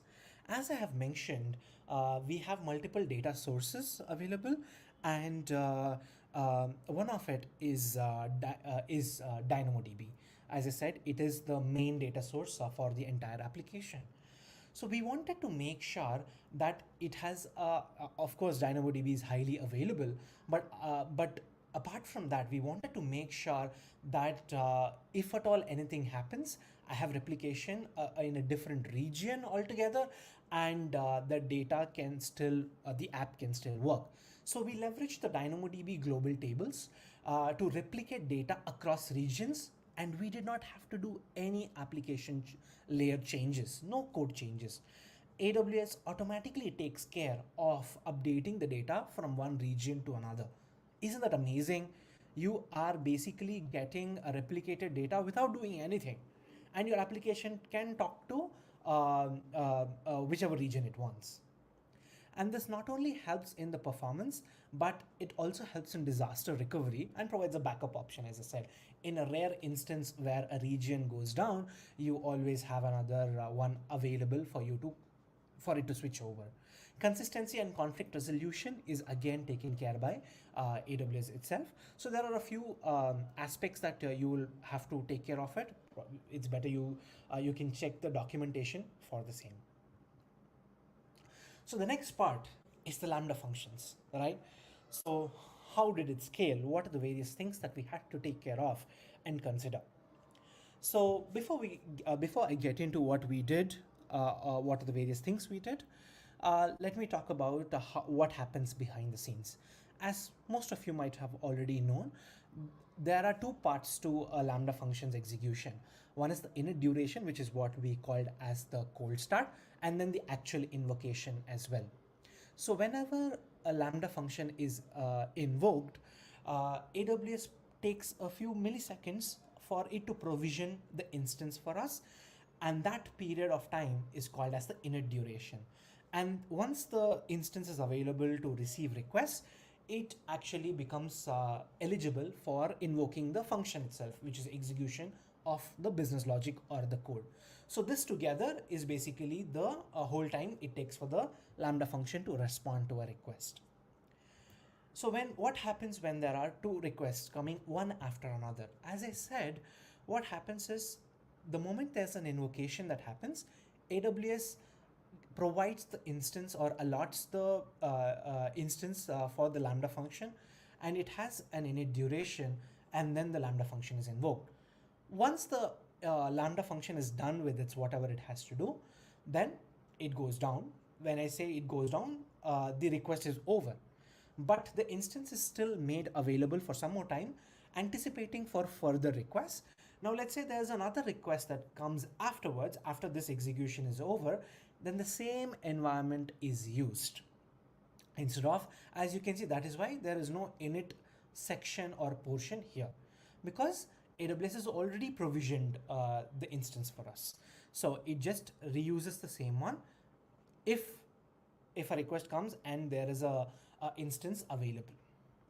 Now let us look at what happens when there are multiple requests that come in.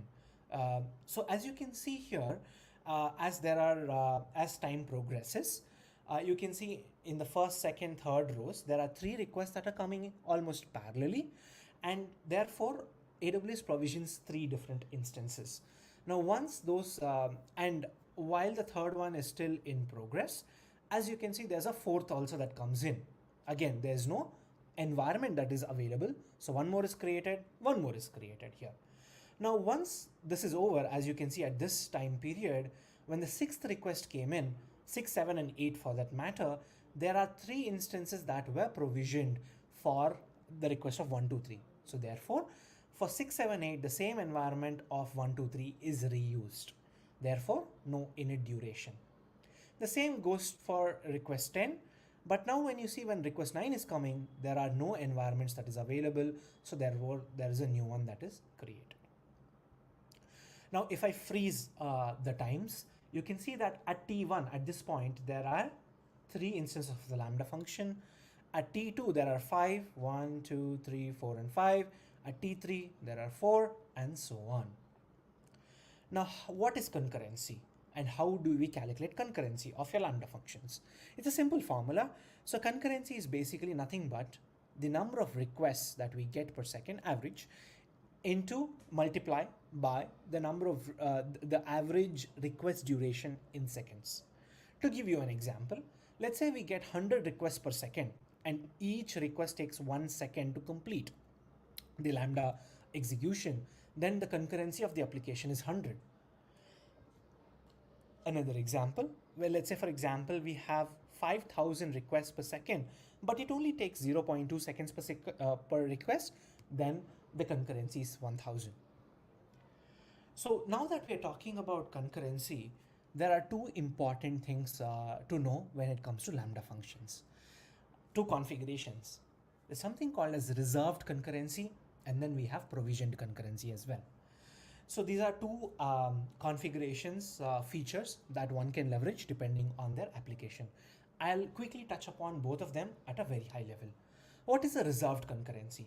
Reserved concurrency, as it says, is basically we are reserving a few execution environments maximum number of execution, the maximum number of execution environment instances is reserved for that Lambda function, and it is provisioned on demand.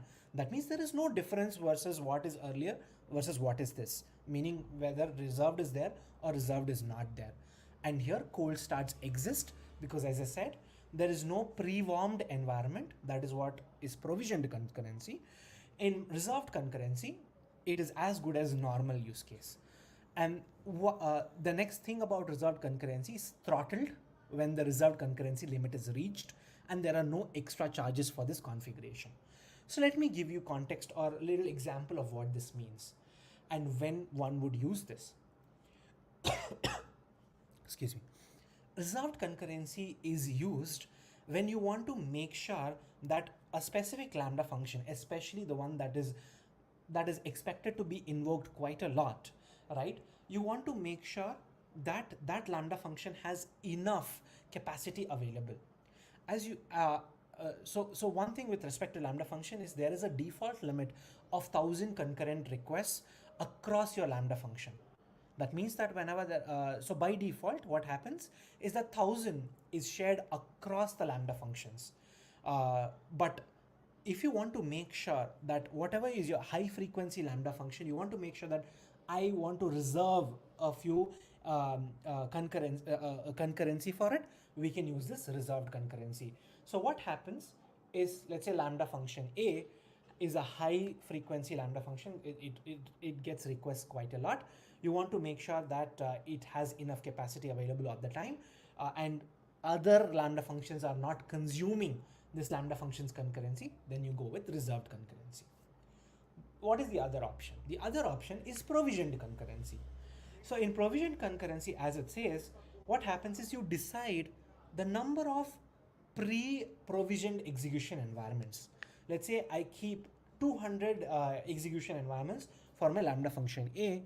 What it means is that 200 instances of the Lambda functions are available all the time, irrespective of whether there is a request or not. The advantage of this is, again, there is no init duration, the cold start. And what is the advantage of that? Basically, you have a better performing Lambda function and your cost also reduces. I'll talk about how that happens. The next point with provisioned concurrency is the function uses unreserved concurrency if reserved concurrency is not set. Okay, and then the cost factor is here. So because AWS is going to pre-warm the environment and keep it available all the time, there are going to be extra charges available. Now let me pictorially represent what all of this means. As I told you, there is a default concurrency limit of 1,000 across your Lambda functions. Now let's say there are two high frequency Lambda functions, function orange and function blue. What I do is I have reserved 400 concurrency for function orange, 400 for blue, and I have left 200 for the rest of the Lambda functions, because I know maximum are these two Lambda functions. Okay, so this is how reserved concurrency works. So what happens is, let's say for example at T3, as you can see here, it has reached 400, the maximum. Okay, now although there is some unreserved capacity available here, this Lambda function will not scale. It will throttle the request. That is why you can see red color. And the moment the number of requests goes down, then the Lambda functions are back up again to serve the requests. Now, why would someone want to do this? There are a few reasons. One of the most prominent reason is that, especially for Lambda functions that have downstream services that can potentially not scale as much as a Lambda function, you can basically cap on the maximum number of executions that this Lambda function can have at any given point in time, parallelly, of course, right? So this way, you're basically saving your downstream services, maybe a database, maybe RDS, or a third-party API, which has a concurrency limitation. So this way, you can protect and save your downstream services by throttling your Lambda function. Now the same thing happens here. You can see this is all for the unreserved all Lambda functions. Now, as I said, the maximum limit is 1,000. The moment overall 1,000 reaches, the requests are throttled. But here you can see, since I have already reserved 400, and this is in between, it has not crossed 400, so the function blue will not throttle any requests. So what did we do? So since we knew that there's going to be a huge amount of traffic, huge amount of requests that is going to come up, so what we did was, okay, we can leverage provisioned concurrency.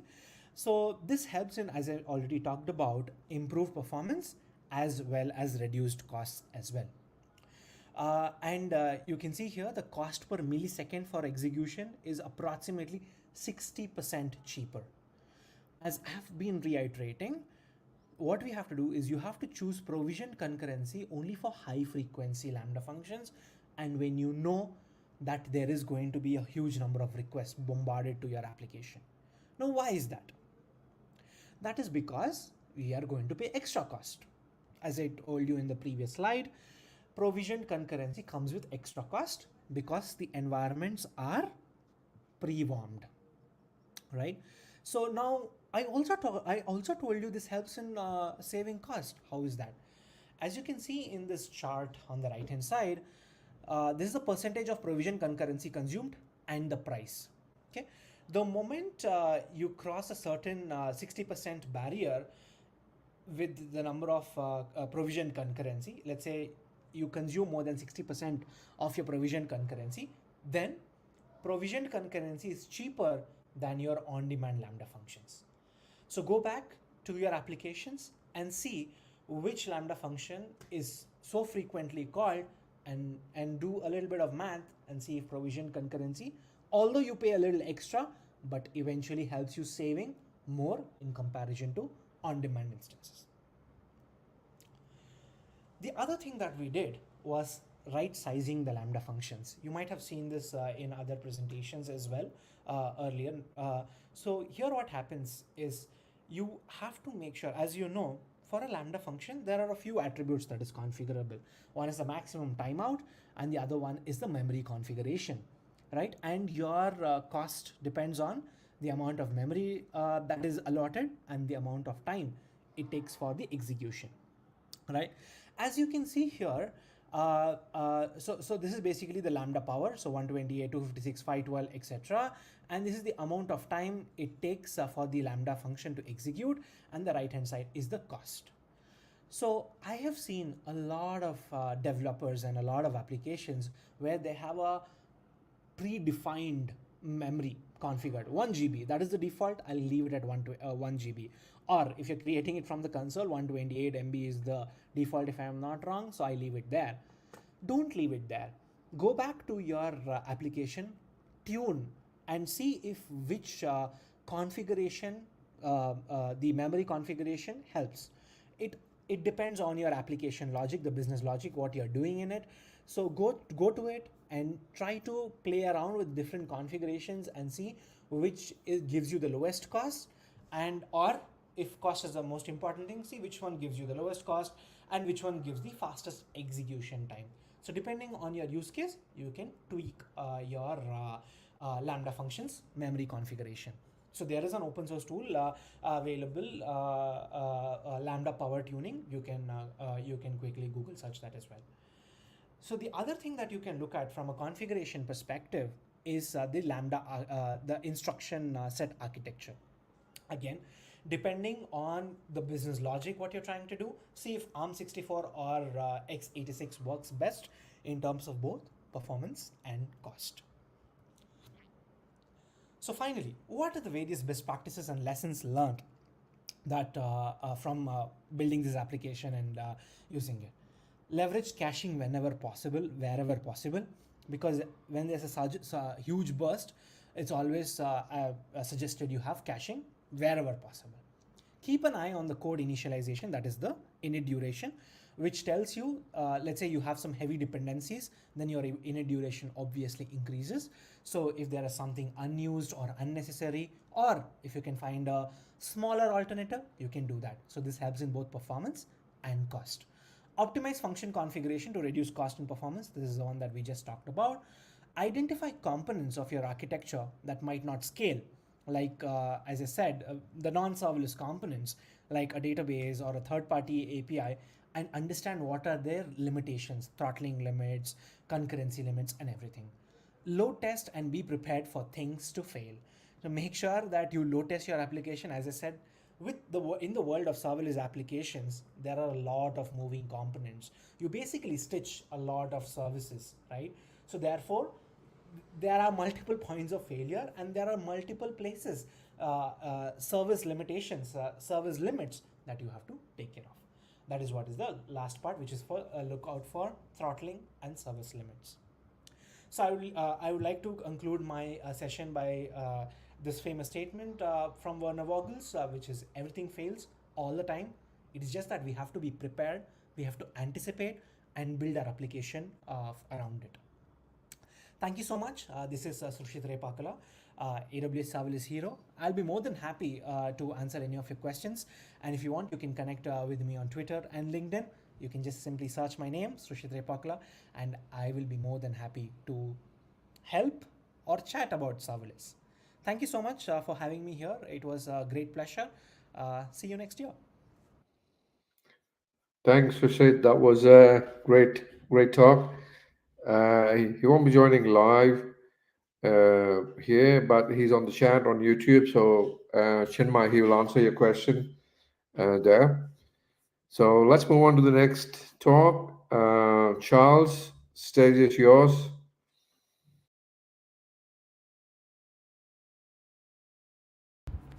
Hello everyone, welcome to AWS Community Day, Budapest, Hungary. All right. My name is Charles Allison. I'm a software engineer. I do lots of cloud engineering stuff. However, my specialty is in serverless related architecture. I've consulted for teams in different countries. Also an AWS community builder in the serverless category. This is my 4th year. All right. So I'll be talking about Amazon Cognito and how it can help you streamline your user management process. We will also look at authorization and how to build complex authorization strategies or patterns that can help to secure an application. Now, this talk is based on my experience implementing authentication and authorization workflows in a project. All right, so let's take a look at this diagram here. So this is a simplified authentication workflow. I'll break it down into the different steps so that we understand what's happening. So the first step is that a user sends in their credentials, and then the Lambda function is responsible for checking against the database to find a matching record. Now, if a matching record is found, 2 things happen. The first is that necessary data from the matching record is written to a cache. Now, after that is done, the function also generates a JWT token, which is forwarded to the user for subsequent calls. Now, taking a look at this workflow, most of the things here were written by me. For example, I had to define the DynamoDB table and the necessary keys with respect to access patterns.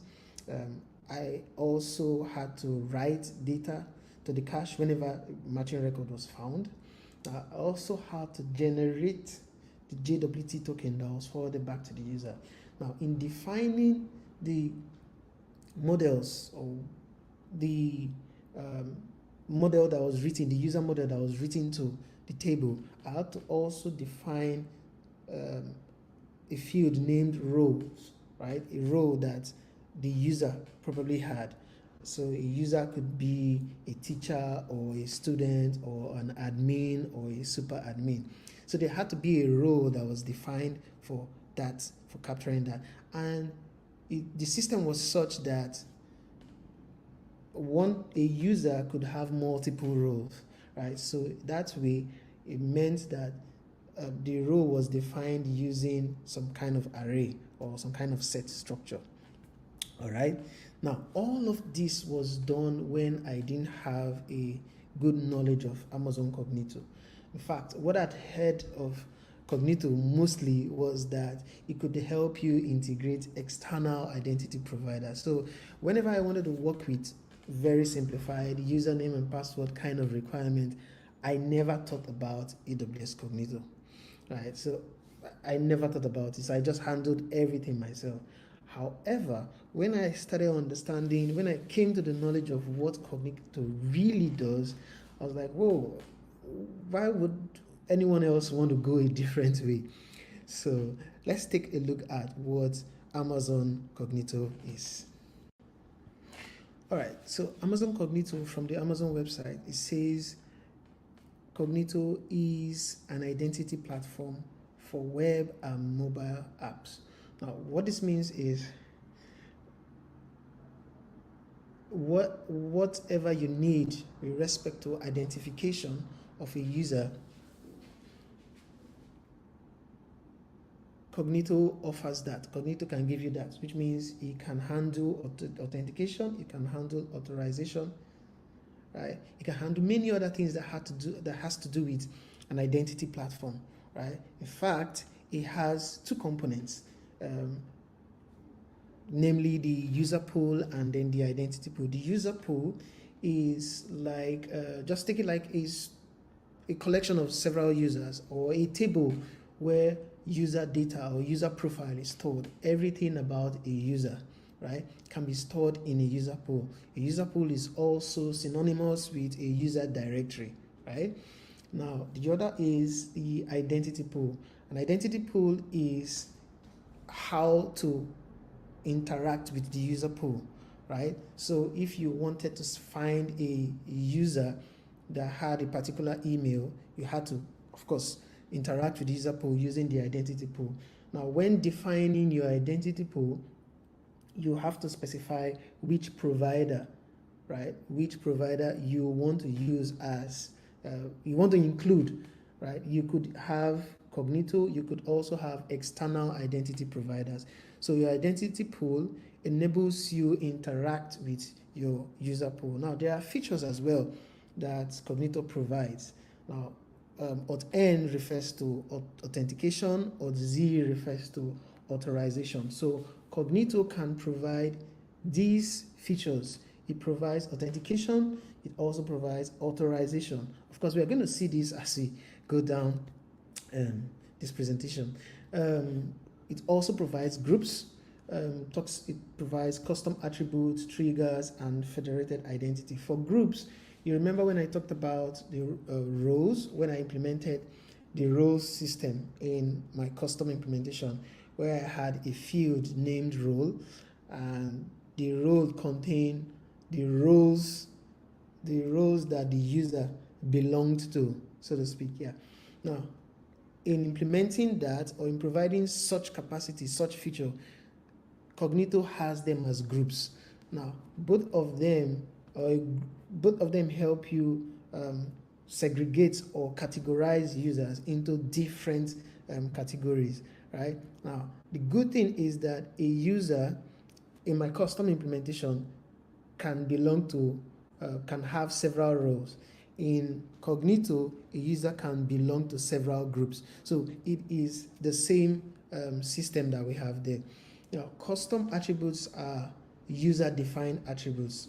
So where, okay, first of all, Cognito gives you, Cognito has attributes that are commonly used. Now, if you don't want to use those commonly used attributes, or you have a different definition for your attributes, you can then create them under custom attributes.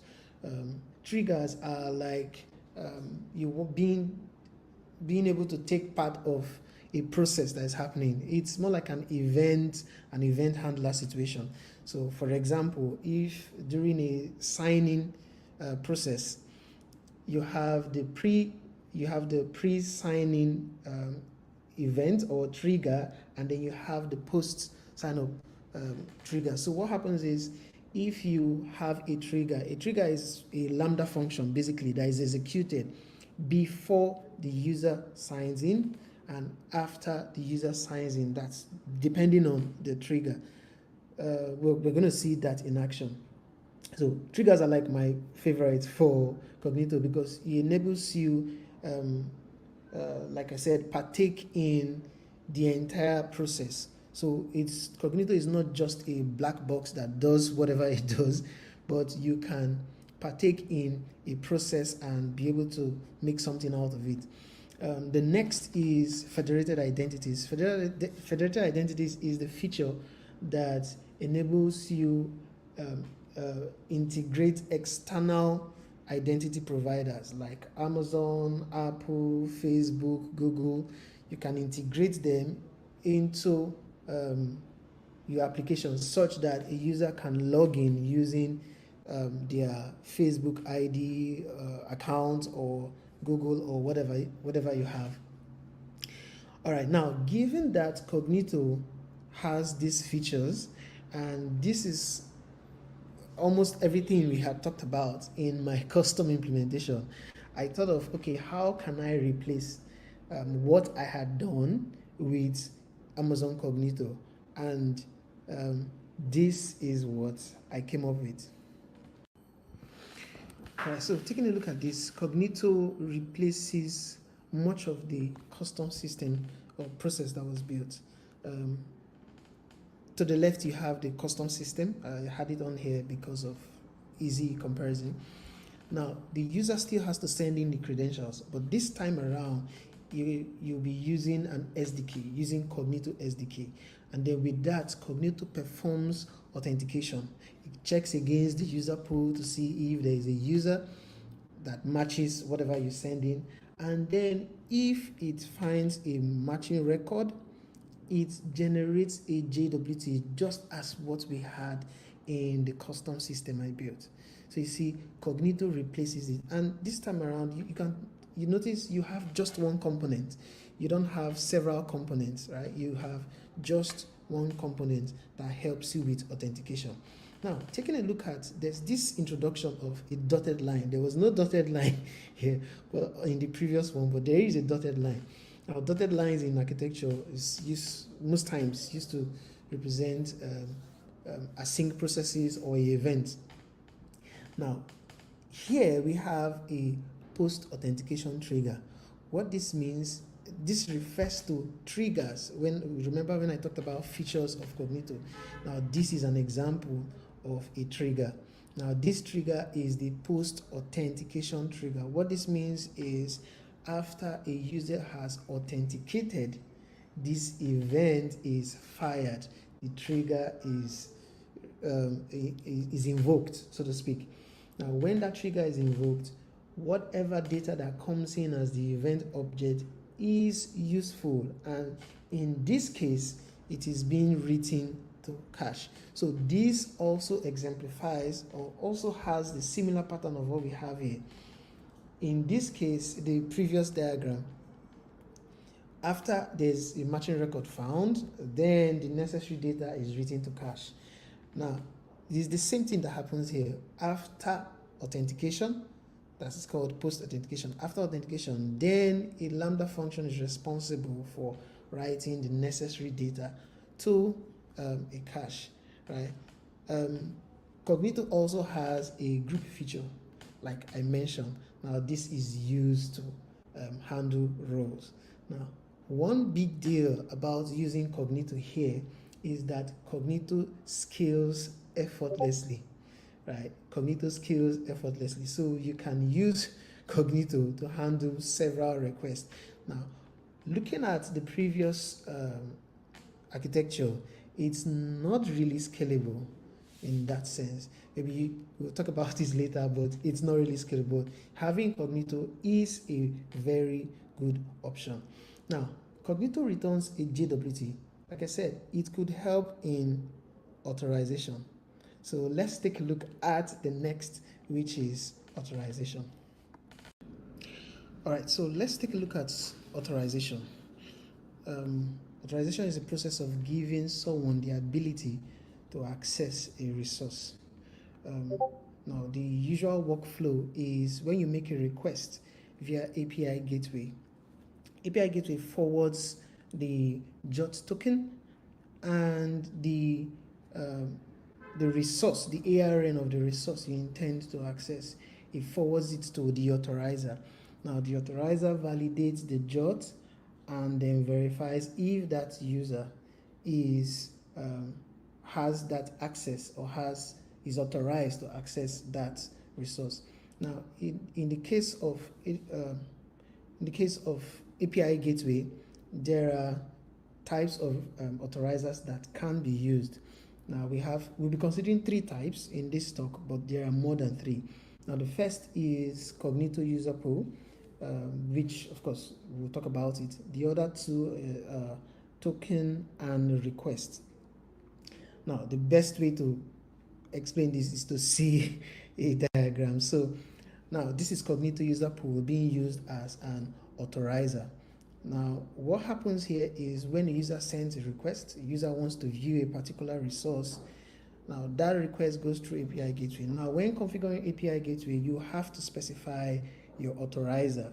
Now that specification also tells API gateway the kind of authorizer that is being used. In this case, Cognito user pool. So when the request gets to API gateway invokes Cognito user pool, right? It invokes it, and then Cognito user pool is responsible for validating its JWT token. Remember, it generated a token in the previous slide. So that token that was generated by Cognito is still responsible for validating that token. So it checks if it's valid, if the key is correct, if whatever parameters is used in generating the token, that is also used, that is also verified by Cognito. Now, does this mean that Cognito can determine if the requesting user has access to /resource, right? Or let's say the user wants to access a /hello endpoint. Can Cognito determine that? The answer is no. And that's why we have to use what is known as custom authorizers. But that's an old name, but they are currently called Lambda authorizers. Now, how does it work? Now, instead of having Cognito as the authorizer, you then have a Lambda function as the authorizer. That will lead us to having a diagram like this. So in using custom or Lambda authorizers, instead of Cognito being the authorizer, we have a Lambda function. Now, there are 2 types of Lambda authorizers. Now, you have the token and the request.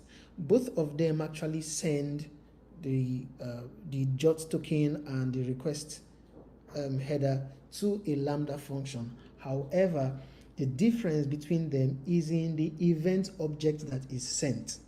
Now, for the token type, it sends just about 3 fields. Okay, let me just. All right, so this is the event body of the token authorizer type. So if you pick token as your authorizer type, this is what you receive in your Lambda event, right? So when you get this, the authorization token refers to the JOT token that was forwarded via the request header, and then your method ARN refers to the ARN of the function, the Lambda function you intend to access, right? Now, the function is now responsible for validating the token and then getting an information that determines if the requesting user has access to this function. Now, that's different from the request. Now, the request type gives you a whole lot of information, and in fact, that is the crux of my talk. This slide shows you the event body of the request type authorizer. Now, take a look at what it gives you. It gives us the method ARN, it gives us the resource, gives us the path, gives us the HTTP method. Of course, you would say we have the HTTP method in the method ARN. Well, I'll come to that. it gives us the query string, it also gives us the path parameter, it gives us, and so many, the headers and so many other things. Now, when you want to talk about, it's true you can split the string and get the HTTP type from the method ARN, but why not just access, I think it's easier accessing a property than trying to string split. And of course, you know, depending on the method ARN, you could have some discrepancies with respect to maybe the stage you're using. For this is dev, right? For you could use something else, but in simple terms, you want to be able to access the things you need. For example, the HTTP method by just using your dots operator, accessing the property or the field, and then you get your method type. And then if you have query strings for which you want to authenticate against or authorize against, you can still get them through this. Or if you have path parameters, you can, this gives you a very shall I say, an explicit way of picking up those variables, those parameters, and then you can now check, does this user have access? You given the selection, you can either disallow or allow that to allow the user to have access to that. Now the question is, how can you then have how can you map the endpoints in your application to the roles, right, in your application? So if I have a role and I have a role or a couple of roles that should have access to a resource, how do I map them? What do I have to do? Now, what I did was I used Nest.js a lot, the JavaScript framework for the server-side programming, Nest.js framework. So there's this concept of guards, right? Now, guards enable you implement roles, right? You can implement roles, and using the guard system or the guard decorator, you can now specify the roles, right, that you want to have access to a particular resource or function. Now, when I thought about that, I thought about, okay, do I want a role to have all the endpoints that it has access to, or the endpoint to have all the roles that can have access to it? So I figured it was easier to have the endpoint have access to, or the endpoints mapped to the roles that should have access to it. So in a simple system, or in a simple mapping using some kind of a map or a dictionary, whatever you want to call it, your key will be the resource or the path. Now, this path should also have the HTTP method. So if the key is your path, then the value can be the a collection of all the rows, right, that can have or that should have access to that path. So now when you have that, when you have that, and then you have the request type token, it's easy to then concatenate different parts of the request to form the key. Now, in that way, you will be able to authenticate against different or complex patterns. Now, all right, in order to simplify everything I've been talking about, so let's take a look at this architecture diagram. So what happens here is the authorizer reaches out to some resource role map as named. Of course, the resource role map refers to maybe an object or a store, basically, that has the resource as a key and the authorized roles for that resource as the value. So when you have the key, it can return the rows for you, and then you can always check if the user is a part of those rows, right? Does the user fall into one of these rows? If true, then of course you can go ahead to write a policy document that causes API gateway to allow the user invoke the resource. If not, of course, the user sees an unauthorized response or a message, and that lets the user know that the person doesn't have is not authorized to access that resource. I really hope this has been insightful. I hope you enjoyed this. It took a while to put together because there are quite a lot of things I didn't want to add with respect to. I wanted it to be very simple. I wanted it to be descriptive. Of course, you can reach out to me if you need any help. By the way, all right, by way of recommendation, these three items, I would like to present them to you. The first is AWS Services recommendation. Of course, you can't go wrong with that. You pick out a particular service and then you look at maybe the developer guide. That should be a good way to get started.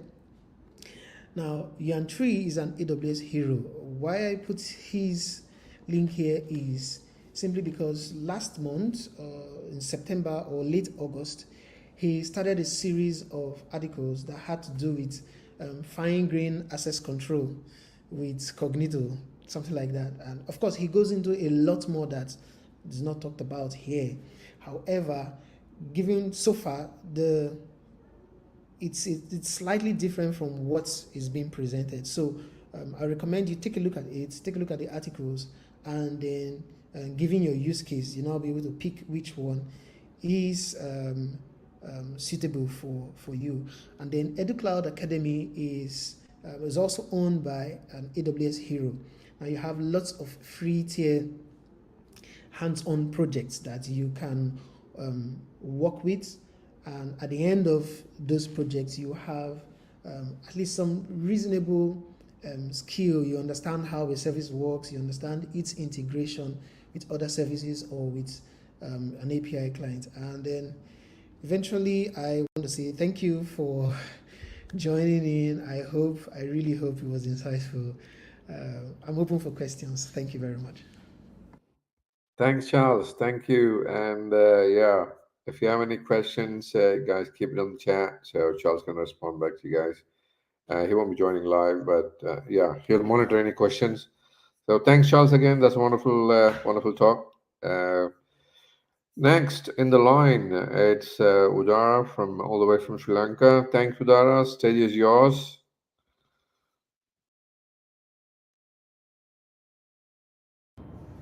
Hi all, I'm Udara Vijayaratna and thank you for inviting me to the Community Day Hungary. Today my session is all about sustaining SaaS success. How to achieve cost efficiency in a SaaS world with scalability and resilience. Before jumping into the topic, let me give a quick intro about myself. I'm Udara Vijayaratna. I'm an AWS community builder and also a leader from Colombo, Sri Lanka. I have close to 14 years experience in software design and development, plus 7+ years in AWS solution architecture. Apart from work, I really like to do sports, traveling, especially sports, athletics, and cricket. Let's move into the problem. Sustaining SaaS success. So, all the scenarios I'm going to talk about today is actually practical examples I was able to resolve within my current working environment, which is Velaris. Velaris is a SaaS B2B customer data platform for customer success management. And Velaris is 100% running in AWS. So As I mentioned previously, all the examples are related to cost efficiency and scalability and resilience are coming with real world examples where I encountered in Velaris. Okay, before jumping in, can you please put a thumbs up who had prior experience in SaaS software development or product development? Just put a thumbs up. Okay, right. So I hope majority are know about what is SaaS, what is B2B, business to business and all, but I'll give a quick intro to ensure you all have some insights about the main concepts behind SaaS or the multi-tenancy, right? So multi-tenancy in the SaaS world is all about architectural pattern in which single instance of software application serves to multiple customers. Those are the very important factors. Multi-tenancy is about a single application, software application serving for multiple customers. And each of these customers, we call them as a tenant. Remember those two words, multi-tenancy and what is tenant, right?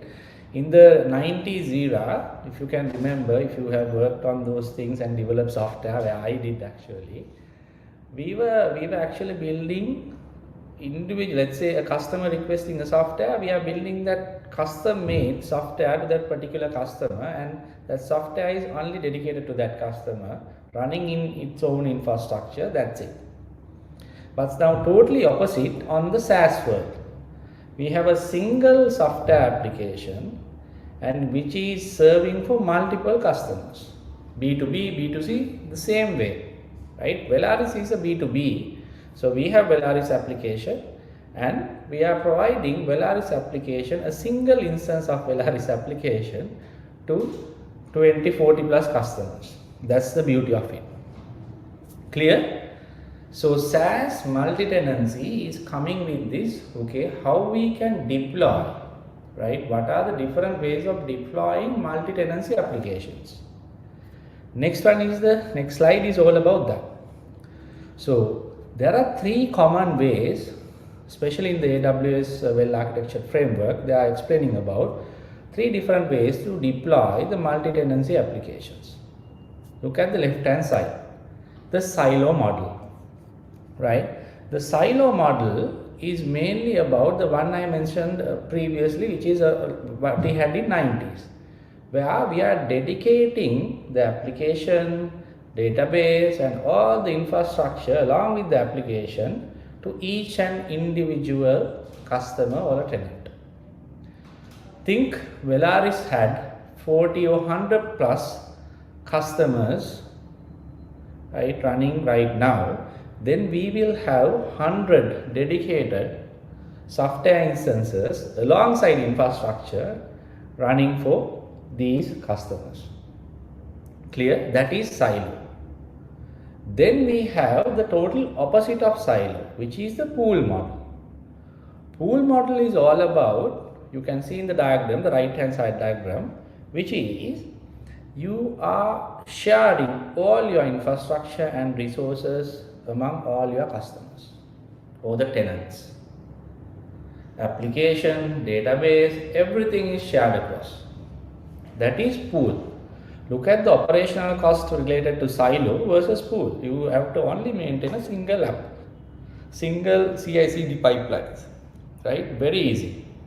When it comes to silo, yeah, might be single pipelines, but you have deployed to all of the instances where upgrade is happening. Then you have to ensure all the instances are running properly for each and every customer. It's very cumbersome work, correct? Now, we have the middle path as well, which is the bridge. I would say the hybrid model between silo and pool. It's a combination of silo and pool, where some of the services are actually running in silo mode, might be in pool mode, right? Database, because of compliance reasons and many other reasons, might be running on silo, might be running again in the pool mode based on the use case and the compliance requirement. So bridge is a combination of pool and silo based on the use case. right? So I'm a very big fan of bridge, and Velaris is actually more towards bridge model because we have some compliance requirements when it comes to our product domain, B2B as well. Clear? I hope you all are very clear about what is the multi-tenancy, what is a tenant, and what are the three models of deploying a multi-tenancy application. Okay, that's all about the basic theory, right? Now let's jump into the real use cases. What are those? So, as I mentioned, Velaris is a startup, right? Which I was there from the day one, and I saw how we were able to architecture it, build it, and how we were able to deploy and tune everything in the AWS environment. So look at this diagram, right? Time axis is the x-axis, y is pretty much multiple units, right? Cost wise, cost might be dollars, growth is number of, let's say, tenants coming in, resilience is all about what? How your product, is your product stable or not, right?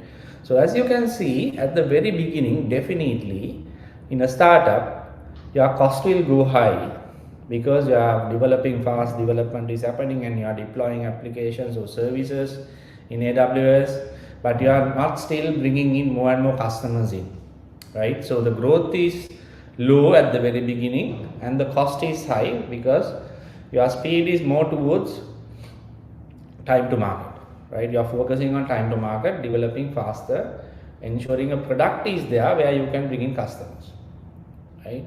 Then after a certain period of time, you can clearly see, okay, cost is going lower, but your growth is happening.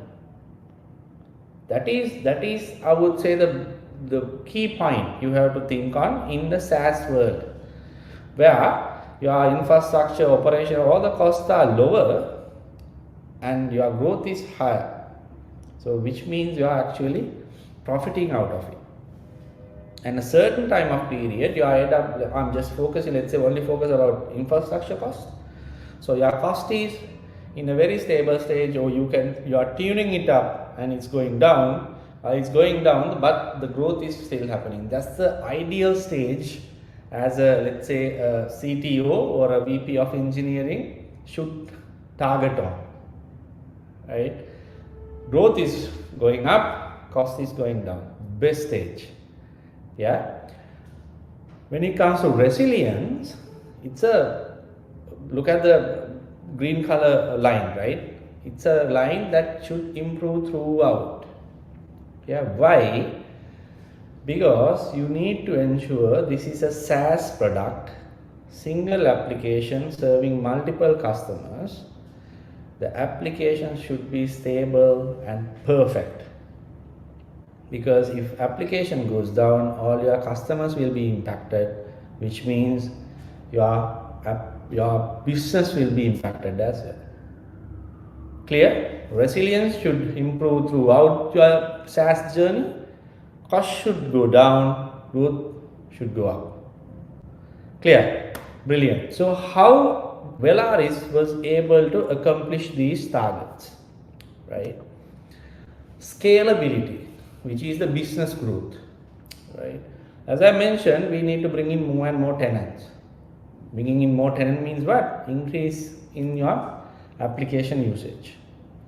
So you know this will happen, right? Then what are the areas you should focus on? I'm going to speak about very few because there are a lot of things, but I'm focusing on very few. Number one is the infrastructure scalability. You have to choose your service and where it's going to be deployed very wisely. So in our context, we have containerization. We are using ECS, but you can definitely use EKS for sure, right? And for some things, we are using Lambda functions. And for long running tasks, we are using Fargate. It's a combination of all. And we are using step functions for our ETL processing. We are not using Airflow because we are not there yet, right? We can survive with step functions. And for data migration, we are using DMS. RDS is being used, Redis is being used, SQS being used, right? And alongside all of these, we have proper scaling policies. where the scalability, while the business growth is happening, you need to scale your infrastructure. How to scale your infrastructure is mainly about having proper scaling policies.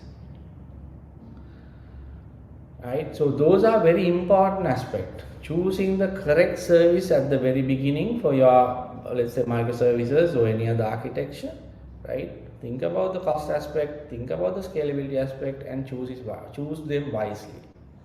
That's the most important part which I learned during my journey. We are not sticking into only ECS, EC2 task. We might go for Fargate, we might go for Lambda, we might go for something else as well, based on the requirement. Then there's a very another nice example, operational scalability. That's infrastructure and operational. So we had a situation where to onboard a new tenant, since we are doing everything manually, it took around 3 to 4 days, where different teams need to work together, right? And onboarding a customer or a tenant, we took 4 days.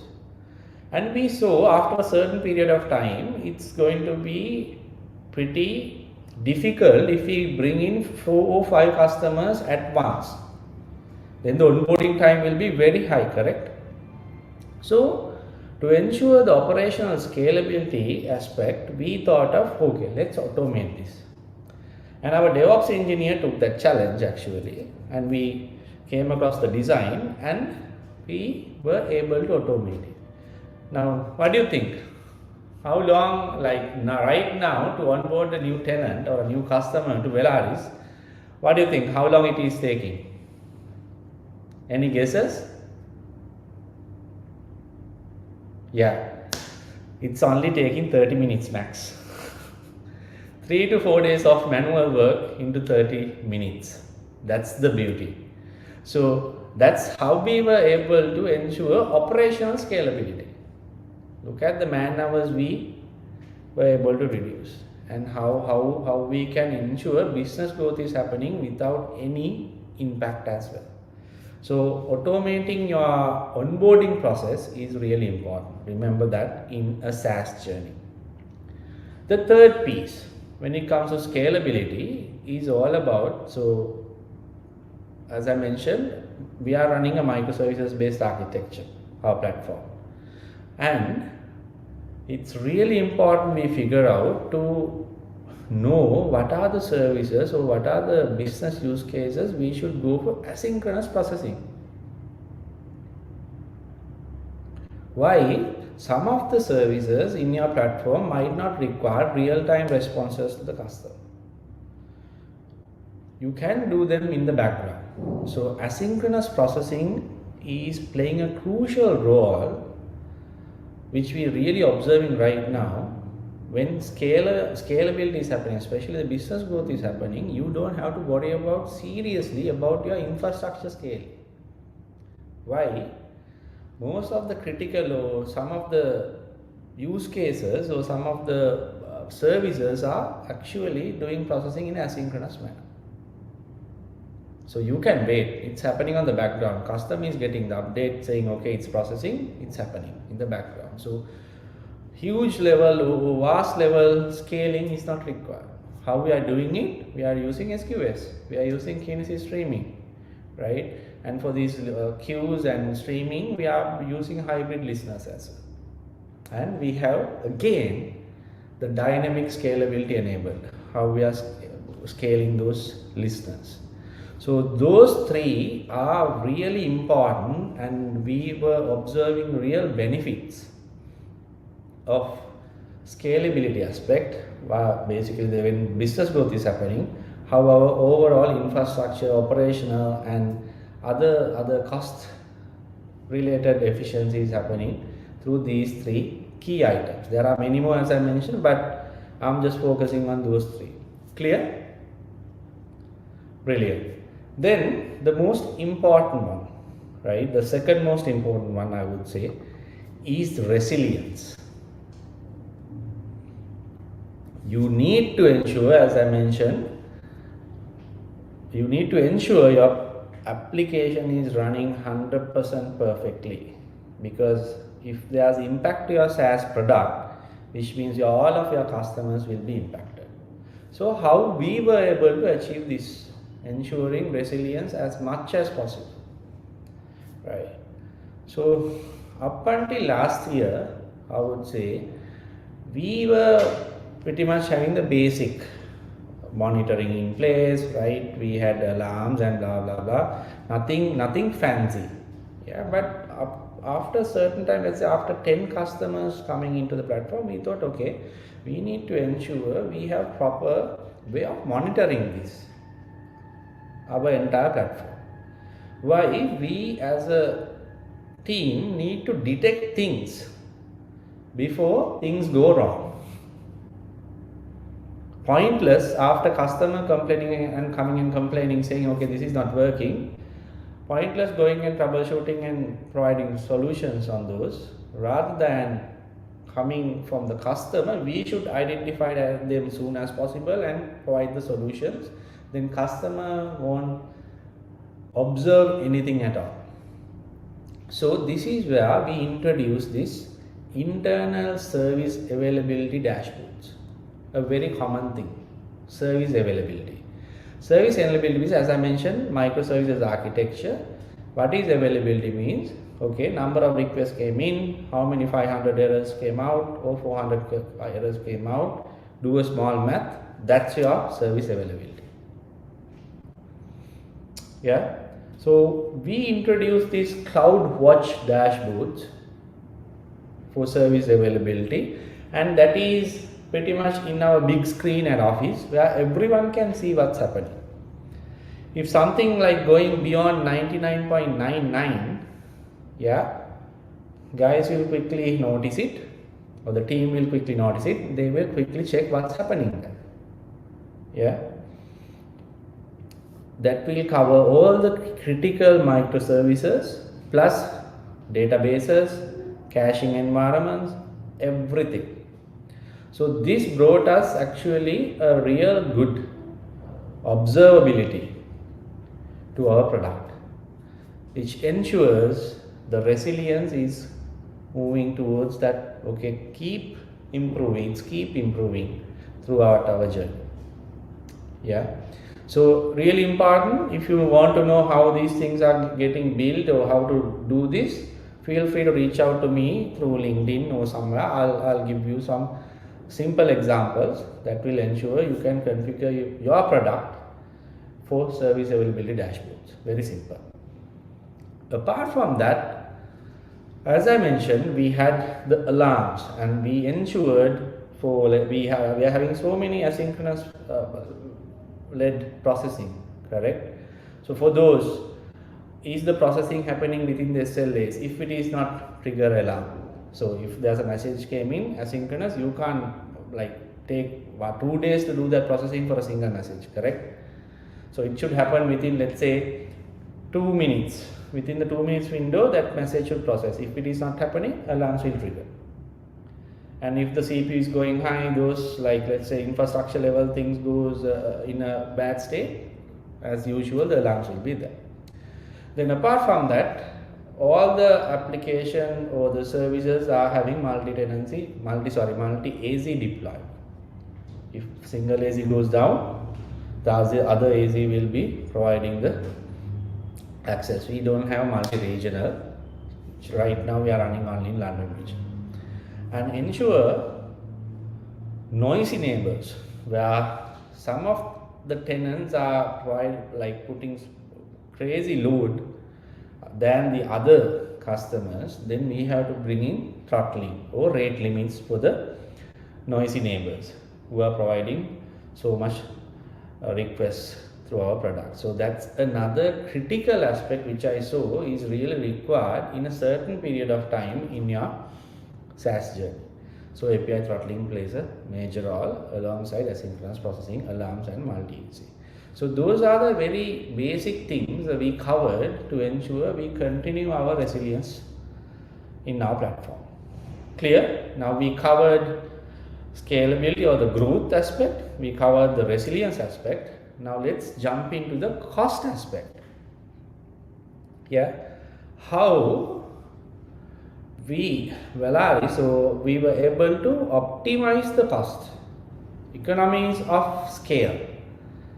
How to identify the real cost factors, who are the high usage customers or the tenants in our platform. I'm not going to talk about Cost Explorer and all, right? Those are common things. Most of the AWS users knows about Cost Explorer, how to do like analyze the cost and all. But in the SaaS world, what we did was we need to know, right, who are the customers who are actively using our platform, and what are the services actively used by all our tenants. This is really important to ensure to do the scaling aspect of our product or the services, which means when you scale properly, if you have the scaling policy properly configured, the cost optimizations will automatically happen. And apart from that, there's another angle. Now, Velaris is a B2B platform. So our subscription or the contracts are pretty much yearly basis. So we can have conversations with our customers once the renewal is happening. Okay, team, dear customer, these are the way, like the services you are heavily used, and these are actually you are not utilized at all. So what we can do is we can change your contract to ensure, okay, these services, since we are using these services more and more, okay, we will be providing more access to those, some of the more like advanced features of those those services, and we will be removing those. Then your contract will be changed, probably little bit higher than the previous. Or some of the customers who are likely to churn, we can give some cost benefit for them, saying, seems like you're not utilizing these features, we are going to throw them away from your platform, right, from usage, and we are going to give you a discount based on that. So you are retaining the customer as well. How we were able to do this? It's really important to know your customer, correct? So to do that, what we did was we were able to track the usage of the request coming into a Velaris platform from the very top level. Our application, you have the web app and you have the BFF. So in the BFF layer, we were capturing the request path and the tenant, right, and the operation, which is like, okay, get to post, what is the HTTP operation. Based on that, we are logging everything to CloudWatch logs, and through CloudWatch insights, we are getting this useful information. How is the platform usage? What are the peak hours, non-peak hours, right? As I mentioned, who are the noisy neighbors? And what are the services these people are using heavily and in what time? All of this information we were able to capture. Now we can go to that conversation with our customer with the data in hand. And with this information, as I explained previously, we should be able to go for feature flags based on the tenant. And we can tier the tenants as well. If there are so many noisy neighbors, we can put them as like platinum users, so platinum customers, probably providing them a silo dedicated infrastructure, because then the noise for the other small customers will be less. We have to charge more from the platinum guys because we are giving a silo product, but still that's a win-win for both sides, right? And with this data in hand, you can tune the infrastructure as well. Clear? That's a totally different way of thinking in the SaaS cost optimization, other than doing the normal regular AWS Cost Explorer related stuff. Are you clear? Brilliant. Before I wrap up, let me talk about the 3 takeaways from this presentation.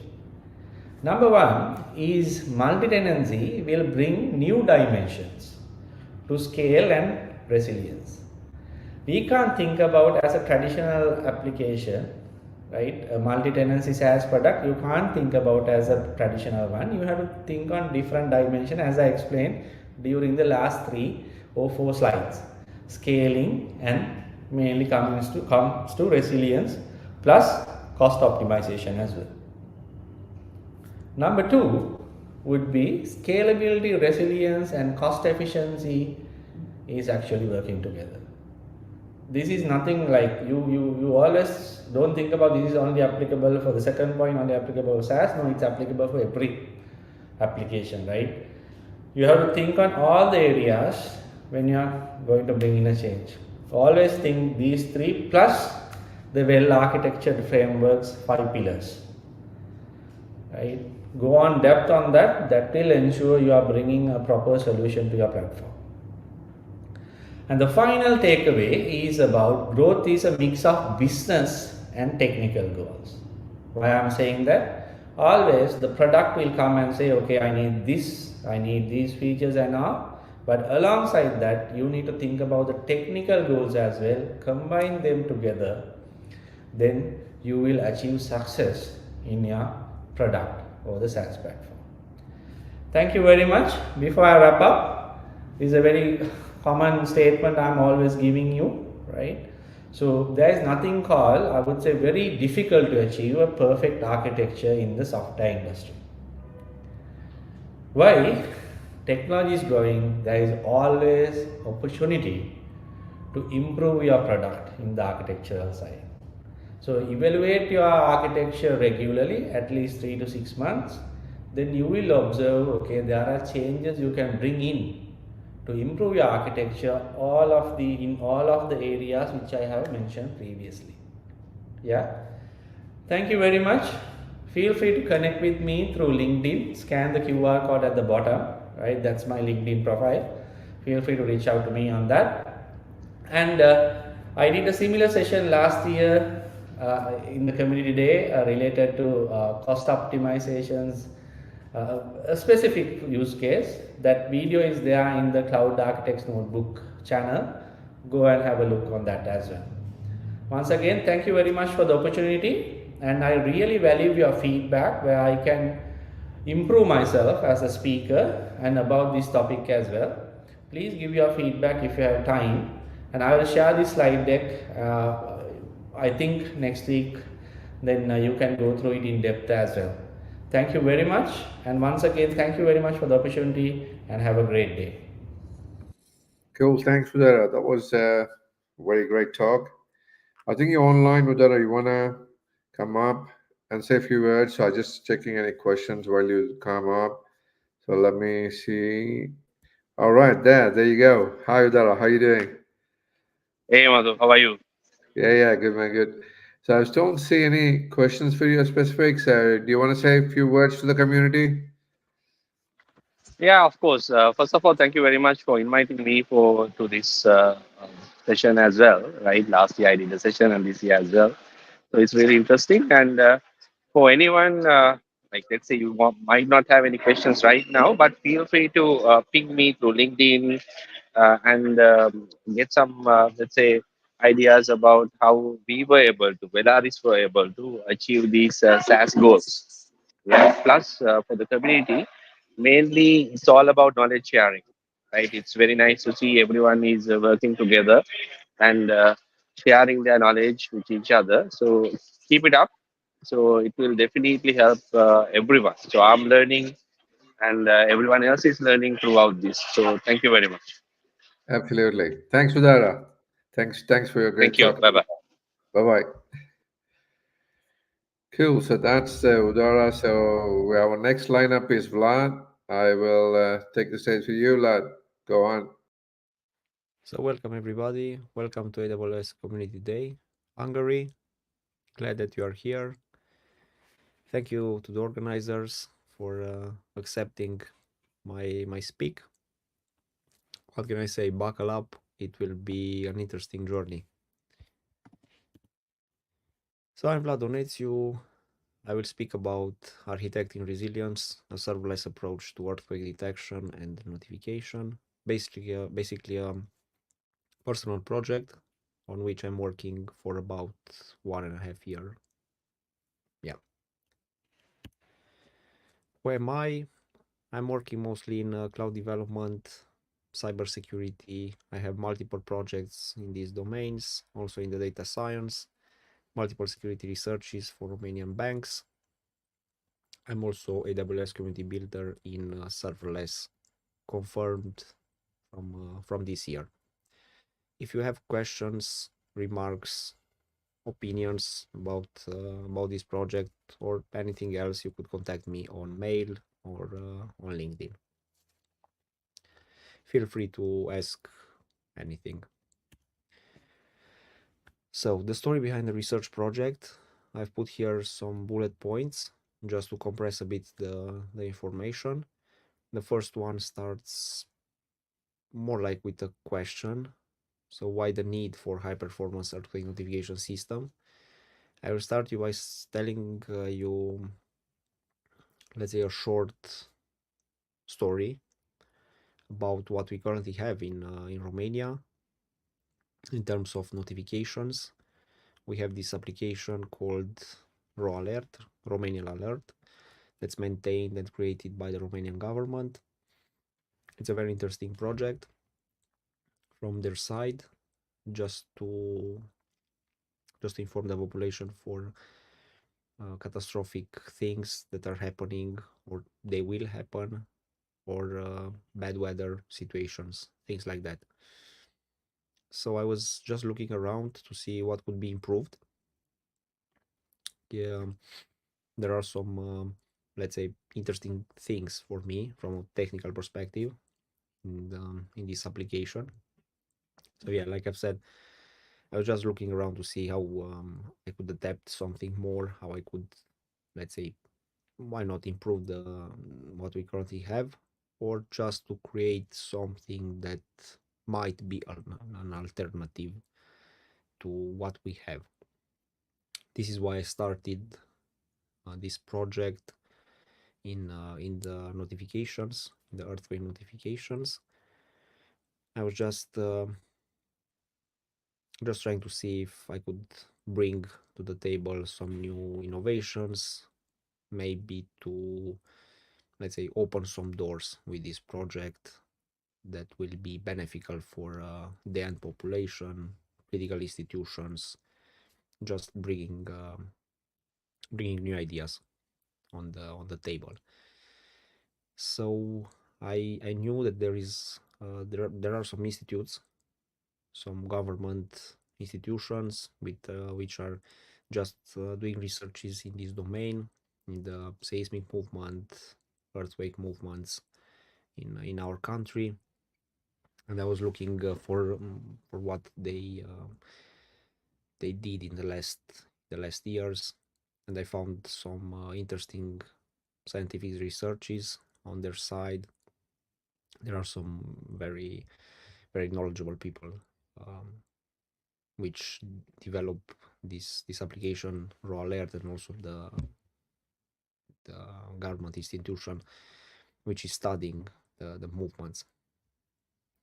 So I found the project on their side, which was about putting some physical systems in southwest of the country, in Romania, which are just monitoring the ground and see if there are possible, let's say, incipient movements of the ground. So it's like a rapid alert kind of system, which will emit some kind of data, raw data, through some external systems if there is a kind of a movement. Yeah. So I was thinking how to grab that data from them and how to deliver it to, let's say, thousands of civil people in a very fast time, because this was the challenge for me. I was seeing that from the moment when the seismic movement is detected in the ground in the southwest of the country, or where the seismic movements are often seen, we have let's say 1 minute or 2 minutes in the rest of the country. So in the rest of the towns, just from a distance, perspective. We have 1 minute, 2 minutes to do something. So this was the challenge, how to deliver that message to a large group of people in a very fast time. And to provide, like I've said, new innovations, new ideas, new, let's say, just based on my knowledge, on my technical skills, to improve something that why not could save lives in the end. So the second bullet point, where to find good real-time earthquake data. Like I've said, we are based on data that's from some physical systems maintained and created by a government institution, and we are just trying to, let's say, provide a pipeline of that data, like an orchestration kind of pipeline, where to grab the data, to manipulate the data, and to send it in a very fast way to the end subscribers. So yeah, we're just doing a kind of integrations with their systems and see how to use this data as good as possible. While choosing the serverless ecosystem, when I started this project, I was looking around, let's say, what could I use from a technical perspective, what programming languages I could use, what type of infrastructure could I need. I'm working with serverless from, I think, 3 years now, and I know very, very much about let's say, this niche. I started with serverless, just integrating some services using, let's say, very, very little functions connected to some queues, just making my life easier in the projects in which I worked. So not doing like a real serverless project, just integrating some systems to optimize the project, the application. Serverless ecosystem was a very interesting topic in this project, because I was thinking that I don't use like a server that's 24/7 like up and running, because I don't need one right now. This is how I view at least the picture, in which I don't need real servers, let's say just server, not real servers, which should be up all the week or the month, because it's also like a cost perspective. Yeah, we are having a project which can save lives, but we also need to look into the costs. Yeah, and these were the main things. Also, the capability of mine to work with serverless, it was at hand for me, and I was just thinking that I could bring, like I've said in the beginning, innovation also in this ecosystem. So presenting a project to you, like in this case, which it's more like, let's say, it's more than a simple project just adapted into an application that's doing I don't know what. This is adapted into an application and into a project which has a real application in the real life. So resolves some problems, or at least tries to bring new improvements in these things, and again, maybe to save lives. The architecture of the serverless notification system is like a big picture of the first version of the so-called Seismia project. This is how this is the name for the project. So in the first version, you could see here many colorful things I will start talk about just the gray ones, because in the left center corner, you could see the backbone of the system, which is let's say the serverless system based on some producers. You could see also Kafka in the middle and some consumers. So this is like a three-piece system, the backbone. I will talk about these ones in the next slide, but I could also, let's say, just explain you a bit about the rest of the items, at least in high level. So the green one, it's basically the application which is on top of the backbone, so on top of the system, just allowing the management of the system, creation of the subscribers. So for example, a critical institution like a government institution or a hospital or institutions like this could subscribe to the system through this application, which is basically a web application right now.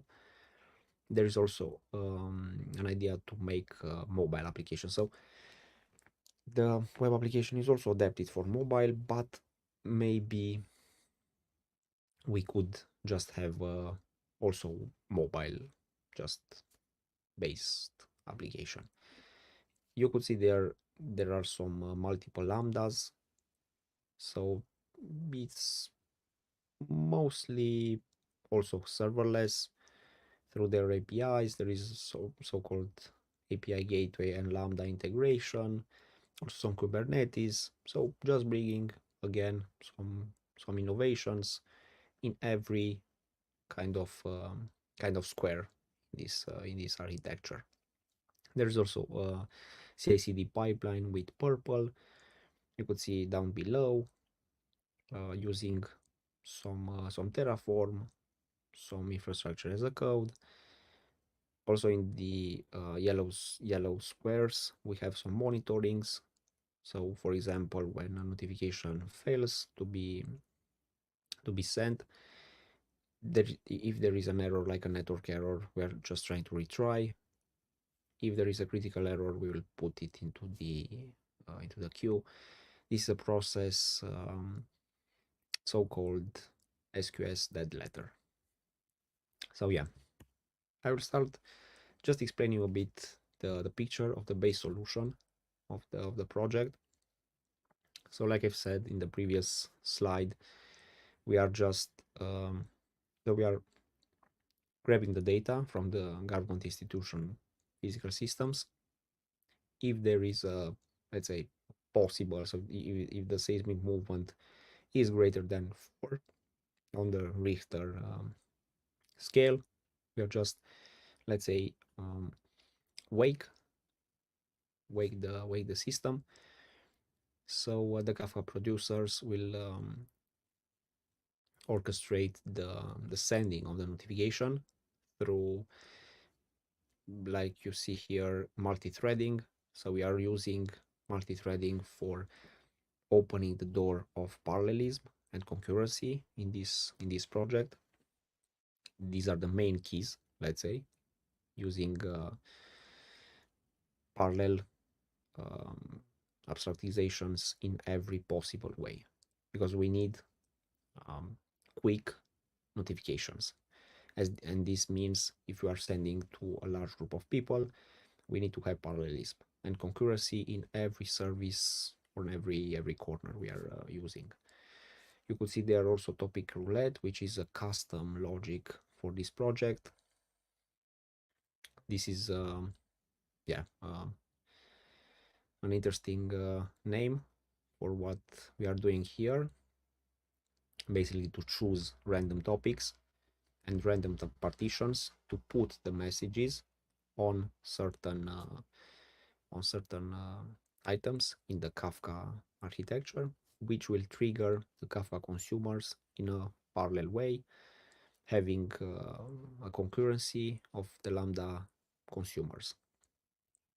Also, this is like a custom, let's say, trick adapted in this project, which works nice. So using Kafka in the middle as a, let's say, spreader of the messages. We are also trying to connect it to every invocation that's triggered by a Kafka partition, basically Kafka topic.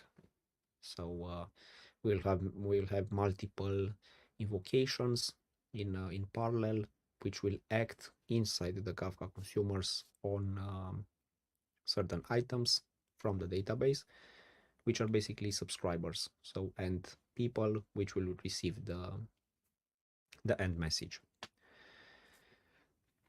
The end message is received through different channels. We support right now SMS, mail, and optional Telegram. Yeah, the yellow squares, like I've said in the previous slide, those are for just management of the errors. If something happens and it's not something critical, we are just retrying the mechanism. If it's something critical, we will put in the queue and just manually review the problem. So in bold lines and high level, this is the base kind of backbone solution for Seismia project. The architecture of the Kafka integration in the serverless context, like I've said, it was a very interesting thing for me to integrate Kafka in this project. Yeah, when I saw that it could trigger in parallel Lambda consumers, I was thinking that yeah, this is it. So of course we could also have like some queues, maybe other alternatives, but right now we are based on Kafka. So we have the producer having the message, there is an earthquake, let's say 8. We have this multi-threading technique, which will just, so every thread will be connected to a partition, putting the message on multiple partitions in a parallel way, in a fast way, and just triggering Lambda consumers in in a concurrency kind of logic.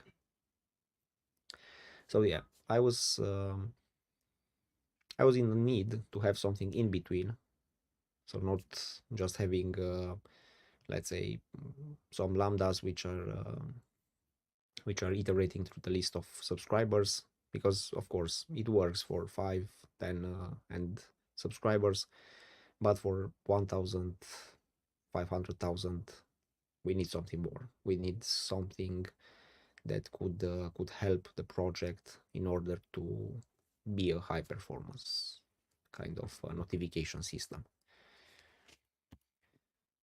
The Lambda Kafka producer key elements, I can say about these bullet points. I've explained a bit some of them, like multi-threading in the Kafka producer. So just another reminder, we are using it for connecting the topics in Kafka and partitions with a certain thread, a certain execution of the code in the Kafka producer. So just using the most of the resources in the Kafka producer as much as we could to reach the speed we want.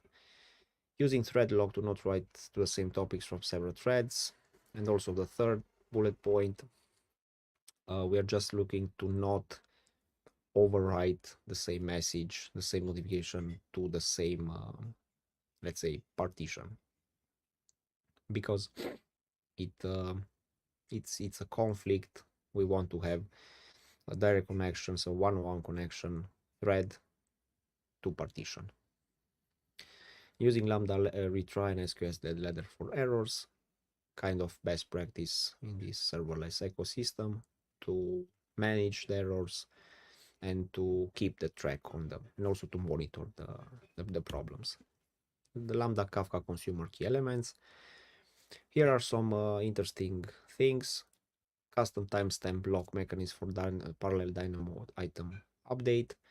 This is an innovation in another innovation in this project, because yeah, we are receiving the message in the Kafka consumer and start orchestrating the end notification, but we don't want to notify the same subscriber like twice, or to receive 3 messages, and some of the subscribers, some of the people to not receive anything. So we don't want this kind of problem. This is why every invocation will act on a certain item. At least this was the idea in the first version, to work on the same. So every invocation to work on a different item from Dynamo, and to not have a conflict between them. For example, if an invocation acts on the first item and tries to start the code which will notify the subscriber, the second invocation will see that the first item is locked and will just pass to the second item. This is why also optimistic locking in the custom Dynamo concurrency control is needed, just to mark the items, let's say with something like increasing, or just putting processed on unprocessed on every item, having like a version control of the items gradually after they are processed. Using Lambda retry and SQS dead letter, again like in the Kafka producer. Lambda consumers using cold start and warm start. This is a very interesting topic because I was thinking to use this capability of serverless of Lambda functions in AWS, and in the Kafka consumers, which basically are sending the requests to the end subscribers. I was thinking to have a state like a warm state, or at least to have some of them in warm state, depending of the number of subscribers. I will explain you a little bit after this one how this is let's say quite important in the auto scaling of the entire system, so up and down with different resources. And also this is one of them, if we, or how many of the lambdas are in a warm state, and how much we need them in a cold state, or when. Yeah, so the Lambda Kafka consumer integration with database, custom Dynamo locking, like the first version. Like I've said, every partition from the Kafka topic will trigger a certain invocation of Lambda, so a certain execution of the code of Lambda. What we don't want here is to notify the same subscriber twice or more than one. So every subscriber, every item in Dynamo should receive a certain notification, one single notification. This is why this locking, this custom locking, does the trick, because every invocation will know to act only on the unlocked items, and they won't disrupt what's in progress, let's say. So if an invocation is in execution mode, so tries to notify a certain item, the second trigger, the second invocation will not act on the same item. So yeah, this is a kind of innovation, custom logic in this project, just to use the full potential of Dynamo with Lambda and with Kafka. The second kind of research that I've did, it's around this domino kind of way. Also, the first one, you could view it like a domino row. So this is about segmented subscriber processing, the Kafka Kafka consumer. You could view like a domino row. So in the first version, in the previous slide, we have the domino row from the front, just watching seeing the pieces from the front. So you're metaphoric, you are the Lambda invocation in the front. So multiple Lambda invocation is the front, and every invocation will act on the next item and the next item, like an iteration, just viewing the domino pieces from the front. In the second approach, in this one, we are trying to view the row, like the domino row, from the lateral. So let's say every invocation will look on the row of domino pieces, which are basically database items and subscribers. So we are trying to bring this idea on the table with segmenting the subscribers. So if we have like, I don't know, thousands of subscribers, we want to segment them in ranges. Like at 1,000 subscribers, we want to, let's say, split them in parts of segments of 100 or 200.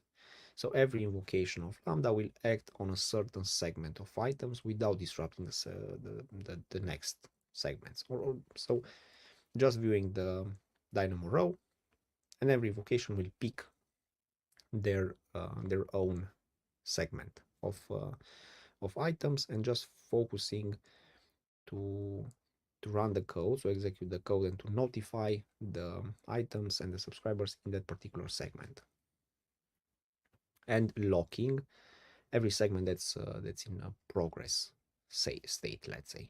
So another invocation will not act on the same segment as another Lambda invocation. So this is like an improvement in this approach, in this integration between Kafka, Lambdas, concurrencies, multiple invocations, which are done in parallel, and Dynamo, in which we have the subscribers. The next research is in the same area, but in this time we will allow multiple invocations of Lambda with a max invocation per segment. So just locking the segments, and as in previous slide, but in this time we will allow, for example, 5 invocations on that segment of 100. So again, viewing the dynamo row from the lateral, we will have 5 invocations just standing in lateral of the dynamo row, and they will pick from those 100 segments, subscribers, random items to be notified. So if the invocation will go on the first item, the second invocation on the second, or randomly. I mean, picking the first item, picking the third item, the, I don't know, 50 item, just in this logic, so randomly. One thing to mention also, in this case, we are using like a random. So when I'm saying random, it's more like a multi-threading. So applying multi-threading also in the Kafka consumer in a, let's say, similar way like we applied for the Lambda producer, just to pick the random items, to not iterating like a loop through the items. So just seeing if this is not processing. So if it's not in already processing item, the invocation will execute the code on it and notifying the subscriber. We are, let's say, in this state right now, just looking into this solution. It could bring, from my perspective, a better kind of approach in the Lambda consumer Dynamo, so the database of subscribers. Maybe we'll reach a better time, and I think later researches will follow. But we are just looking around to see what could be improved. Talking about let's say the auto-scaling of the serverless in this project, in the earthquake notification system. So I was thinking how to auto-scale different kind of services or resources in the system without a manual intervention. So just looking around to some particular things and adapting the entire system, which are linked to those things. In this case, we are looking around Dynamo items, so database items, to see how many subscribers do we have in the system, and we are just increasing, in this case, in the resource kind of level, the threads in the Kafka producer, topics partitions in the Kafka architecture, and also the concurrency control for the Lambda consumers. And also we are controlling in that area how many are in warm state, how many are in cold state, cold state, depending of the number of subscribers right now. This is what you can see in the down below in the purple square. There will be a Lambda, another Lambda that will monitor the number of subscribers in the database, just having a range of what it should do in a certain particular range. For example, 0 to 101, we have 2 threads, 2 topics, and 2 provision concurrency prepared Lambda consumers. Yeah. If we have the second one should be like 101 to 201 or 201 to 301. So just moving gradually, but this could be changed. Could also have like a dynamic kind of approach, more dynamic, let's say. But this was the first version, how to scale the system, and we are using custom scripts also for the modifying the lambdas and also for the Kafka architecture. Moving a bit to a more, let's say, DevOps-ish, cloud-ish perspective, we have auto-scaling using Terraform, so infrastructure as a code, and the pipeline that's currently GitHub Actions. So the idea is quite the same like in the previous slide, also with the range of subscribers. So this is the main thing in which we are looking, like a range of subscribers, and increasing certain resources from the system. But in this time, all the system is like in infrastructure as a code. So in this case, in Terraform, all the code will be in Terraform and just recreated or adapted through a continuous deployment, through a CI/CD pipeline, depending on the number of subscribers. So just changing the code, let's say, in a dynamic way, providing some inputs in 4 different ranges, situations, and scaling the system up or downscaling the system. The same services, the same kind of resources. We are just using, let's say, the full option of cloud engineering, DevOps. In the end, I hope it was a good presentation for you. So yeah, this was my project. It's currently in the state of researching, testing. We are just trying to reach to certain government institutions to see how we could help in this domain. If we could have like an alternative like this project, or we could integrate with this project in what they already have. Yeah, these are follow-up discussions that we will have. Another thing, so if you have questions or anything like this, I think you could write them on the chat, right now, but you also could contact me on email, LinkedIn, and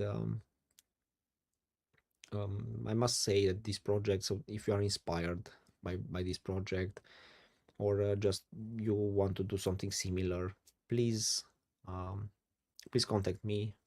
Just send me a question or send me your idea, because the project is under intellectual property, so it's registered, just to be aligned on a legal perspective. Cool. Thanks, Brad. That was a great presentation. I think you're online, so I want to bring you on stage. So here we go. Hi, Brad. Hello. Hi, Madhu.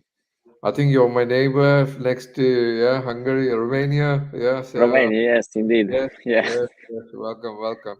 So thanks. Thank That you was for thank yeah. you for this opportunity. It's like an honor for me to be present here, and No thank you problem. all for listening to my talk.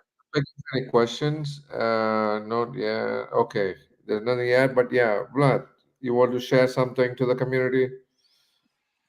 Yeah, it's a nice journey with this project. So we aim to do something in this domain, in this serverless, that's more practical, and yeah, why not? Could save lives in the end. I think this is our main goal, beside just gaining new skills.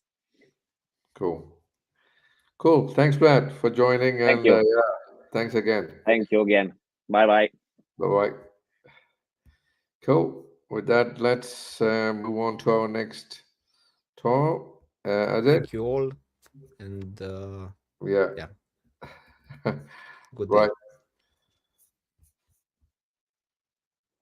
Adit, the stage is yours. Hi everyone, I'm Aditya. I'm a senior DevOps engineer in Simfirm and also 11x AWS certified. I'm thrilled to be taking a lightning talk today on AWS cost optimization practical strategies for developers and engineers. So my talk today is going to be focused on AWS cost optimization, and there are a couple of different cost optimization strategies that I'll be discussing in this session. Big thanks to the AWS Community Day Hungary and the organizers for inviting me for this particular session. So yeah, with that, let's get started.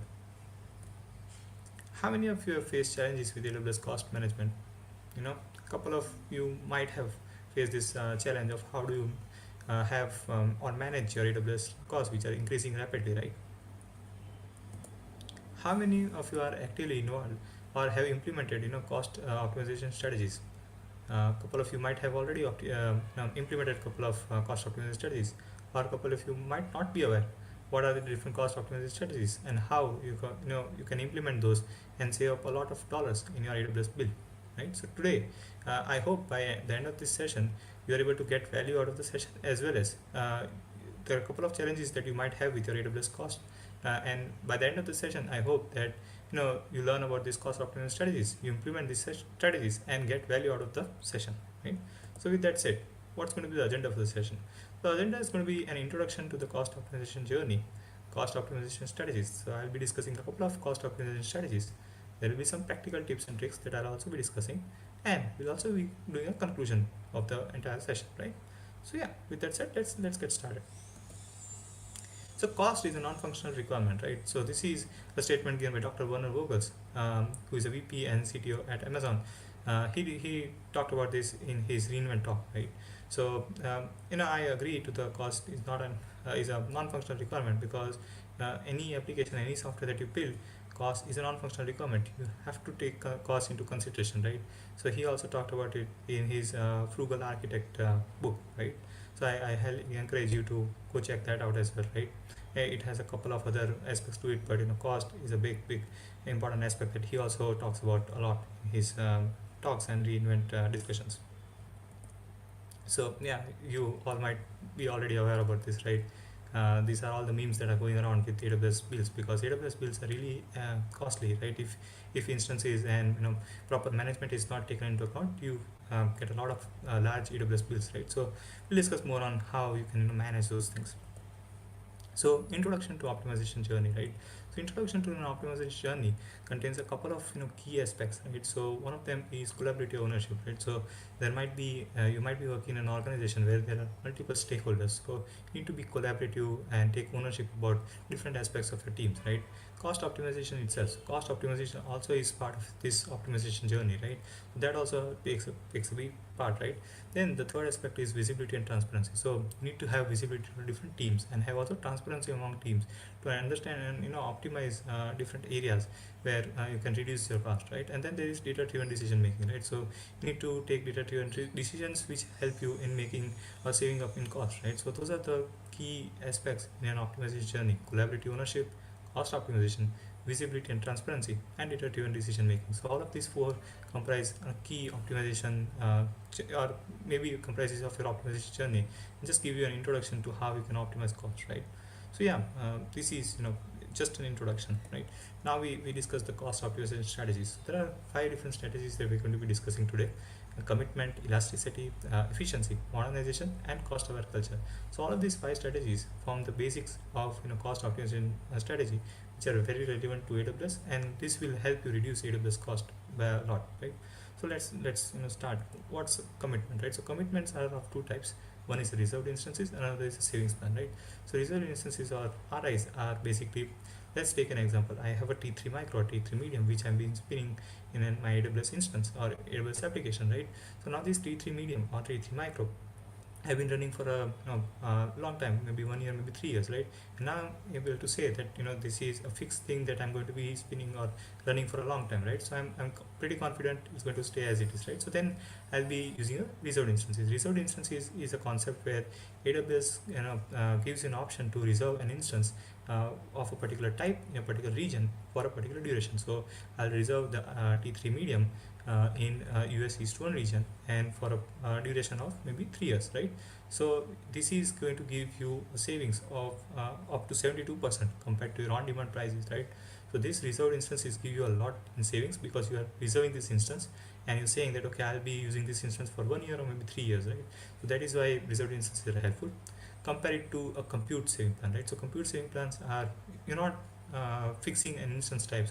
You're not going to be saying to AWS that okay, I'll be reserving a T3 medium or T3 micro, but instead you say that okay, I'll be using a couple of dollars per hour in the instance cost, right? So that is a commitment you're giving to AWS, right? And that is going to be your savings plan. So the usual comparison, again, the savings are huge, right? It's up to 66 or 70%. The comparison between choosing a reserved instances and a saving plan is pretty straightforward, right? Reserved instances are used when you are sure about the instance type you're going to be selecting, right? So you're very sure, okay, I'm going to be using this for my production, for my development workloads.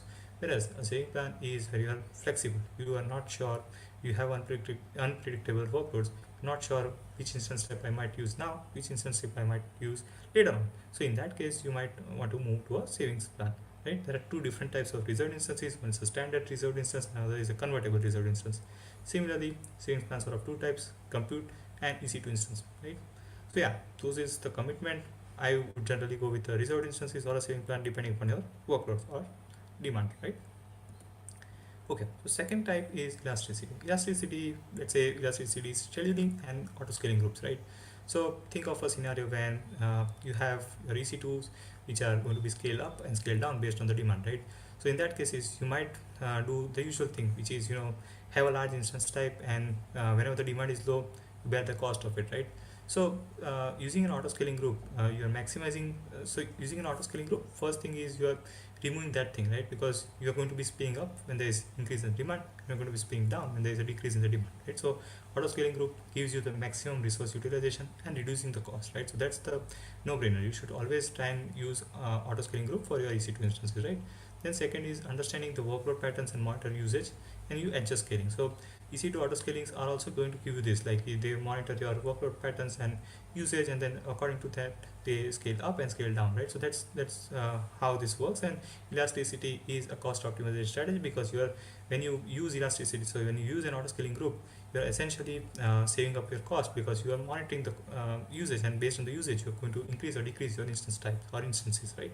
So highly recommended to use ASGs or auto-scaling group for your workloads to meet the demand, be it increasing the demand, be it decreasing the demand, right? So yeah, that's the second type. The third thing is efficiency, right? So efficiency has three different things. One is delete idle or underutilized resources, unused resources, right? So that's the first thing in efficiency. Second thing is lifecycle management. So you might have your S3 buckets, you might have your ECR or elastic container registries.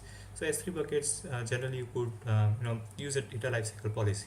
The way I would think of it is, if an S3 object hasn't been updated or used for past 6 months, I would put it in an infrequent access. After 1 year, I would put it in a glacier.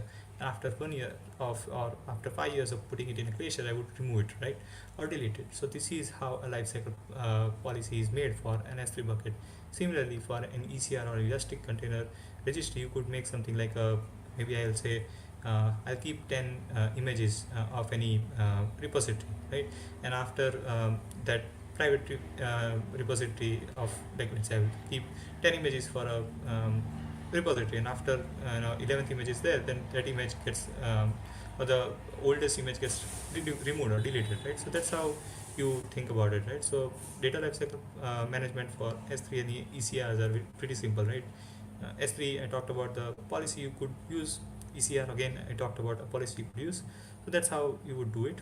Then right sizing, right? So again, right sizing of your elastic block storage or EBS volumes is also an important thing, right? You automate your data lifecycle policy. There's a concept of data lifecycle manager which you use to automatically schedule removal of volumes and managing your volumes, right? So that's again the strategy. So in short, in efficiency, there are three things. You delete idle resources, you do a lifecycle management for S3 ECR and also for EBS volumes, right? Cool. So we talked about the three concepts. Now the fourth concept is modernization. So in modernization, there are three different things. One is update instance, right? So you might have seen that the new instance types that AWS has been launching, right? So earlier there used to be a T2 medium or T2 micro. Now they have come up with T3 medium and T3 micro, right?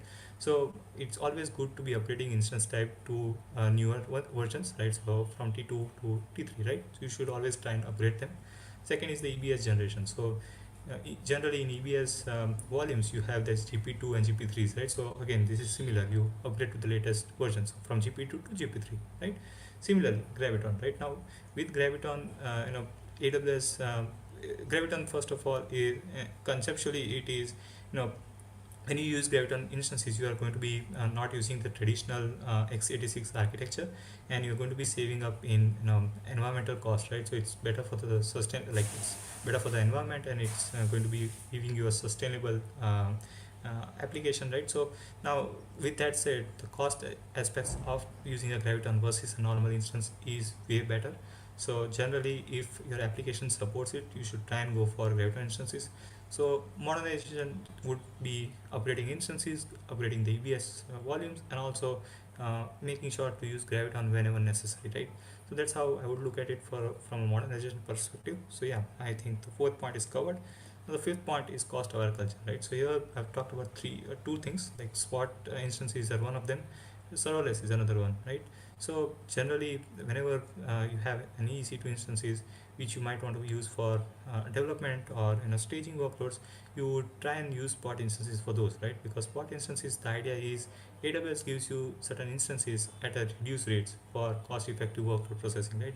So I'd say I would just want to process my workloads for maybe 1 hour, 2 hours, 5 hours, 10 hours, right? And whenever I would want to do that, right? So AWS gives you this spot instances. So you would try and ensure that you use spot instances as much as possible, right? So that's the cost aware culture. Second is serverless. Try and ensure that you use serverless as much as possible, right? So whenever you have an application, see if using serverless makes sense, because running applications without managing the servers, will have that optimizing your cost as well as scalability, right? So it will be easy to scale as well as managing the cost, right? So those are the couple of things.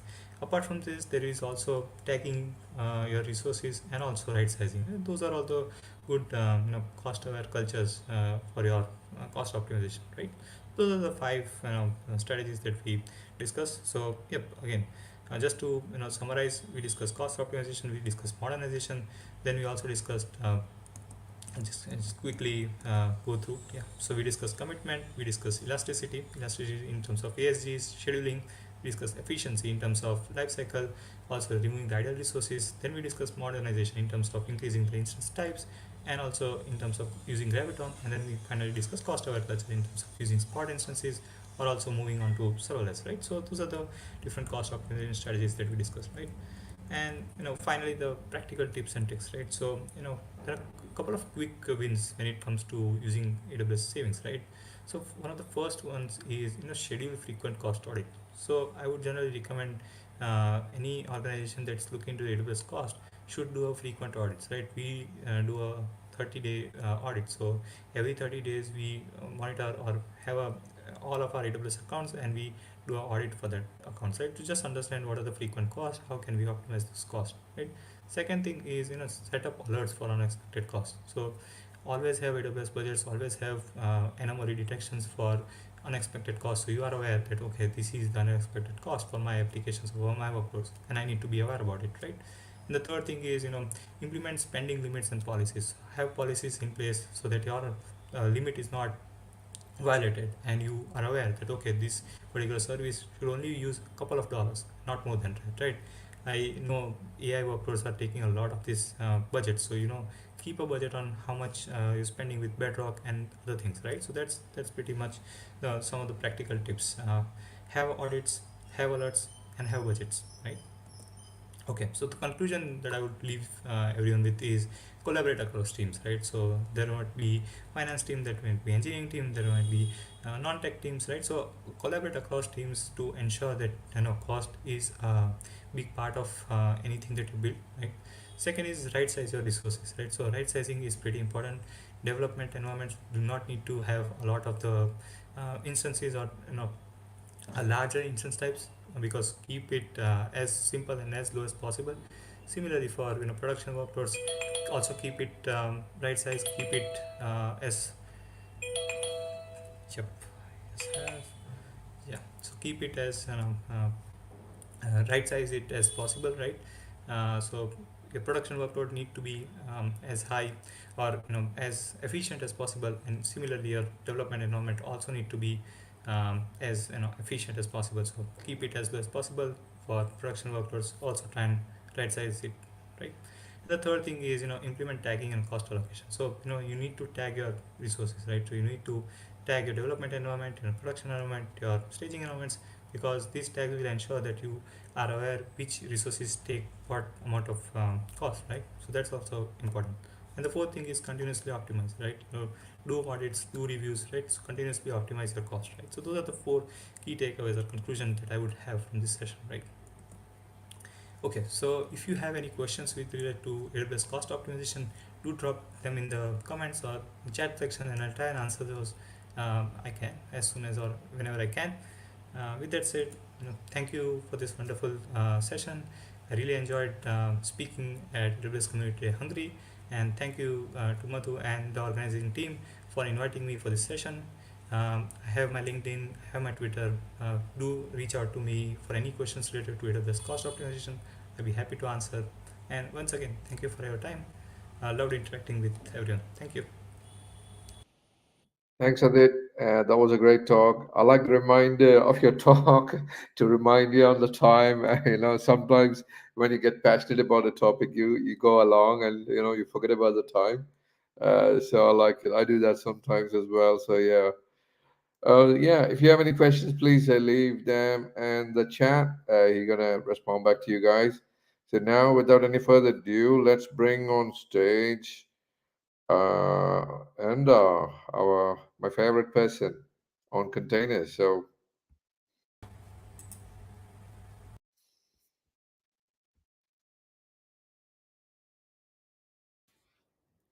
Hello, everyone, my fellow builders, my fellow AWS Community Day Hungary attendees and presenters. A warm welcome to this session. My name is Inda Bongo Awa. I'm a DevOps engineer, an AWS community builder, and of recent, a Google Tech Women Maker ambassador. So I'm really all for the community and want us to grow, learn, and make the IT world a better place for everyone. So on this slide, you can see my LinkedIn page. You want to reach out for collaborations or just to share something or just to see what I'm up to, that would be really nice. So what's the topic of today? The topic is how to empower modern applications with Kubernetes. On the next slide, we shall see how things have been going in the digital world as long as Kubernetes and IT is concerned in general.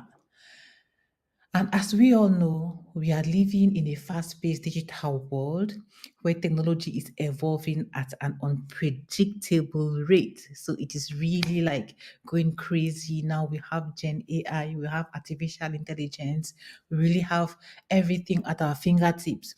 So it really feels as if we are shaking hands, with our computer, with the IT knowledge for digital world. We are almost fusing together to become one. And as more businesses are growing digital, leading to an increase in the development and use of advanced apps and solutions, there is a need for constant updates, for restructuring to keep up with the competition and to keep up with what our customers want. Because as humans, we see that our needs, we keep wanting more. We want comfort. We are built for comfort. So the digital world has to give us this comfort and make life really, really easy for us. And then for this comfort to be efficient, it's crucial to keep the business running smoothly. And for that to happen, we need proper management. You need your applications to scale. You need your applications to be agile, to be able to go with the flow, with changes. We need our application to be highly available. We need our applications to be reliable and to deliver the services efficiently, because we know inefficient is a very big problem for businesses. So you can lose customers, you can have negative impact, and that can really ruin your reputation. And we don't want that to happen. So the next question will be, how can we keep up with this rapid change? How? There are many ways, but there is a simpler way. And then, ta-da, drum rolls, what do we have? Kubernetes forever. So I'm a huge Avenger fan. I love superhero stories. I love to live in the imaginative world because that's where you give birth to creation. So we see our famous Wakanda princess. So come in, I got you covered. I got you covered with Kubernetes. And our next question will be, you got us covered on Kubernetes. What is Kubernetes? So Kubernetes is a container orchestration system that manages deployment, automation, scaling, and operations of applications in containers. It ensures the smooth and efficient deployment of containers across different environments. And if you all know what containers are, we know that containers are lightweight applications. Before we used to use some virtual and physical machines. So now you can package your software in containers and ship them lightweight with the help of Docker. So Docker is the software that packages the application and its dependencies in containers. And then Kubernetes manages these containers in thousands or millions of them. So what I would like to show us now is how this architecture will look like. So where is my mouse? Let me push it this way, and we go to the Kubernetes architecture. So this is how it looks like. Here we have the Kubernetes master. And what is the master? Kubernetes master is also known as the control plane. So this is where, like, we always have the control tower, which is responsible for the management activities. And the control tower, you can access it also through the CLI, that is the command line interface. And for that to happen, you need to install the kubectl, the kubectl, sorry, or you can also use the user interface. I think there's another way again of accessing the Kubernetes master, but that's something for a different day. So the Kubernetes master talks the worker nodes. These are just examples of two worker nodes. We can have many worker nodes talking to the master, or we can have two masters which can help manage several worker nodes. So let's talk about the components that make up the Kubernetes master. Here we have the Kube API server. The API server, it is the front end. Yeah, it is the front end, actually the first component on the Kubernetes master or the control plane. It is the front end of the Kubernetes control plane, and it's the central point of communication. It communicates within the cluster and it handles requests. Like requests come in form of a YAML file. Later in the demo, you'll see how a YAML file will look like and how the request can be made to the Kubernetes API or through the Kubernetes API. And under the Kubernetes API, we have the scheduler. The scheduler is responsible for assigning newly created pods to nodes in the cluster. With the name says it all, it schedules. It does this by considering the resources requirements of the pod and considering also the availability of resources on a node. Before, when you make a request, you say, okay, this is what the pod needs. The pod is a service. The pod is a database. The pod is a part of a deployment. The pod is the config map. So it sees what the pod is and goes around on the worker node and say, okay, you have enough space for the requirements for this pod, so I'm going to schedule this pod on this node. So that's what the scheduler does. It schedules pods on nodes. After the scheduler, we have now the controller management, or the control manager as it's also called. It regulates the state, as the controller does. It's a regulator. It regulates the state of the cluster. It ensures that a desired number of pods and its replica are running. So if we desire, let's say in the manifest, which is the YAML file, it says I require 5 replicas. So the controller manager ensures that the 5 replicas are actually being created and they are running. And next, last but not the least, we have the etcd. People call it several names, but I just read out the word etcd. It is a storage. It stores data in a key value form, and it stores data in a persistent and consistent manner, across all our clusters. So whatever is being done here, what is being created, the data, the metadata, everything, all the data that is created along the process in this Kubernetes cluster is being stored in the etcd. And the etcd, the storage can be an S3 bucket, it can be external storage, or wherever you want to store your data in a persistent form.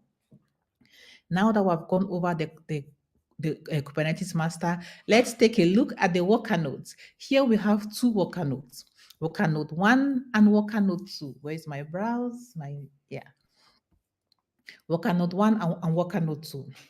And the worker nodes contains 3 main aspects. Actually, the pods run in the worker nodes, and in the pods we have the containers.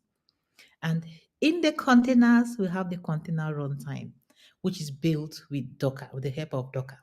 So now let's look at each aspect. Here we see the kubelet. What is the kubelet? The kubelet, it runs on each node and it ensures containers are running as expected, which means the kubelet communicates with the kube API. It's like the mini messenger for the kube API server. So, and it uses the container runtime to create the containers, which means that when a request is being made through the API server, the kubelet communicates with the API server and gets that request and ensures that their request is being communicated and executed on the worker node. It's like a middleman between the API server and the worker node. So the kubelet is always there and it runs in each worker node. If the kubelet is not functioning, pods cannot be created, or containers cannot be created in pods, so to say. Yeah. And then what next do we have? We have like this here, the container runtime. You know, the container runtime is a software responsible for running the containers. It is a software responsible for running containers. It pulls the image from an application repository and stores it. It pulls it, stores it, and then it uses it to create the application. Let's say the image can be a database, let's say SQL, it can be an application, a Java application, it can be a web service, whatever application it is. The Docker is responsible for packaging the code, packaging the necessities to create the application and its dependency. It packages it in the container. Without this, the container cannot be created and the pod will not be working or will not be existing or not functional. Yeah. So to say, good. So these are the basic functions or basic components of a Kubernetes architecture. And then, oh, I forgot to talk about the kube proxy. What is the kube proxy? 1 second here. Yeah, the kube proxy, it is like also a representation of the API server. It also is present in every worker node. So with a kube proxy and the kubelet, kube proxy, container runtime interface are all important aspects that need to be present before a pod is being created or before a container is being created in a pod. Now, that's it for the literature. And the next one is, okay, now that we have talked about the Kubernetes architecture and what Kubernetes is, how does it empower modern applications? Now our superhero to the rescue once more. And on our next slide, we'll see the various ways in which Kubernetes can empower applications. It can automate deployment, it can ensure high availability, it can ensure it is reliable, highly reliable, and it is used as infrastructure as code, where the YAML file, you define what you want, and we shall also see it later in the demo, where we shall be looking at a few YAML files and a few functions of how Kubernetes empowers applications. We see, it can also be very cost optimizing for businesses and performance efficiency. We want what's the word, our applications to be efficient, to use the least amount of effort to produce the greatest reward. That's the easiest way I can define efficiency. Yeah. So more of this coming in the demo. So let's go to the next slide. What are the success stories? Now we have seen the big power. We've seen how powerful Kubernetes can be with the help of containers and all its dependencies. Who are those leveraging Kubernetes and what are they talking about it? And let's go to next. We shall go to the e-commerce industry, booking.com. If you have been traveling, I guess you have been booking your travels. And booking.com is a well-renowned agency that, no agency, like, I'm lack of words, I'll just say an agency at the moment, where you can not only book your hotel, you can book your travel, book your air flights, book your rent-a-car services. It's like all in one. It takes care of your traveling. And if it has all of these activities, what else can empower this is in the best way than Kubernetes? So they leverage Kubernetes for its scalability, for its high availability, for its reliability. You know, all of the benefits we saw in the previous slides of what Kubernetes does. So Booking.com found it worthy to incorporate Kubernetes into their services. And let's go now to the next industry, the fintech. In the financial technology, there are many companies that are leveraging Kubernetes. We have the TransferWise, which is a financial service. If you are living far away from your loved ones, most people use TransferWise to send money home. And sending money home to your loved ones entails scalability, availability, high availability, and cloud services. As also Kubernetes is also cloud-based. So this facilitates the or adds more value to the power of Kubernetes. Of Robinhood, I think it is like a trading website where, you know, with trading, you need to be cost effective, you need to be highly available. Performance is a key word here. And the next success story is telecommunication. In Germany here, we have Deutsche Telekom for communication. We really get anxious when it's buffering, right? And it's buffering, which means there's something, maybe the update is taking a lot of time, or it's taking some time to scale, or whatever the case may be. They want to like limit their downtime, and that's why they incorporated Kubernetes into their IT infrastructure. In the public sector, we also have the U.S. Department of Defense. You know, they incorporated the Kubernetes software or the Kubernetes tool into their IT infrastructure, which also reduces costs, which also facilitates and increases performance. You know, in the educational sector also, we also see many people using Kubernetes. I don't really have like concrete examples, but if you go to the internet, you have a lot of examples of such. And the next slide, we'll go now to a demo. And this demo would take out like 4 components, 4 advantages of Kubernetes: the cost optimization, performance, scalability, and reliability. We shall see how Kubernetes does both all of this. So, welcome back. Now we are going to focus on the demo. As I said previously, we already have like the literature on what Kubernetes is and the power it possesses. So let's see Kubernetes in action now, how it empowers applications. And you can see I already created a folder here. The title is Empowering Modern Applications with Kubernetes. I'm going to click on it, and it should lead us to the files created. As I said previously, we shall be seeing how Kubernetes empowers applications through cost-optimized deployments, through performance deployments, reliable deployments, and scalable deployments. Before we dive into it, let's take a look at a typical YAML file. This is what the communication through the Kube API, it comes in the form of a YAML file. This is how it looks like. A YAML file has 4 main components. That's the API version, and the kind, the metadata. I have a very cool IDE, which means I install a lot of things, which makes learning easier for me.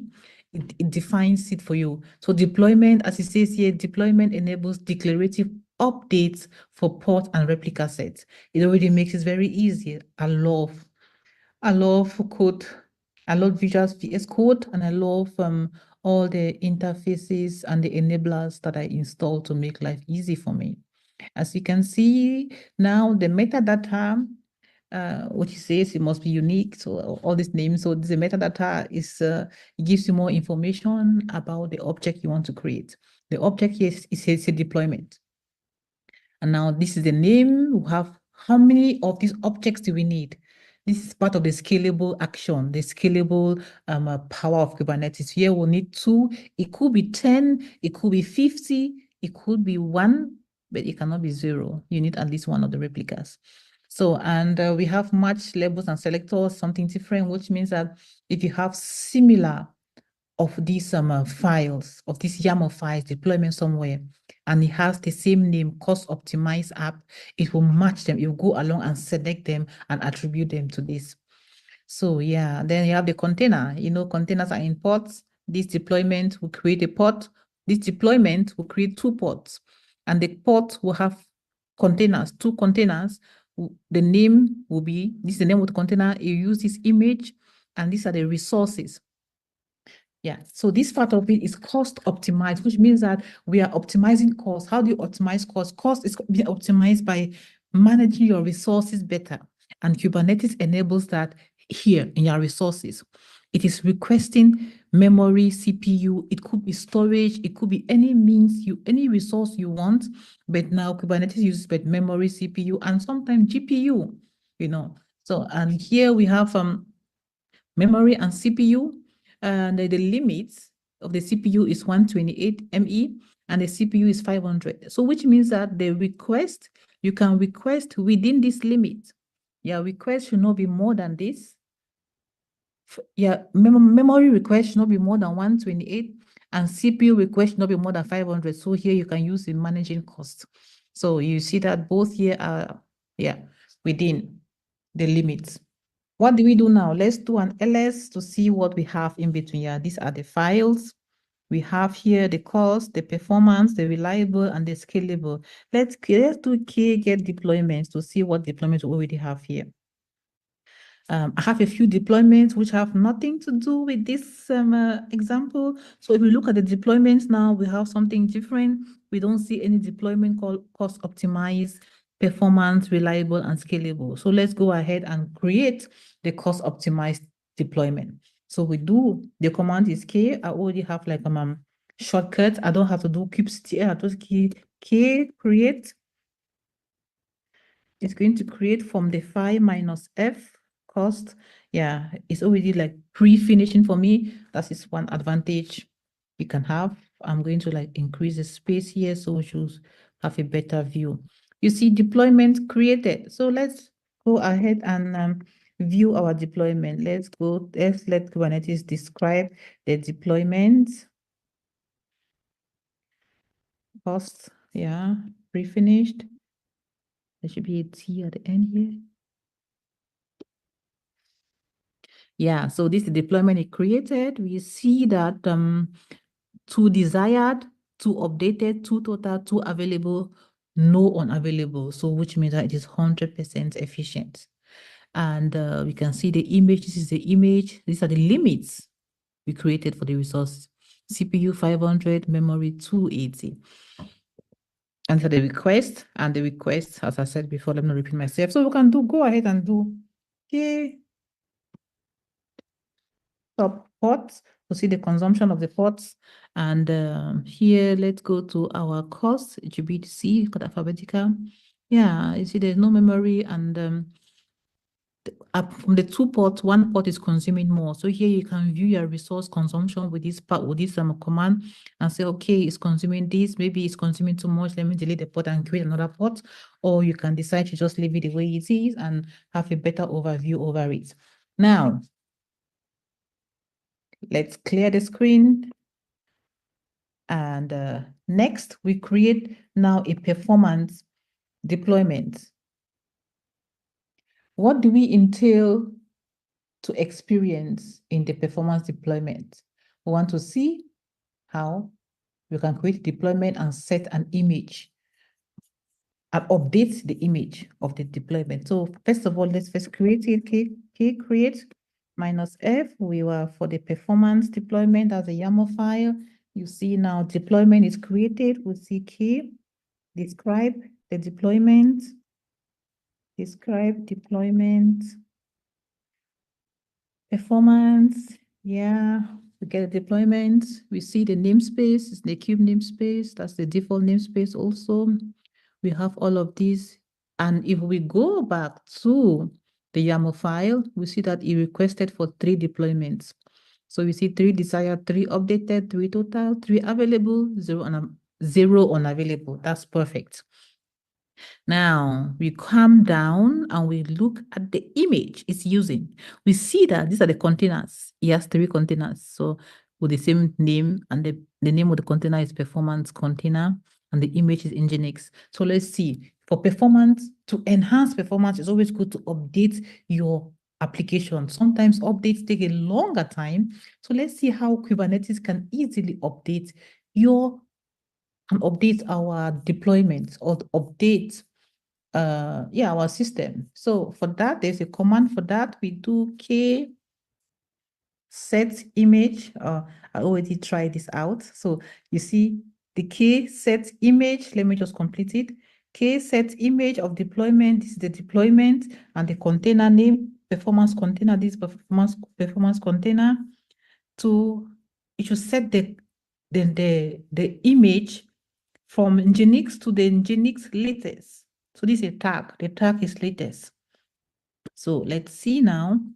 Good. It shows that it tells us deployment.app image updated. Good. So let's go and describe the deployment. Let's just autocomplete. And we see that the image here has changed within seconds from Nginx to Nginx latest, which means that before we had the image as Nginx, now the new image is Nginx latest. That's very good, powerful, powerful. Now we'll clear the screen and go next to the example of reliability. Let's take a look at the YAML file. We see that it's also kind deployment, and that's the name, 3 replicas, all of the above. You have the image name. The image is still in Nginx. These are all using the Nginx image. And the name of the pod is reliable container. No, container, sorry, not the pod. It's reliable container. No, the app is reliable app. So the container is reliable container. Now, let's see, what do we expect or what do we understand by reliability of Kubernetes? It shows that it's reliable, means it will delete a pod, right? It will delete a pod. Kubernetes automatically recreate the same pod of minimizing downtime. So let's go ahead and create this deployment and take a look at the pods. So do k create -f. We are for the reliable auto finish. Now it is created k describe. No, one is missing. Deployments. Reliable. Oh, no. Spread deployment. Reliable deployment. Now we have seen it. It is also all 3 desired, 3 updated, 3 everything perfect. So now let's clear the screen. And I'm going to create more space here so it can be seen. What I want to do is to get pods. Let's see the pods and identify the pods that the 3 pods that were created by this deployment. We have to look for the keyword R for reliable. Here are the reliable deployments. So the 3 pods 1, 2, 3. So let's note, you see the pods were created 39 seconds ago, which is like the same amount of time ago we created a deployment. And take a look, take note of these last letters here, CRR or the R5N. And let's delete this pod. Copy, and we do K delete pod, delete this pod, and it tells you the pod has been deleted. Now, let's do K get pods. And here we see that 9 seconds ago, a new pod has been created. And we can see the deleted pod has been replaced almost immediately. That's the reliable power of Kubernetes. If you mistakenly delete a pod, the definition file, what you define here in the YAML, will always maintain.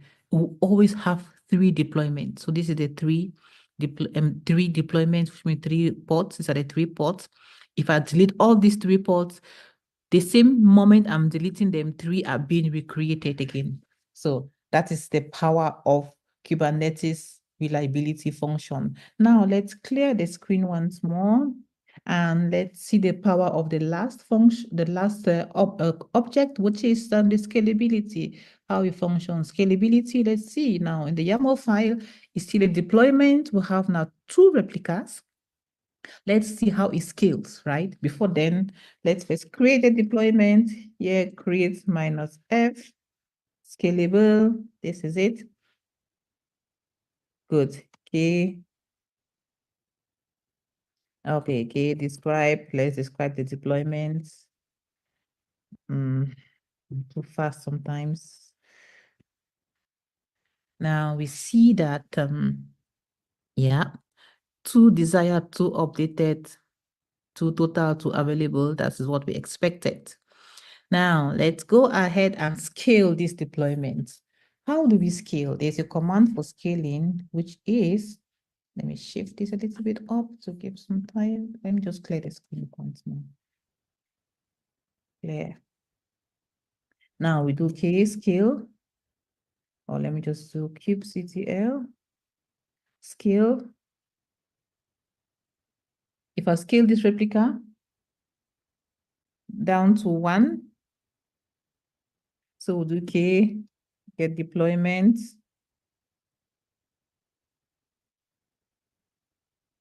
No, let's do the K describe deployment.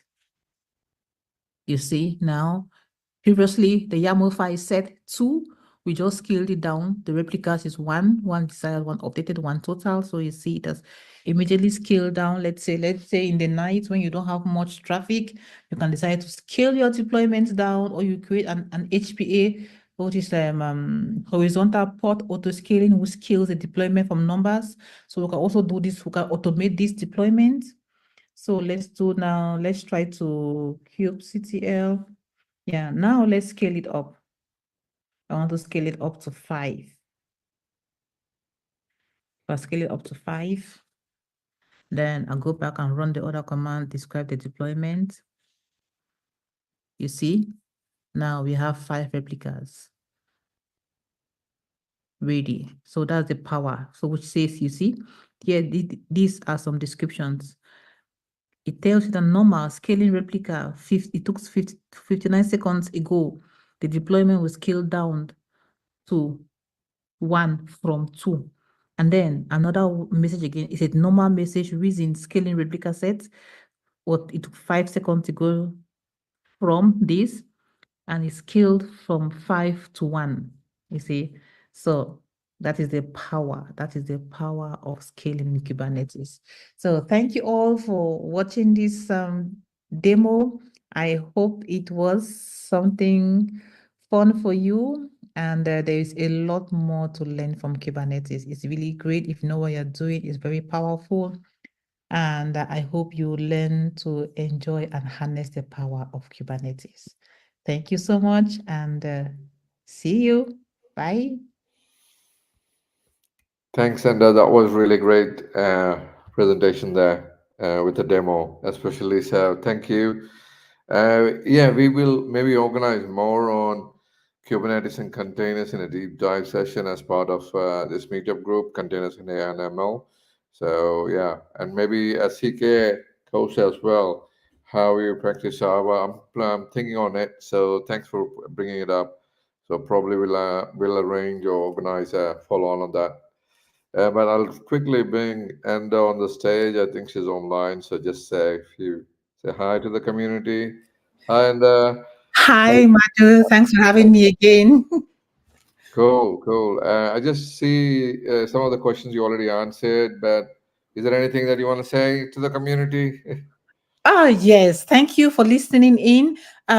This is my 3rd year as in cloud computing from a management and finance background, and it's a beautiful journey. I decided, due to my present job, we deal more with microservices because we have millions of customers. So it's an interesting journey. Someone just asked how they can get more resources. The Kubernetes documentation official website is like a sea of information. So let's keep learning, let's keep growing, and keep collaborating. Thank you for your selflessness, Madhu. So you really deserve this hero title that you got. I try my best. No, thanks, Enda. Great talk. Great demo there as well. So thank you. Thank you. Cool. So let's have a last talk for the day by Vadim. So Vadim, the stage is yours.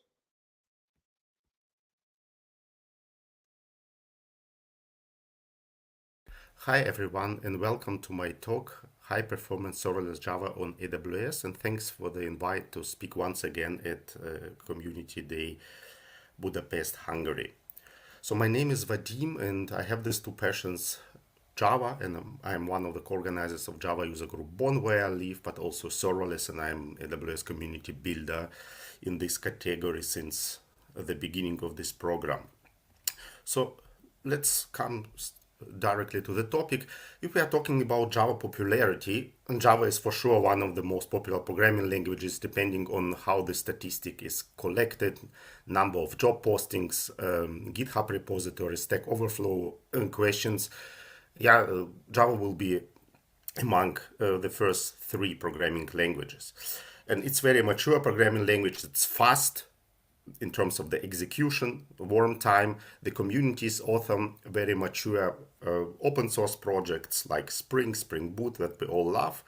But if we will look into the statistic, how many AWS Lambda functions are written with Java as a programming language, we see on the left the one 3 years ago and the second one last year. We see Java is still top 3, but the results are quite frustrating.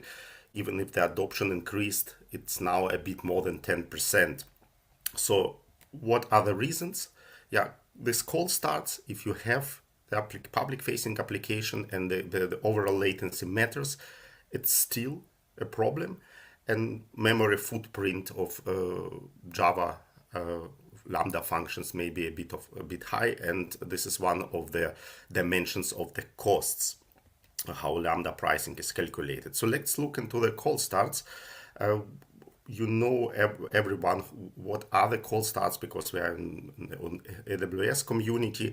So I will personally only provide some measurements. So let's look into this basic application that I will use for all my measurements. We have API gateway and front and bunch of Lambda function for creating, updating, retrieving, deleting the projects, and they are all saved in DynamoDB. So the kind of pure serverless stack. And this Lambda function will assign it 1 GB of memory. It will use x86 architecture. To connect to DynamoDB, we will use the default HTTP client Apache for first of all. The application size in this case will be around 18 megabytes. We will use this Java compilation option. Just stop at level 1. It provides a good trade-off between warm and cold start times. And we will run the experiment for 1 hour. I will just use the stress test tool to just create traffic. So that will be a lot of invocations in parallel. Cold start, and I will pause for several minutes, and once again the same for 1 hour. So what you see, I had produced a bit more than 100,000 Lambda executions. So there were warm starts, and 100 of them were cold starts. So only 0.1% cold starts. But of course, your pattern might be completely different. You might have several percents of the cold start, depending how the spikes are. So we will provide measurements for that, and what we see without any optimization. So first of all, these measurements are in milliseconds, and you see here percentiles. For example, P90 means that this value, 7 milliseconds, will happen in 90% the cases. And you see basically the warm starts here are quite quick. We have this outlier on the max value that I will explain, but basically these are very, very quick warm starts, but the cold starts are quite big. Yeah, I basically always look on P90, and you have here 3.2 seconds, and this is kind of a big one. Yeah, if it impacts several percent of the invocations, it may also impact your business. So of course the goal will be just to speed it up. So what options do I have just to improve that? The first one is AWS SnapStart, and the second one is GraalVM native image. And let's start with SnapStart. So I wrote the article series, and I still add some aspects, so you can look into that. I will only briefly provide some very interesting measurements, but you can read deeply through all my article series, and you will see the link below. You will also see the link to my GitHub repository, so you can try things out by yourself. So what's SnapStart? SnapStart is a technology currently available only for Java that can improve startup performance for latency sensitive applications. Startup performance is basically cold start, and SnapStart is fully managed. What does it mean? Basically, you decide on per Lambda function, would you like to activate it or not? And you see it's basically enabled or disabled SnapStart. One row more in the infrastructure as code, but basically think of this as just enable or not. So currently only available on Java runtimes, even if the name doesn't include Java as a programming language. So that also means it's not available for other runtimes like Net runtime, but also you can deploy container image to Lambda, which can consist of Java application. It's not available there. It's not also available for custom runtime. It will be a way how we will ship GraalVM native image. So how does SnapStart works? So we have if we enable SnapStart, then the life cycle is divided in two phases, where SnapStart will kind of creep in. The first one, the deployment phase, and the second one will be invocation phase. So during the deployment phase, if we enable SnapStart, then additionally all steps involved in the cold start phase of the Lambda function will be executed. So the managed runtime will be started, the code will be loaded in the function, code will be initialized. So the static initializer block of the Java of Lambda function will be executed, and everything recursively available will be loaded and also executed. But the function itself, so the handler method, won't be invoked. We have here optional hook. We'll be talking a bit later about this. And then the snapshot will be created. So what is that snapshot? It's Firecracker micro VM snapshot, which snapshots the whole running VM. And this is during the deployment phase. It doesn't impact the live invocation. So what happens in the invocation phase? The first step will be to restore that snapshot. And then there is this optional hook. In just a moment we'll be talking about this, and then we'll have normal invocations. So what's the promise here? The promise is here that the restore snapshot will take significantly less time than the normal cold start phase. Otherwise, it just doesn't make any sense. So we will be looking into that. Is the promise correct or not? A bit later, then I will provide measurements. But what's the goal? What should be in the snapshot? We should load as many as possible classes, pre-warm things, because then if the restore will be quicker, we can gain a lot. How we can do this? Especially this snapshot hook before the snapshot is created can be used for that. And Lambda uses Crack API. Crack is completely separate technology, but they only use this API to prime things, so preload, prime things. And what can we preload or prime in our application? It's a thing that we kind of need to know, and this is kind of knowledge stuff, but this is the code that I have here, and this is basically get product by ID function that I have in my code anyway. So what happens here? Yeah, if I instantiate DynamoDB client, then HTTP client Apache will be used by default, and the instantiation of this client takes time because it's written for long-living applications like those in web web containers, web application servers like Tomcat or Netty. And this takes several hundred milliseconds, the first instantiation of Apache client. Here I get the item from the DynamoDB, and I have in my application Java objects by DynamoDB stores JSON files, and there should be conversion, marshalling, we call it serializing, deserializing, back and forth depending on if you're writing or reading. And this instantiation, pre-warming of this, in this case is Jackson marshaller, the library to convert JSON to Java object and vice versa. It also takes a bit of time for the same reason. And these are the steps that I can preload, prefetch kind of, and prime, and probably we will be looking gain some advantages. And once again, what will happen here if I will execute this get product by ID method, lots of classes will be loaded. Additionally, like this DynamoDB client, get item response, and all that stuff down in AWS SDK for Java that is required to execute this request. Yeah, they are not loaded in the static initializer phase. I'm not using them, but if I can prime, this everything also will be loaded, and it will be then probably helpful if we will look into the results. So how does it work?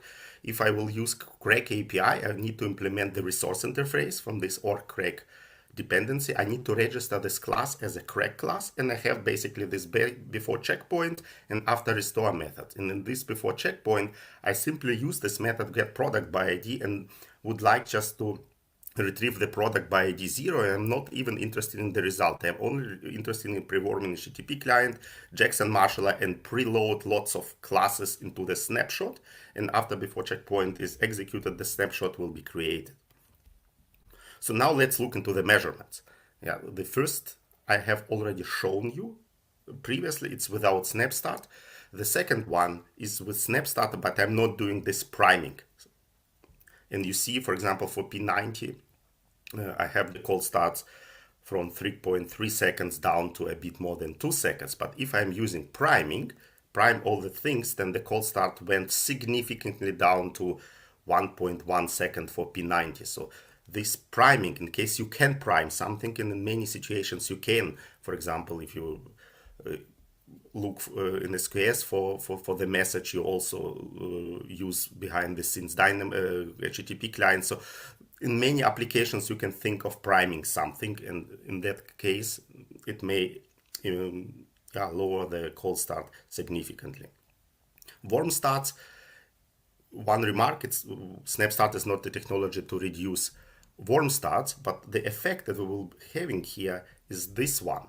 So by using priming, the max value that was without quite big, we saw that outlier more than 1.4 seconds went down to a bit less than 400 milliseconds due to the fact that I primed things in this case, and I didn't prime without any optimization. So the first invocation of the function, even with the cold start, happens also took longer because Apache client, Jackson Marshall, needed to be instantiated in the function handler itself, and with priming I've moved it to the phase before the creation of the snapshot. So it also improved this max result for the warm starts.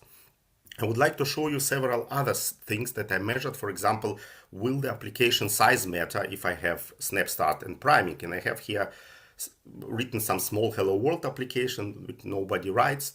The second one, this green one, is my application with 18 megabytes, and then also wrote some bigger ones, included more dependencies, 50 megabytes. And what you see, yes, the size is also matters with SnapStart and using SnapStart priming. So the bigger the package is, it's still significantly more time for the cold start takes significantly more time even with SnapStart. So be aware, only put dependencies that you really use. Don't put any dependencies to test libraries. So this is all still matters also with using SnapStart. I will show you some more experiments, for example, using Lambda layers. It's a way that you can create Lambda layer package, some dependencies that you use in the most of your code, and then simply attach the layer to the Lambda function. And then the deployment of the Lambda function will be quicker because you don't deploy too many dependencies. They will be attached by the layer. So what impact does it have to the cold starts? My observation shown that using the Lambda layer, the cold starts will increase. You see here the green one with Lambda layers and the red one without.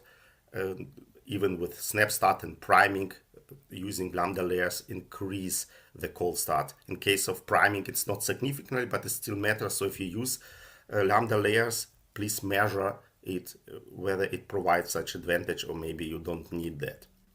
Also, another dimension that's very interesting is using HTTP client. So once again, if you instantiate DynamoDB client or SQS client, you don't even need to set HTTP client, but will be set by default, and this is Apache HTTP client. In this case, you can set URL connection HTTP client, but AWS provides its own AWS CRT in two flavors, synchronous and asynchronous. Here we are using synchronous one, and especially AWS own one is more designed for short-living serverless applications, because Apache and URL connection are more designed for being used in Tomcats, Natives, and so on. So I also measured this. You need to include, of course, that as a dependency to use it. But basically what you see, this yellow one, AWS CRT, provides better results, especially if you don't use SnapStart or you don't use priming with SnapStart. If everything is primed, then the HTTP client is pre-initialized, and then the results are of course closer, but it's also very interesting that you can use AWS CRT if you're doing third-party calls or HTTP to some API outside of AWS. AWS also provides recommendation what HTTP client to use, because Apache, for example, provides much more sophisticated settings. I only use defaults here, but in case you need to set it more gradually, there are differences in them. So look into this. It's not only about cold start, but also about settings. And the last measurement that I would like to show you here and to all others, I will refer to my presentation. AWS enabled SnapStart recently, since I would say 2 months, also for ARM architecture. What's the promise here? ARM architecture, Graviton-based instances are approximately 25% cheaper than x86. So of course I also measured, since SnapStart supports this architecture, what does it mean?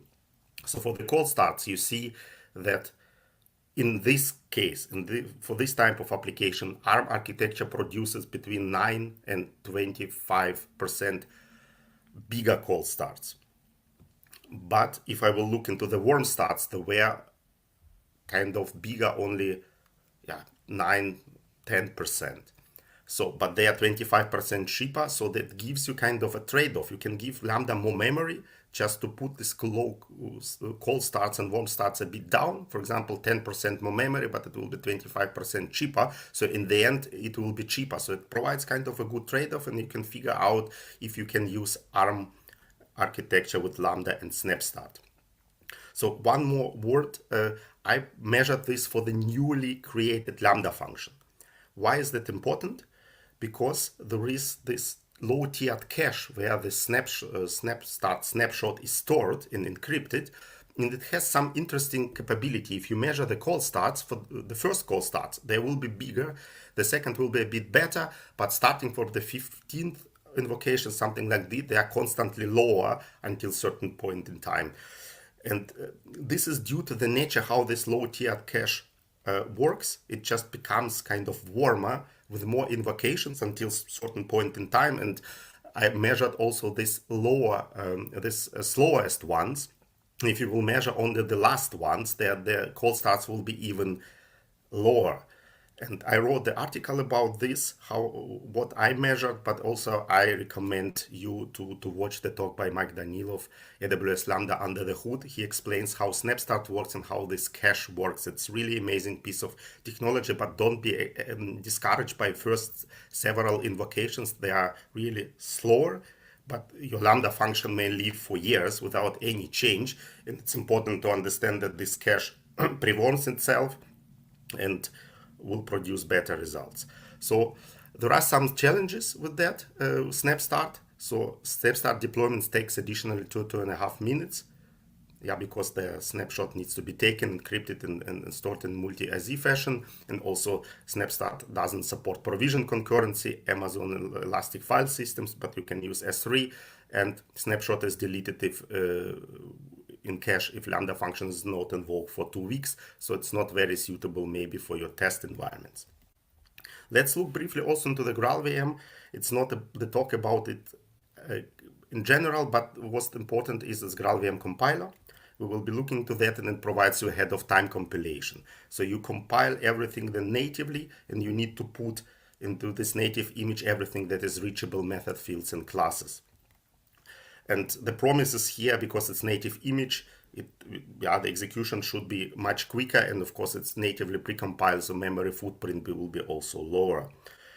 How you can deploy native image on Lambda? You should use custom runtime, and with that you can package kind of function zip containing of one file, bootstrap, and in case of GraalVM native image, bootstrap is that GraalVM native image.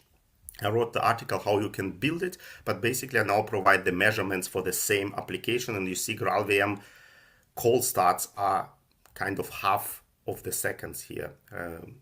P90, 500 milliseconds, by far the lowest call starts. And if you will look into the warm start here, the values until P99, they are also the lowest one possible. And also for the max values, you see here only 200 milliseconds. And you even can give less memory, which will be then cheaper, and the results will stay comparable. You can give 768 megabyte of memory and have only slightly bigger call start time. So you can save money also by giving lower memory. But of course you need to take care of other stuff, like you need to provide all the files here in the file reflect JSON, all the classes that will be instantiated on runtime, so that during the native compilation these classes will be loaded. Otherwise you will have class not found exceptions. And GraalVM provides you the overview of the libraries that are kind of battle tested with GraalVM, and also open source dependencies with their versions that are battle tested, because sometimes you don't control these dependencies. You include one open source project, it just have references to other open source project, and they might not be GraalVM ready, and you will experience things at runtime, and then you need to fix it with configuration.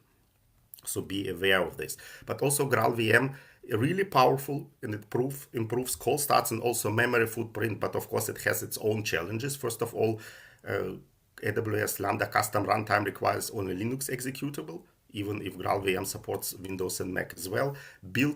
You need to build it on your own, and it requires for this kind of example, 6 and 10 gigabytes of memory. So it pushes the pressure and cost to your CI/CD pipeline. Sometimes you need to build many Lambda functions in parallel and the native images of them. The build time is also a factor. It was also between 2 and 3 minutes for the same application, so comparable to SnapStart. And basically that's it. So different level of trade-offs. So I also reference to my other articles, because not everybody uses DynamoDB. You might use some relational database like Aurora Serverless. It has its own challenges. It will have also bigger call start times, but I wrote about that, but also using data API to talk to the Aurora and Aurora Serverless via HTTP.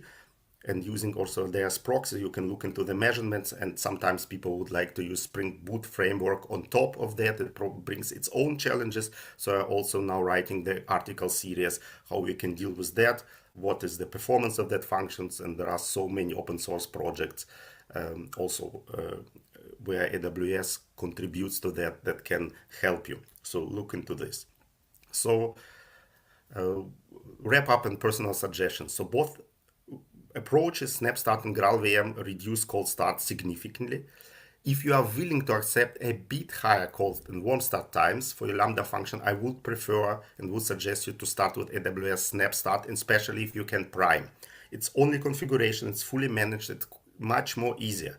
If the performance is for certain Lambda function is really crucial for your business, then go for GraalVM native image. Build GraalVM native image from the same Lambda function for the same application, and then use it, of course, with a different set of trade-offs. Look into this. Project Layton is the kind of Oracle GDK way to improve startup time to peak performance and also footprint of Java programs. The first versions released of them. I'm not quite sure how it will integrate in the lifecycle of Lambda function, but whether AWS will support it natively, but at least also Oracle tackles this challenge to improve Java start type and all that stuff for serverless applications. And word of caution, remeasure it. You have links to the GitHub repository, so you can check the code out and then do your measurements, and maybe you will see different results, hopefully better results, for the reason I used certain minor version of Amazon Corretto 21. AWS constantly updates this version, so you might have you will have the kind of the newer version. It can have improvements. Also, Lambda snapshot create and restore can be improved under the hood. So please do your own measurements, and of course, if you have different application, also measure that. And that's basically it. Thank you very much. I hope it was interesting, and I would like to answer your questions in the chat. Thanks for the invite once again. Thanks, Vadim. Thank you. I see no questions here in the chat, but I'll bring you on the stage to say, hi, Vadim. Thanks for joining. Hi, Madhu. Thanks for inviting me once again. It's a pleasure to be here. Yeah, I mean, those of you who don't know, Vadim is, I don't know, Java guru maybe, and he delivered talks around Europe and UK. So he's a very popular guy, very knowledgeable, very technical. So I'm very happy that you accepted and came to deliver your talk, Vadim. Thank you very much. Do you have anything to say back to the community? A few words? No, I think that there are exciting times also for Java. There have been struggles, but there are also ways, and I'm quite sure there will be also other improvements that I have been talking about. So I will continue to explore. It's not only about Java and Spring Boot. There are also other frameworks like Micronaut, Quarkus, so Helidon. So the community tackles the challenge, and I think that the people who develop Java, they value this programming language, this sets of open source projects, the community. It's quite unique, and it's quite, I would say, mature. So Sure. that's why. So continue to follow that. I think that many things behind the hood of AWS are built on Java, basically. Partially even Lambda itself behind the hood. There are now parts written in Rust, as far as I know. So just that it's just as performant as possible for what is kind of on AWS responsibility, but a lot of stuff that we are currently using is completely Java. So it's also important for AWS as well. Gotcha. Yeah, sure. Thanks, Vadim. I think with that's a wrap for the AWS Community Day Hungary. So thanks, Vadim, again. Thank And you. yeah. So thanks, everyone. Thanks for joining today, and make it a success again another year. Hopefully next year I'll plan an in-person event in Hungary. Those of you can make it to come. It's a beautiful city, Budapest, so you can come visit. Maybe we'll make it like a hybrid. Those of you come visit, maybe online. So I'll try to plan that. But yeah, it was a great pleasure to bring all the tech leads from across the world. Bring that knowledge and share it to the community. I'm pleased. But yeah, if you have any questions, if you have any suggestions, please fill the feedback form. I have HashiCorp, certificate vouchers, exam vouchers to give away. People set exam vouchers to give away. A lot of AWS credits, and most importantly, the super prize, $1,000 AWS credits for your community project. When you're trying to fill the feedback form, please explain what's your community project. Give some supportive evidence that what you're trying to help the community. So there's a huge chance that one of you can get that as well, and yeah, help the rest of the community, right? So we share. So yeah, thank you everyone, and many thanks to our sponsors, by the way. So without that, I think it's not possible. Many thanks for all the community members who joined and made a success. But sponsors, HashiCorp, Jasmine, Alexandra, they're very helpful for me anytime. From AWS, I have so many people, but just if you mention, Maria, Timberley, Taylor, Farah, and Jason, many more, very helpful, very supportive. People said, Helen, Christina, thank you very much for your support. And sorry if I miss any name, but all of you, the community members, are part of that thing. Many thanks to you guys. And yeah, with that, that's a wrap. And have a good weekend, everyone. And many thanks for joining. Don't forget to fill the feedback form. Thank you. Have a good weekend.